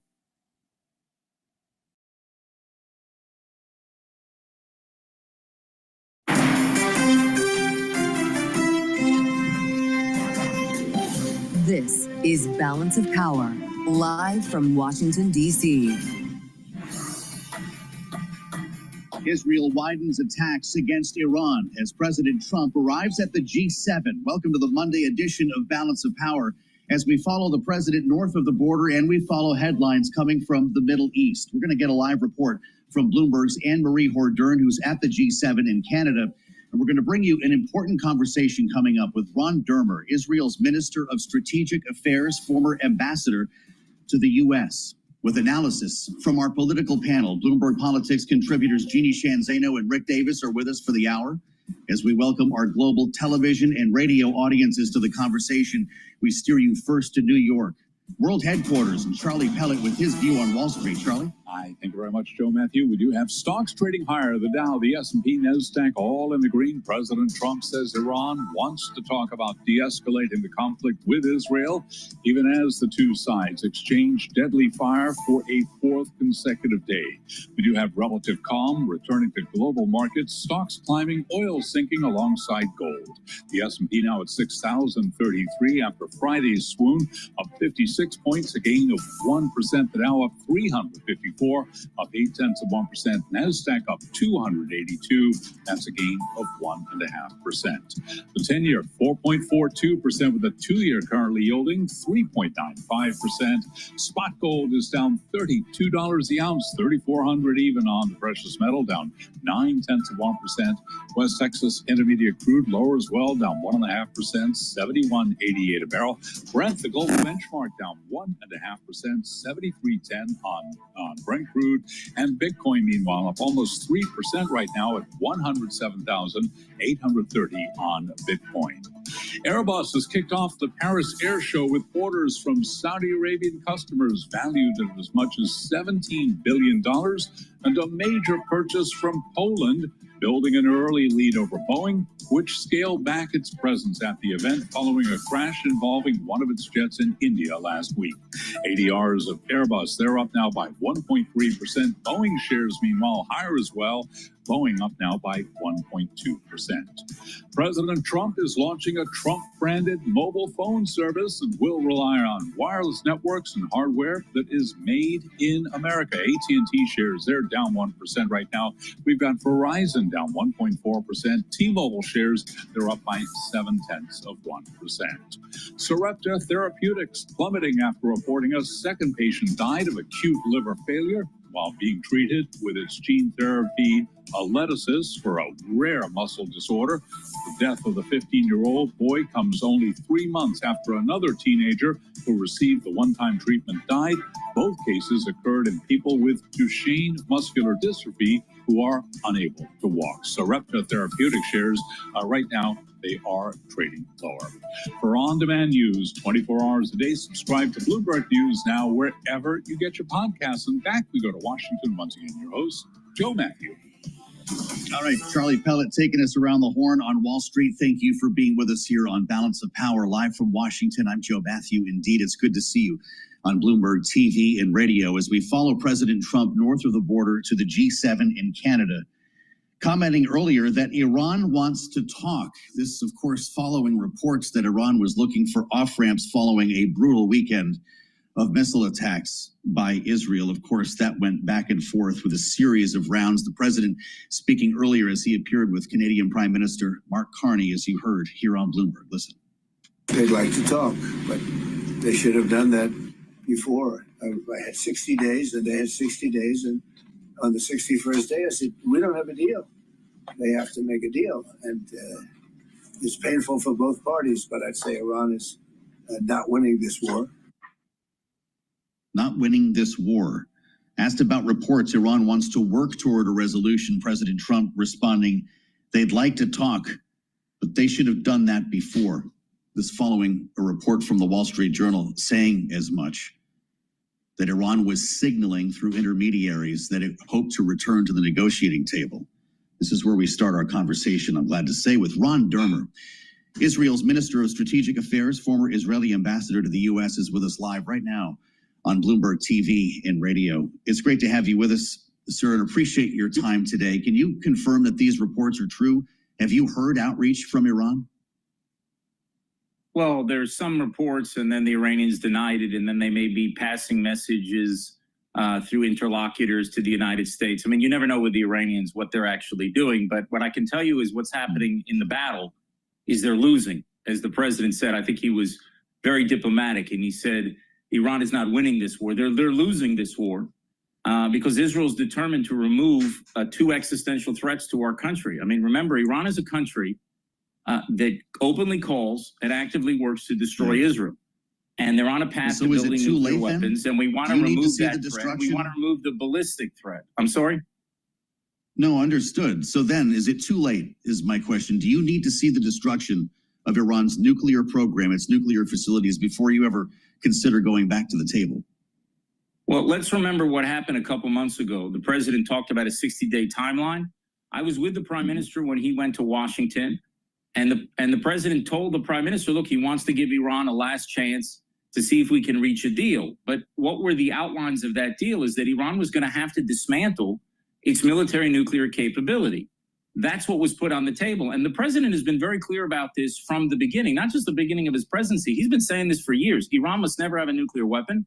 And he's been very clear that Iran cannot have a nuclear enrichment capability, which is how you get the fuel for nuclear weapons. So then you don't have to really trust whether Iran has it or not. If they have no fuel for the car, then it's not a problem. And he gave it time, several weeks. His special envoy, Steve Witkoff, had several rounds of discussions, about 5 rounds of discussions.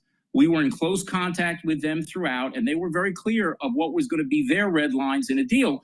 And unfortunately, Iran thought that they could string these talks on forever and that there wasn't going to be any deadline. And it was clear to us in the last few days that there was no chance that Iran was going to agree to it.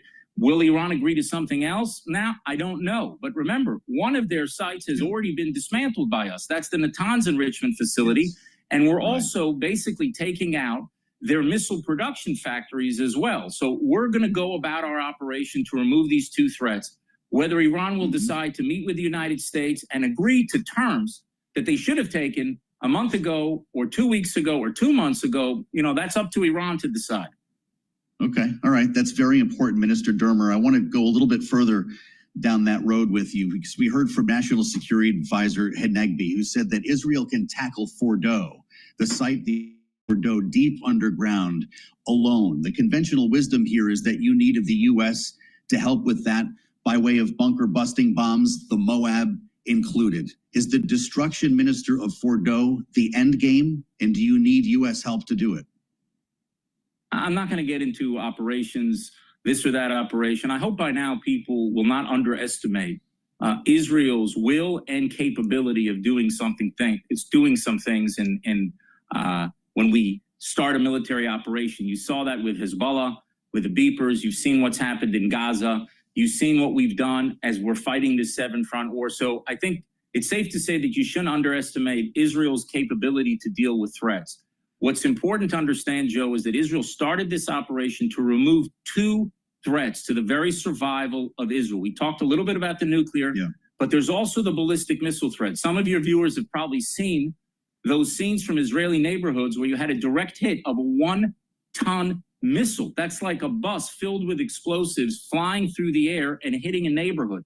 Now imagine a country the size of Israel, which is all the size of New Jersey, that Iran would fire 10,000 or 20,000 of these rockets. And they have plans to build 300 of these a month, 3,000 a year. You're going to have 10,000 every 3 years. This is not a threat that we can tolerate. So we've launched an operation to deal with both of those threats. And on day 4, I can tell you, we're ahead of schedule of where we want it to be. And we're going to win this war with Iran. And so what happens afterwards, hopefully, will turn the whole region to peace. Remember, we were dealing with the Abraham Accords in the first term, and I'd like in the second term of President Trump to expand that circle of peace. Well, before we go that far, Minister, how far are you ahead of schedule? How far has the Iranian nuclear program been set back? Well, it's day 4. We've taken out their main scientists. Iran has the equivalent of the Manhattan Project, that effort to build a bomb by the United States before World War II that ultimately led to victory in Japan. So Iran has this Manhattan Project, and the main scientists were all taken out in the first few minutes of this operation. And we've taken out information that they need for nuclear weapons, and then facilities like the Natanz enrichment facility, which is their main enrichment facility. There's a conversion facility that converts the uranium to the stuff that you need in order to produce a bomb. That was taken out. I mean, we're setting them back. We're hitting centrifuge manufacturing facilities, and we have a clear plan over the next several days to degrade and destroy their capabilities to produce and set them back several years. And in that sense, we're ahead of where we thought we would be on day 4 of this war. But we're going to achieve what we set out to achieve. Minister Dermer, there's a report that President Trump vetoed an Israeli plan to kill Iran's supreme leader, Ayatollah Ali Khamenei. Is that true? I'm not going to get into any private conversations with U.S. officials. What I can tell you is the U.S. has been tremendous in the support that it's given Israel from the beginning of this war on defense. They have helped us with the Aegis ships to knock down these flying buses full of TNT that were landing on our cities, or that tried to land, were launched at our cities, I should say. They were helpful in the THAAD anti-missile system that you have. You also have American pilots in the air knocking down drones that are being launched at us from Iran. So we are deeply, deeply appreciative of everything that President Trump and his administration has done in order to defend and protect Israel. I mean, we're doing the job on offense and defense as well, but we appreciate everything that they have done to come to the defense of Israel. It's deeply, deeply appreciated, not just by the Prime Minister of Israel and the government of Israel, by all the people of Israel. We've never had a better friend in the White House than President Trump, and our greatest ally in the world is the United States of America. And I think there's an understanding, frankly, Joe, in America, and not just Israel, that when we are fighting Iran, we're not just fighting for ourselves. We're fighting an enemy of the United States. I mean, these people lead millions, these leaders in Iran, the tyrants of Tehran, they lead millions of people in chance of death to America.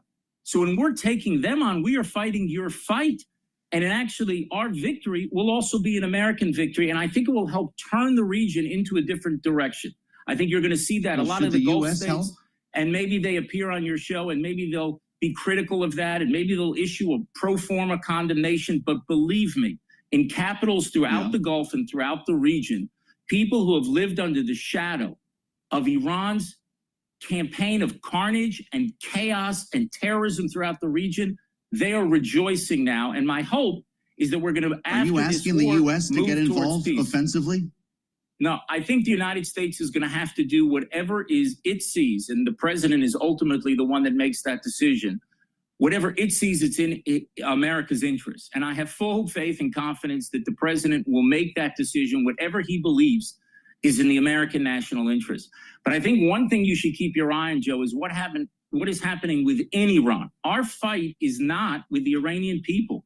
We have no problem in Israel with the Iranian people, and America should not have a problem with the Iranian people. They're actually a very pro-American population, probably second to Israel in the entire Middle East. It's the regime, and that regime subjugates them and also terrorizes all of its neighbors, including our Arab neighbors, while calling for Israel's destruction and ultimately for America's destruction. Remember, we're the little Satan, and they call you the great Satan. So pay attention to what is happening inside Iran when you see the fires starting to spark against the regime. And believe me, Joe, the thing that is most concerning for the leader of Iran is that his people will turn on him and his regime, because after nearly a half century of tyranny, they've had it. You saw them come to the streets in 2009. You saw them go to the streets in 2022, and they may actually go now. And he's very, very worried about that. So we're going to wage our war to achieve our goals, but keep your eye on what the people of Iran are doing. We will, of course we will. You've made a number of references to what happens after this, Minister Dermer, and I'm curious to just extend that a little bit. Whether this conflict ends at the negotiating table or on the battlefield, however this happens, will it also bring an end to your war with Iranian proxies? Will it mean an end to fighting in Gaza? Well, I mean, that's a very good question. A war was launched against us on October 7th by one of Iran's proxies, Hamas.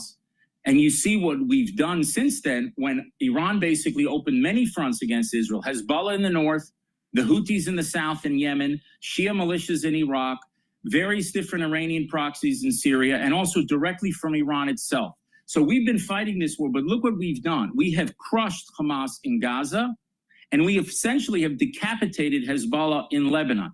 Iran was this very powerful and dangerous octopus with all of these arms. And what happened is those arms, those octopus arms, have turned into T-Rex arms now, and we have cut them down to size. Now, in the wake of this war, you say, well, how is it going to end diplomatically? Well, you know, Japan ended diplomatically too.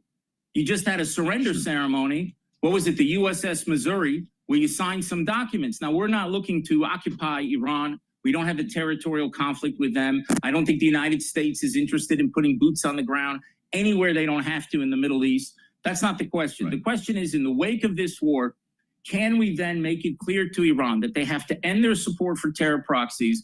They have to give up these ballistic missiles that are in violation of international law, and that they have to end permanently any attempt for a military nuclear capability. They want a peaceful nuclear program. There are dozens of countries around the world that have nuclear reactors. They don't domestically enrich uranium, and they can do that. Those are the terms of what enable us, I think, to get to an end of the war and then to move on to the business of making peace and continuing where President Trump left off at the end of his first term when we made peace with 4 Arab states, the United Arab Emirates, Bahrain, Sudan, and Morocco. We should move that to other Gulf countries. And I think there'll be a lot of surprises that will come in the wake of this war when you're going to see actually peace deals start happening much faster than people think. Okay. I want to ask you in our remaining moment, Minister, because it's important. We're seeing a lot of numbers here. I want to ask you about casualties and what's really happening on the ground. The National Emergency Service says at least 21 people identified as civilians have been killed in Iran's retaliatory strikes since Friday. Is that number still accurate? I think that number now is up to 25. Unfortunately, I'm not certain. You know, when you fire these ballistic missiles into civilian areas, and they're doing it. Remember, we're targeting terrorists in Tehran. We have the power to simply, you know, carpet bomb whole cities. We don't do that. We're only targeting terrorists and trying to get the innocents in Tehran and elsewhere of Iran out of harm's way. We're telling people just today, we took out the National Broadcasting Service, which just, I'm telling the people of Iran, I think we're rejoicing over that, but we got people to evacuate all the areas around it. They're not telling us where they're going to fire. They want to kill as many people as possible, and they're slinging these huge flaming buses into downtown Tel Aviv. You see it on your television screens. So I think we're fortunate that the casualties have not been even more than 25, even though that it's a terrible a tragedy for each and every one of those families. But given what has been thrown at us and fired at us, I think it speaks to how the Israelis have acted under fire and what kind of resolve that they have. And they're running into their safe rooms, staying in the safe rooms, and acting with a great deal of discipline that our home front command is constantly encouraging them. Get into those safe rooms, because those are the places where it's really, really unlikely that they're going to be hurt. And we've seen terrible scenes of destruction, but unfortunately, fewer casualties than otherwise people would have expected. We're glad that you could spend some time with us today, Minister, and we'd like to stay close with you as this all develops. Ron Dermer is Israel's Minister of Strategic Affairs, former Israeli ambassador to the U.S. We thank you for your time. I'm Joe Matthew in Washington. As we follow the bead to Canada, this is the backdrop for the G7 summit that's getting underway right now. The Open just took place. And Bloomberg's Anne-Marie Hordern following President Trump to Banff, where she is right now. Meetings getting underway. In fact, we already brought you some images of the president with Prime Minister Carney. He also sat down with Germany's Chancellor Merz. Anne-Marie, it's great to have you with us here. You've had many conversations with Ron Dermer, and you can hear the passion in his voice today. How is this adding to the conversation in Canada? Well, I think one thing is very clear when you hear from Ron Dermer is that the United States has been absolutely supporting Israel in its defense. Of course, a key question when we saw this attack originally take place is how much the United States know and how much support has the United States given Israel in the offense.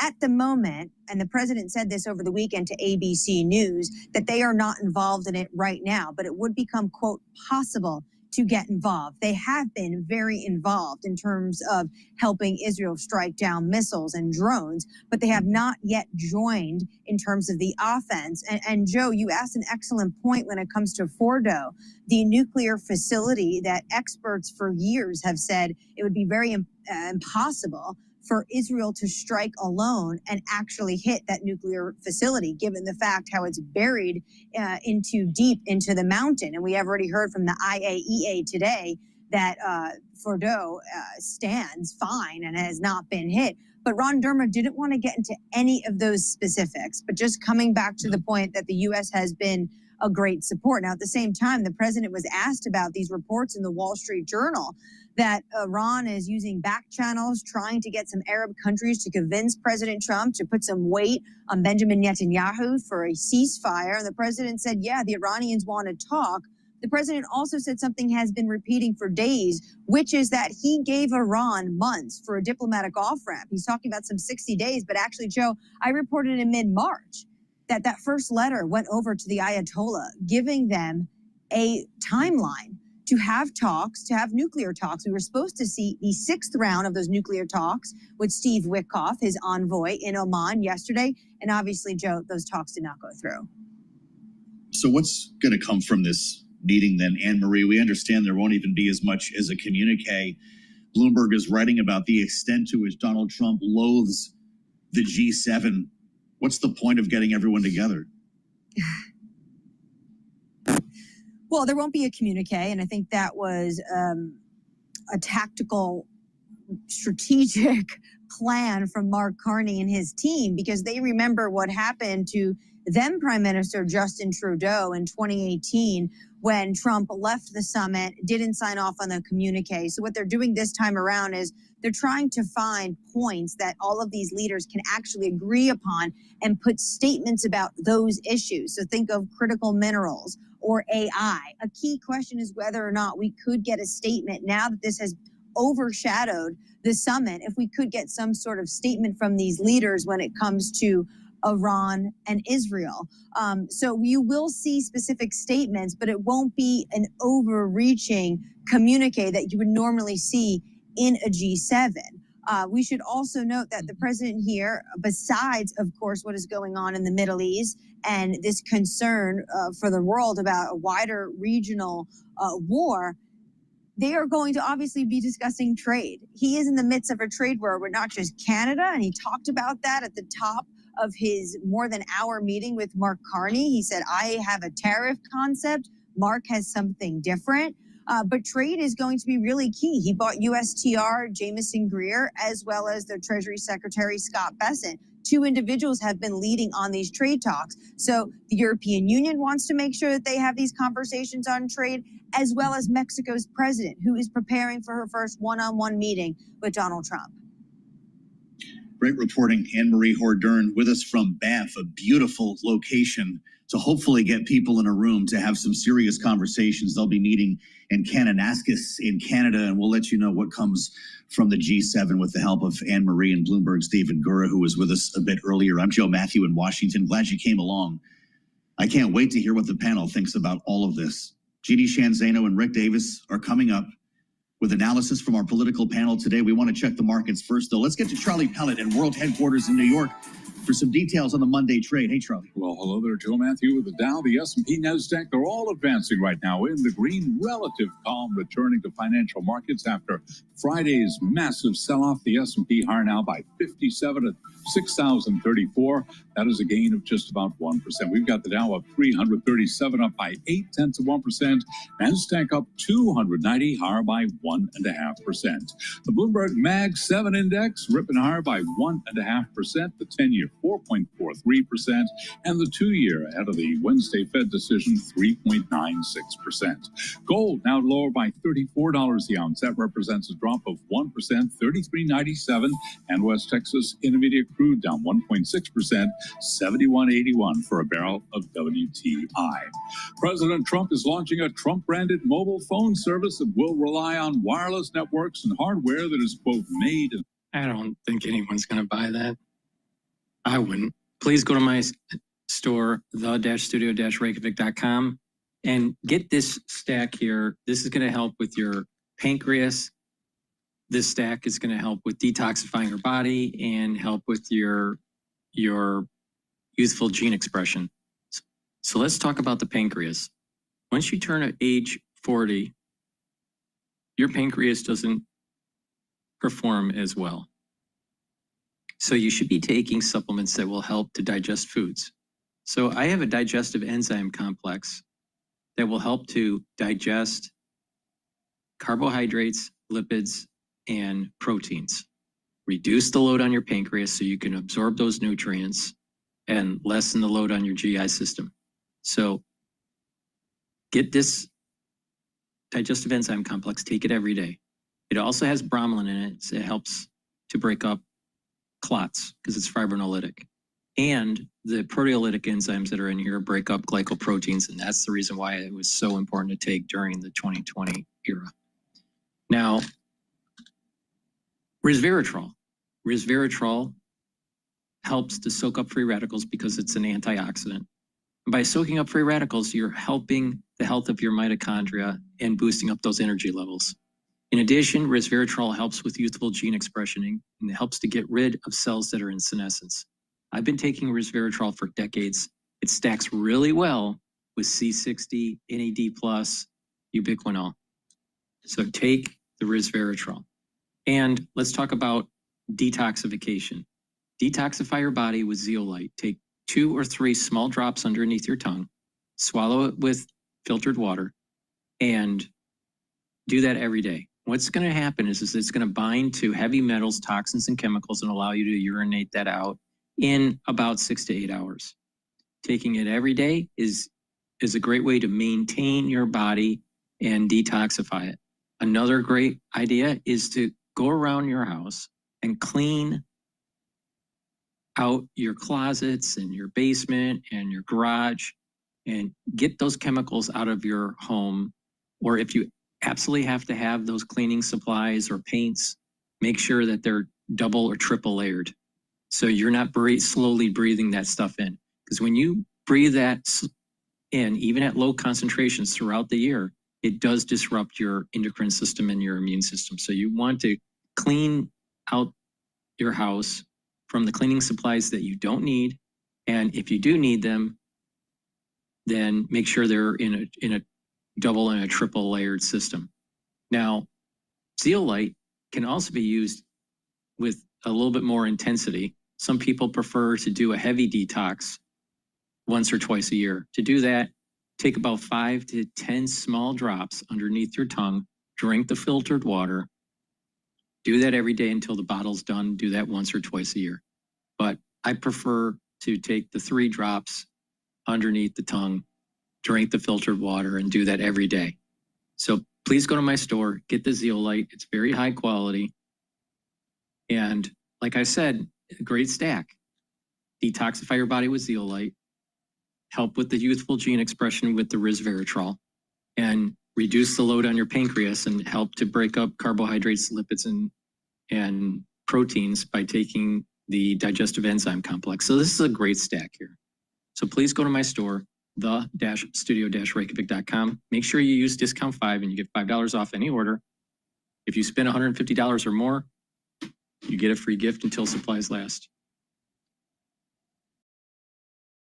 I love the fact that Ron Dermer, former ambassador to the U.S., has said that we also want to include ballistic missiles in that. No more ballistic missiles being manufactured by Iran. And I wouldn't be surprised that even before the end of this current attack is over, that they'll start talking about no more drone manufacturing. And of course, that would help our friends in Ukraine immensely because they are exporting terror by, basically selling their drones around the world to groups that want to put Americans and other democratic nations in harm's way. All right, Jeannie, what do you think? Is it possible for the U.S. to walk this line, providing logistical support, essentially, and defensive support to the extent that we've seen American airmen in the air, men and women presumably in the air, knocking down ballistic missiles fired by Iran? There's reporting that the U.S. Nimitz is on its way now, another carrier group to the region. We've surged so much material. Is it possible that we could sleepwalk into something larger?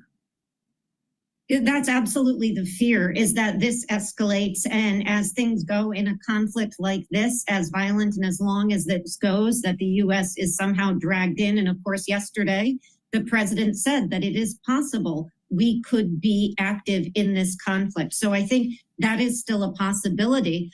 It was such a fascinating conversation, Joe, because you could just feel the passion in the minister's voice as he talked about this incredibly difficult issue. And one of the things he raised was, hopefully, he said, and I don't want to put words in his mouth, after we are done, we live in a more peaceful Middle East. And, here to that, the question always is, what does the final day or the day after the final day look like on both sides? What is the end? And that is still not clear. We can see from all the reports that Iran is overgunned, outmaneuvered, outmatched. Israel has the upper hand. They have been decimated in Iran. The proxies have been decimated, but there is no certainty that they don't go underground after this is all over. And what happens after we regime change, which is what Israel has been talking about, if we see a regime change, hopefully that regime is more peaceful and more friendly to the United States, to Israel, and the Middle East. But that has not been what we've seen in history. So that is the big question I have. What does this look like when this finally comes to an end? And I know the president is saying Iran is talking about coming back to the table for talks. How do you have talks about a nuclear peace agreement when your nuclear capabilities have been decimated, if that's indeed what happens at the end of this? So I think there's a lot more questions here about the end and a lot fewer answers and understanding as to what that looks like and whether we are in fact actually living in a world that is more peaceful here and in the Middle East. Rick, Ron Dermer said Israel has already dismantled the Natanz site. This is Iran's main nuclear enrichment facility, and we know that they had launched those attacks on Friday. There are questions, and I asked Minister Dermer about what happens to Fordo. This is the enrichment site that is hundreds and hundreds of feet beneath rock, and it is believed that Israel can't reach that far underground without the help of U.S. bunker busters, if they, in fact, can get there. Should we be trained on this site? Does Israel feel that it needs to close the deal in Fordo? Well, I think that if they had the means, Moab's mother of all bombs, bunker busters, that I have no doubt that they would probably have targeted that site earlier on. But they know their own limitations. They have, fantastic precision guidance weapons, missiles. But when you bury something deep into a mountainside, it's trickier to get to. And maybe that is the sum and substance of ultimately a peace deal, is that inspectors get to go in and we make sure those centrifuges are dismantled and they're monitoring. And so rather than destroy it with offensive means, you get rid of it through the negotiation process. And yet, I think it's very clear from your interview with Ron Dermer that Israel will not stop hostilities till they get the deal they want. And he was not willing to describe what that deal looks like, but I'm pretty confident that the two existential threats that he described, of ballistic missiles and a nuclear program, have to go away in order for this fight to stop. Are you surprised at the way this has unfolded, Jeannie? I've mentioned this a few times over the past couple of days. People our age grew up thinking that this would be the beginning of World War III, that this was the line you couldn't cross, to have Israel, in fact, go to war with Iran. But seeing Iran as crippled as it was going into this, with its missile defenses attacked repeatedly by Israel, it's changed the way we're looking at this entire dynamic. You've got a stock market today that's up hundreds of points, even as this takes place in the Middle East. Are we missing something here? I think that is how we grew up, and it is a very scary proposition. This has been, Israel knew they had to go in now if they were going to go in at all, because of course Iran was weakened severely, as were the proxies. I think the concern again is that there is no guarantee that they stay weakened, and that is one of the scary aspects of this. There is this assumption that we take out this regime and what follows is much friendlier to the Middle East and to the United States. And that is not necessarily the case. Do they go underground like North Korea and build a bomb? They have the knowledge, they have the means, they have the capacity. So those are all very scary propositions. And we should also add, from a domestic standpoint, Donald Trump is finding himself in a domestic conundrum here on both this issue and immigration, similarly, where the MAGA right is standing up all weekend on these two issues and saying, you have abandoned your promise. So much so he came back and say, MAGA policy is whatever I say it is. But that is also a real threat to Donald Trump domestically. Great conversation, as always, with Jeannie Shanzano and Rick Davis. I appreciate your insights. Bloomberg Politics contributors for... All we got to do is knock out Iran, topple the regime, and the secular part of the society is going to rise up and have democracy. And then it's the end of the story. And then we actually have real peace in the region. Please go to my store, the-studio-reykjavik.com. Get the drops and the lozenges. Have them available in your house or at work. You never know when you need them. Use them during any season. The drops are smaller than the lozenges. You can get 100 in each bag for the drops. You can get it in cherry, in blueberry, and also in honey and lemon. Get a few bags for your household. And once you have that irritation, take it right away, all right, and mitigate that problem. I also have elderberry zinc in stock. The lozenges are a little bit larger than the drops. You get 21 lozenges in each bag. Get a few bags for your household. It's very important. Once you have that irritation for whatever reason, take the drops, soothe that irritation, and by doing that, you're protecting that epithelial lining in your oral cavity and your oral pharynx. So please go to my store, the-studio-reykjavik.com. Get the lozenges and the drops. Get a few bags for your household. Help support the work that I do. Use discount 5. You get $5 off any order. You spend $150 or more on an order, you get a free gift until supplies last.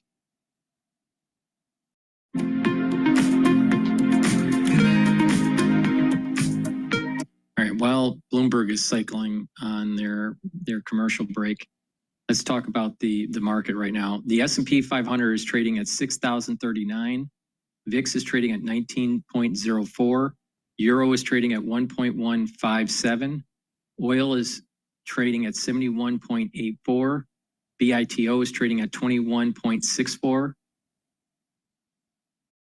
Japanese yen is trading at 144.38.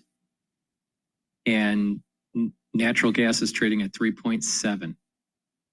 So my observation so far with Bitcoin, with the BITO as the ETF to long it, it broke the 2148 resistance level. And now that resistance level has turned into a support level. So we have 2148 as a support level, and 22.5 is the next resistance level for BITO. Now with Boyle is the ETF for natural gas. That's trading at 55.47. Again, natural gas is trading at 3.7 for the futures market. So 55.47. 55.47. So it has broken the 55.28 resistance level.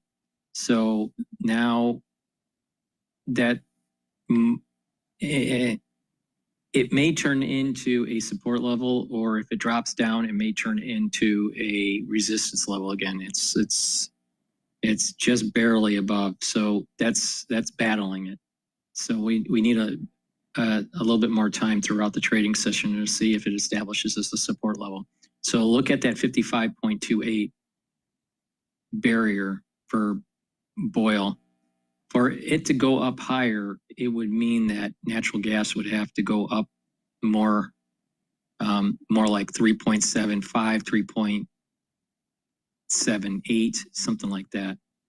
So Boyle's just hovering above that level of 55.28.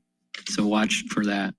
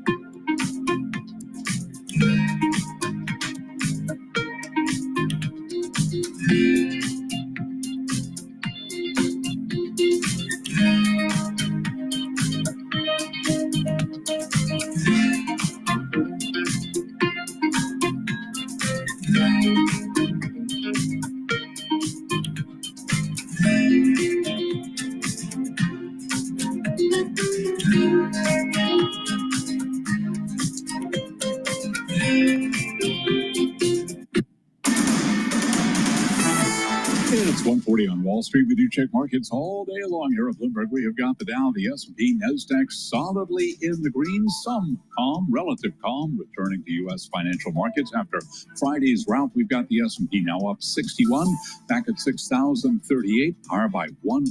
The Dow up 381. A lot of green today, up 0.9%. The NASDAQ Composite Index now higher by 302 points, up 1.6%.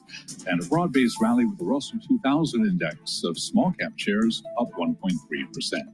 The 10-year ahead of a Fed decision Wednesday at 4.44%. The 2-year 3.96%. Gold down $39 the ounce, lower by 1.1%, $33.93. And West Texas Intermediate crude down 1.5%, $71.89 a barrel on WTI. London-based Entain shares have jumped to the most in more than 3.5 years after the sports betting and gaming group upgraded its full-year revenue guidance for BetMGM. That is the U.S.-based joint venture. It shares with MGM Resorts International. Shares of Entain in London up by 15.2%. MGM now higher by 8.6%. Balance of Power continues right now. Back we go to Washington. Once again, your host, here he is, Joe Matthew. All right, Charlie Pellet. Many thanks, Charlie, for your read on the markets. We do it every day with Charlie Pellet here on the fastest show in politics. Thanks for joining us on Bloomberg TV, on Bloomberg Radio, Bloomberg Originals, and on YouTube, where you can always find us by searching Bloomberg Business News Live. It is pretty remarkable. Stocks up, VIX down, oil down. Doesn't sound like a world in which we're on the precipice of a global conflict breaking out in the Middle East. Unless Charlie Pellet is whistling past the graveyard here, we have a pretty decent market on our hands after 4 days of attacks between Israel and Iran. I want to spend some time with Christine Aquino, who covers the markets for us. Bloomberg's managing editor for Markets, live with us on Bloomberg. Christine, thanks so much for joining from New York. Why do investors seem so confident? Is it just a matter of one headline that Iran is looking for an off-ramp? Well, Joe, you know, the history of markets is that they are notoriously bad at pricing geopolitical risk. And, you know, the same goes for what we're seeing now in this latest bout of the Middle East conflict. We did see that initial knee-jerk negative reaction on Friday when news of Israel's initial strike against Iran emerged. And, you know, since over the weekend, we have seen investors being willing to recalibrate their appetite for risk. And clearly that's leaning more toward the risk positive side of things. I mean, there's definitely the headline that Iran is potentially willing to de-escalate, helping sentiment a little bit. But more broadly, you know, there is still this very bullish sentiment in markets, particularly in stocks. Well, I guess this can take on a life of its own, but what are you looking at? What sectors are powering this higher? Well, Joe, you know, we're seeing the traditional sectors, semiconductors, definitely one of the sectors that are powering this rally. You're talking about your Magnificent Seven stocks, your big tech, and that tends to be what we see, you know, in during the times of a rebound in markets, all these mega cap stocks that tend to get battered when risk sentiment pulls back. They're the ones that lead a rally right out of the gate when we're starting the week on a more positive note like this. The other thing I would think to keep watch on is the dollar, because, you know, its relationship with risk aversion really has been shifting a lot. You know, gone are the days when the dollar is an ultimate gain or an automatic gain because of risk aversion. It seems like it's more responding to developments domestically, particularly as we have the Federal Reserve decision later this week. Really interesting to see most of the big defense names coming back down to earth after the big rally we saw last week. Lockheed, Northrop, L3, all down 3% or more at this stage of the game, which we'll be following for you here. Christine, it's great to have you. We appreciate your read on the markets. Come see us again here on Balance of Power. Live from New York, Christina Aquino from our markets team. I'm Joe Matthew in Washington as we zero in a little bit more closely on energy and more specifically oil. We're, as I mentioned, looking at lower prices today. That goes for WTI and that goes for Brent. Down about 1.5% each, following a little bit of an uptick last week, a more severe uptick right at the outset of Israel's attack on Iran. We can't have this conversation without Bob McNally. I've been looking forward to doing this for a couple of days here to get his read, the founder and president, Rapidan Energy Group, former White House energy advisor in the George W. Bush administration. Bob, welcome back. It's great to see you. Should this market be more concerned? Great to be with you, Joe. You know, I think it should, but you know what? You have to cut it some slack. We have a pattern here where we've had scary geopolitical disruption events going back to September of 2019 when the Iranians hit the Saudi Abqaiq stabilization plant, most important oil facility in the world, had the biggest open in Sunday and for crude oil markets ever, but it didn't last. The Iranians chose to inflict light reversible damage. Russian invasion of Ukraine, crude prices spiked, ended up being a nothing burger. We've had the Houthis disrupt Bab al-Mandab hasn't roiled global oil markets. And Israel and Iran have come to blows twice last year and now, and we still see oil flowing through Hormuz and being produced. So it's understandable why the market would say, boy, you cried wolf. I've seen this movie before. Only back when something changes. I'm what gonna if watch Iran the flows. does close the Strait of Hormuz? We keep hearing this. Is that the worst case scenario for the oil market? It's right up there. In my view, the worst case is a damaging attack on the Abqaiq stabilization plant. There is no more important and valuable piece of real estate on planet Earth. One facility stabilizes and controls about 7 million barrels a day of Saudi production. The Iranians hit it once just to show that they could. They didn't do damage. If they went back and destroyed that facility, Joe, we'd be in a depression. Oil would go to 150 in a week and then down to 20, and it would be really the end of the world as we know it. At 7% of world oil supply gone. Now, Strait of Hormuz is 18 million barrels a day, about 5 million barrels a day of product, 13 million barrels a day of crude. Not a lot of redirects. You can put a little bit out through Yanbu and the Red Sea and a little bit out through UAE, through Habshan, but basically you're losing 15, 14 million barrels a day. Our strategic stocks can't cover that. Even if they were full, they couldn't cover that. So yeah, that's right up there as the second worst, I would think. Neither of these appear to be expected by this market. It gets back to the boy who cried wolf. To your point here, we had Ron Dermer on the program at the top of the hour, Minister for Strategic Affairs in Israel.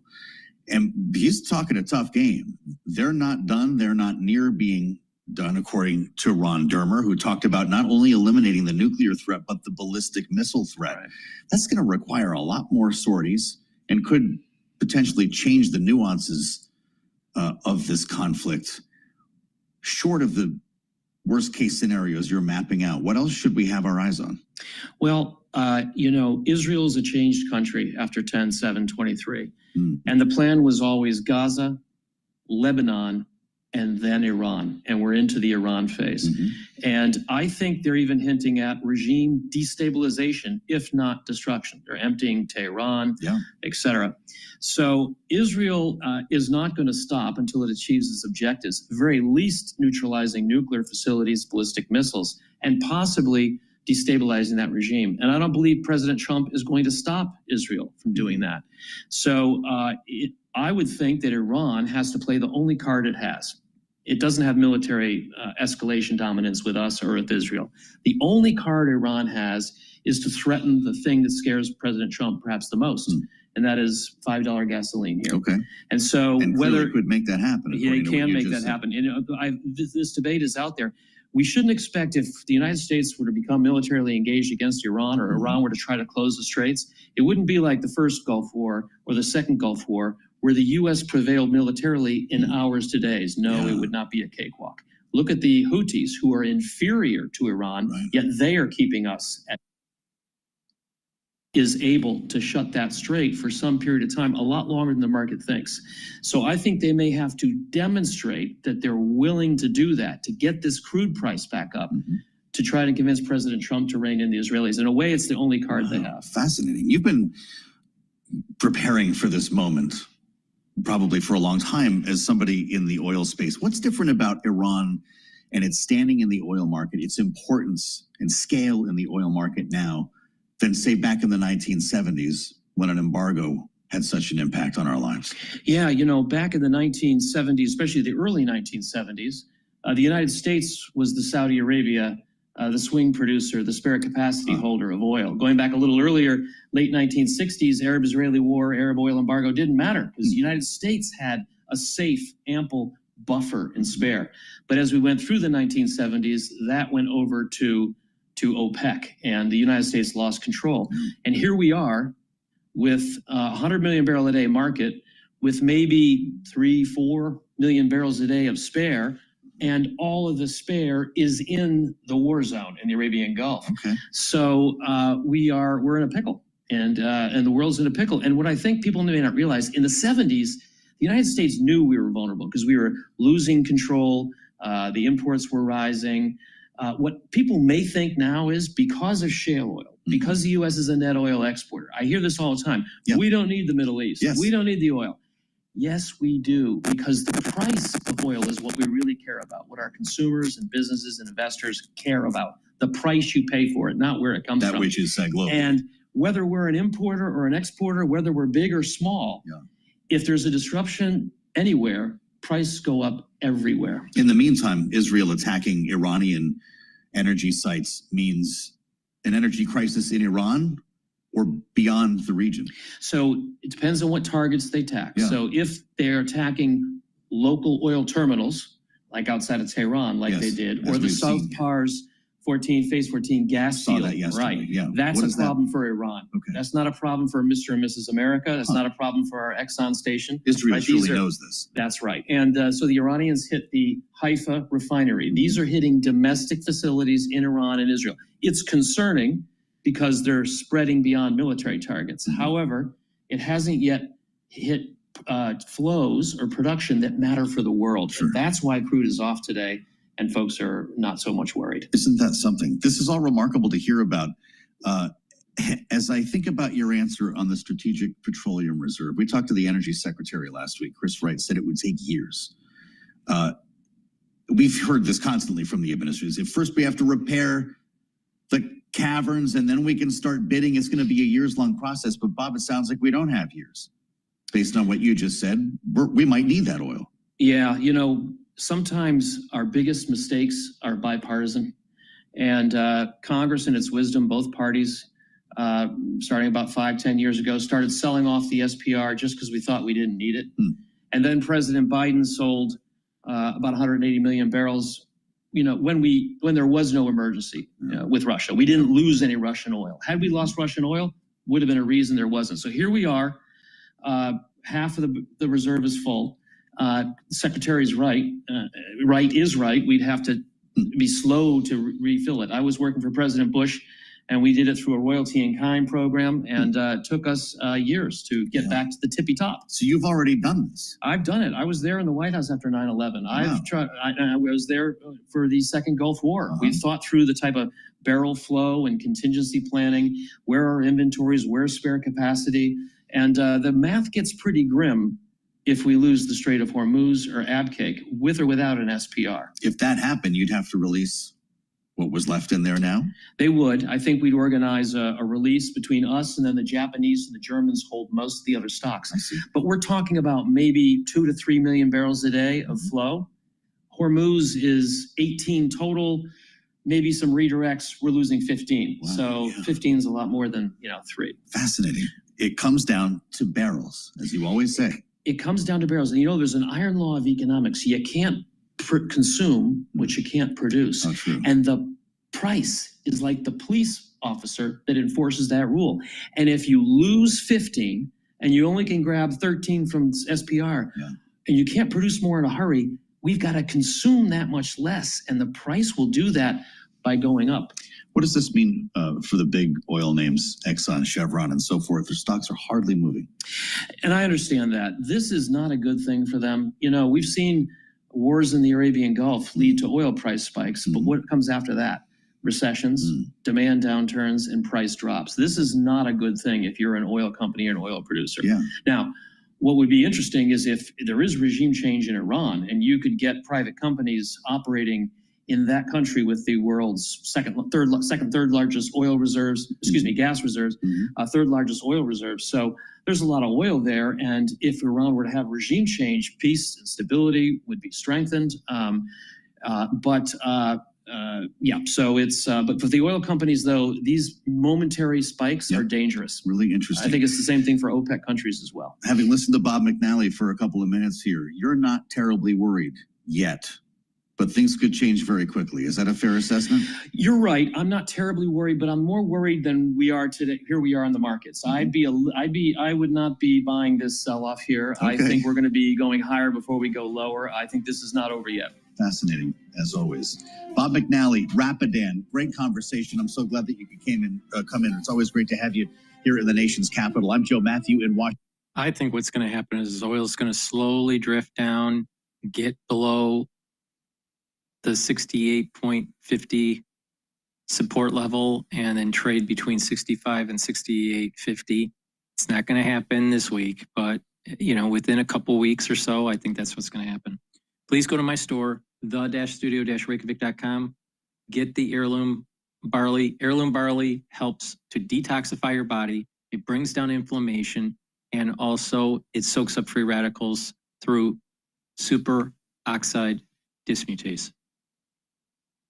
So by bringing down that inflammation, that's really important for your vascular system, because by reducing inflammation at the vascular level, you're reducing the chances of plaque buildup.